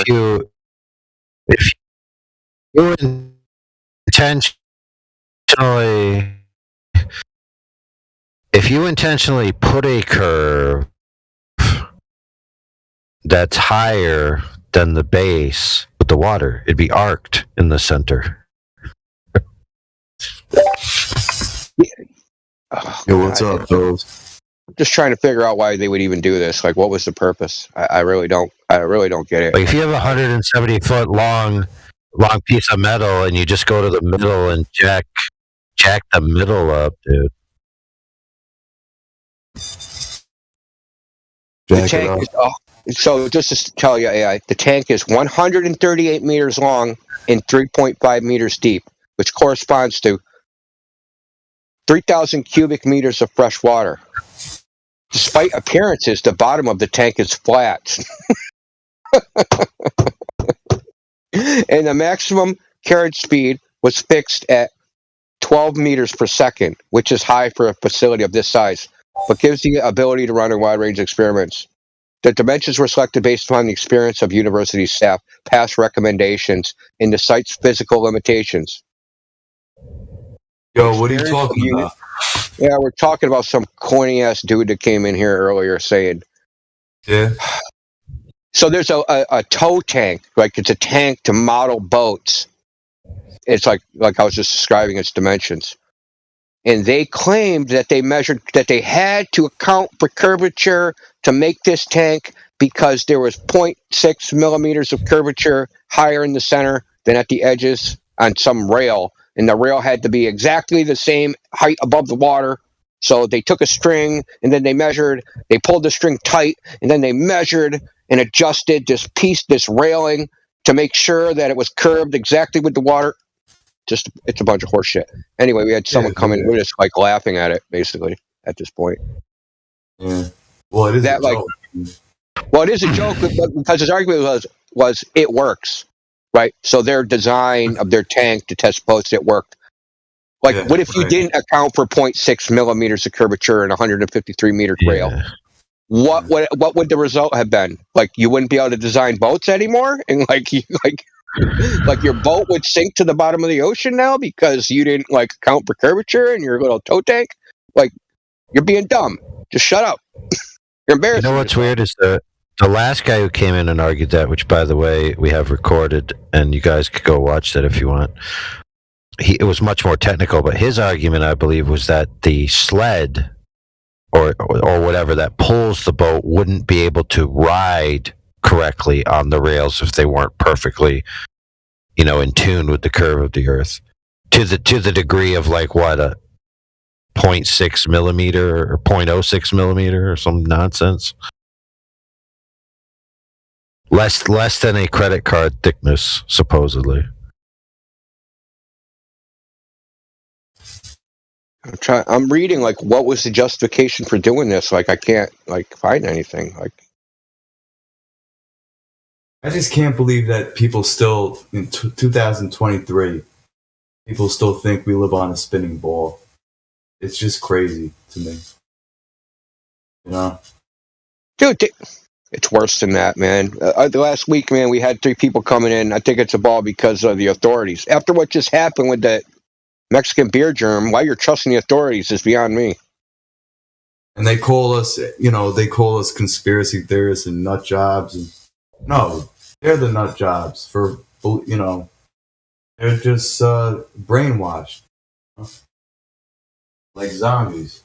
Like the Night of the Living Dead. Safety, man. They think there's safety in numbers, right?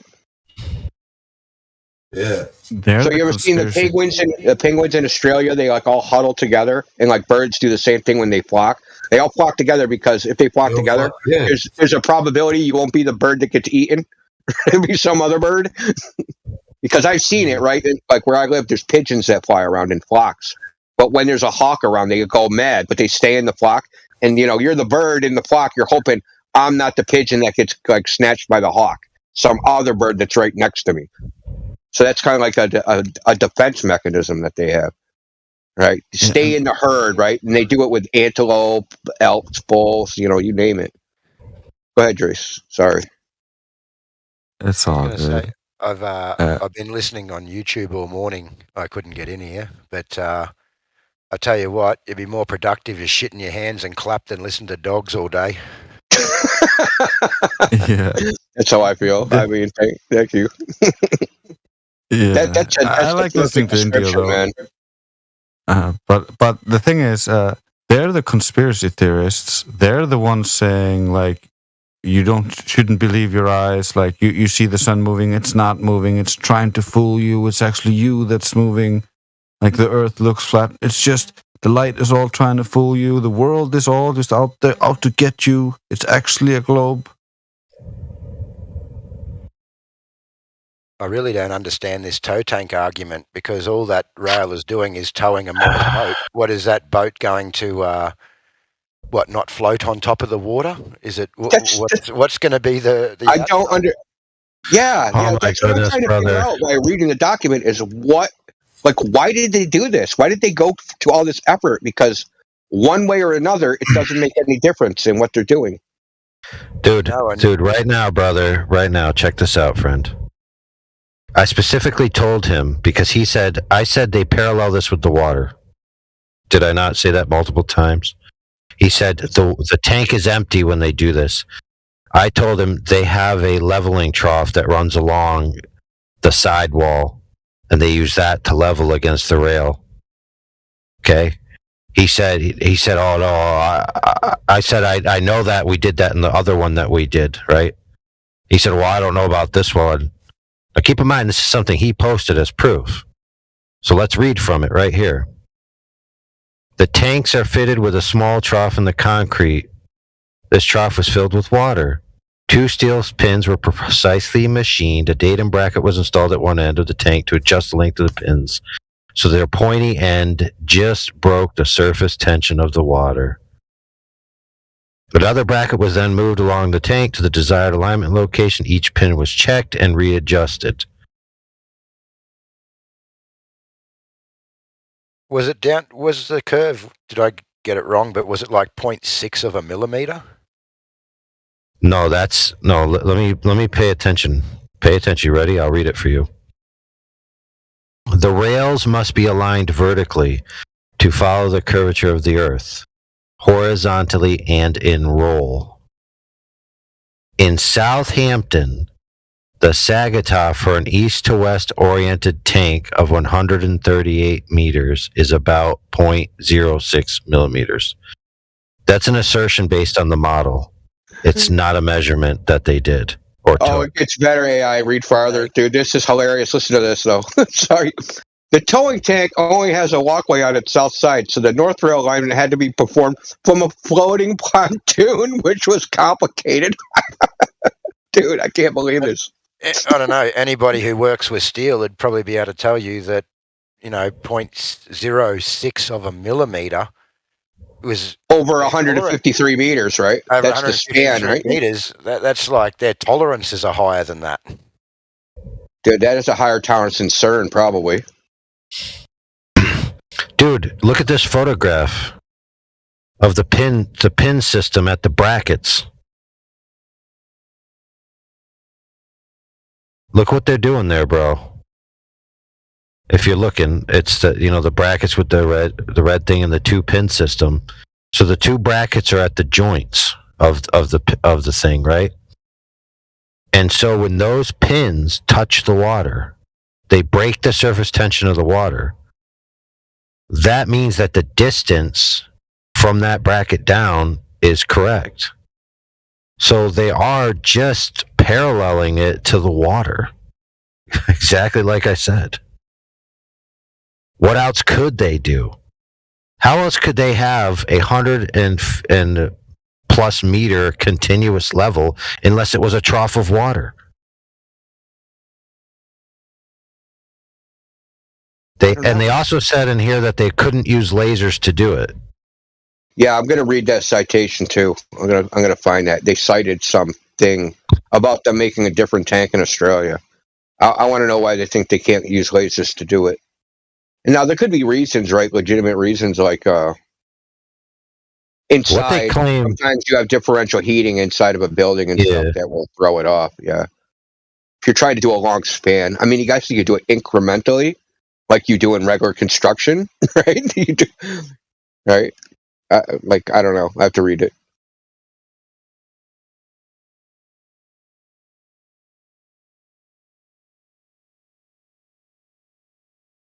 My God, dude.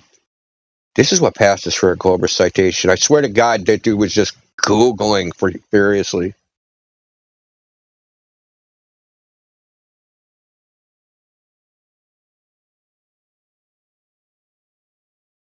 The most frustrating part is that he didn't understand when I was like predictive model, I'm talking about not Snell's law, not Fermat's principle, an actual model for terrestrial refraction as a phenomena, right? Not like the general role of refraction, right? That model, generalized refraction model versus a model applied to a specific phenomena. Like that shit was going over his head, man.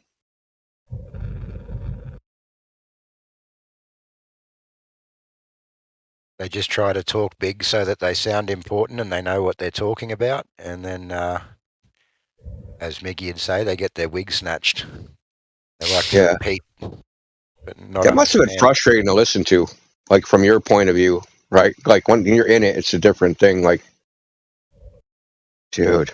I just want to get in there and tell him what a fool he is. That's all. I've had some experiences with this guy before, as well as heard a fair few debates that he's had, and I just can't stand him, to be honest.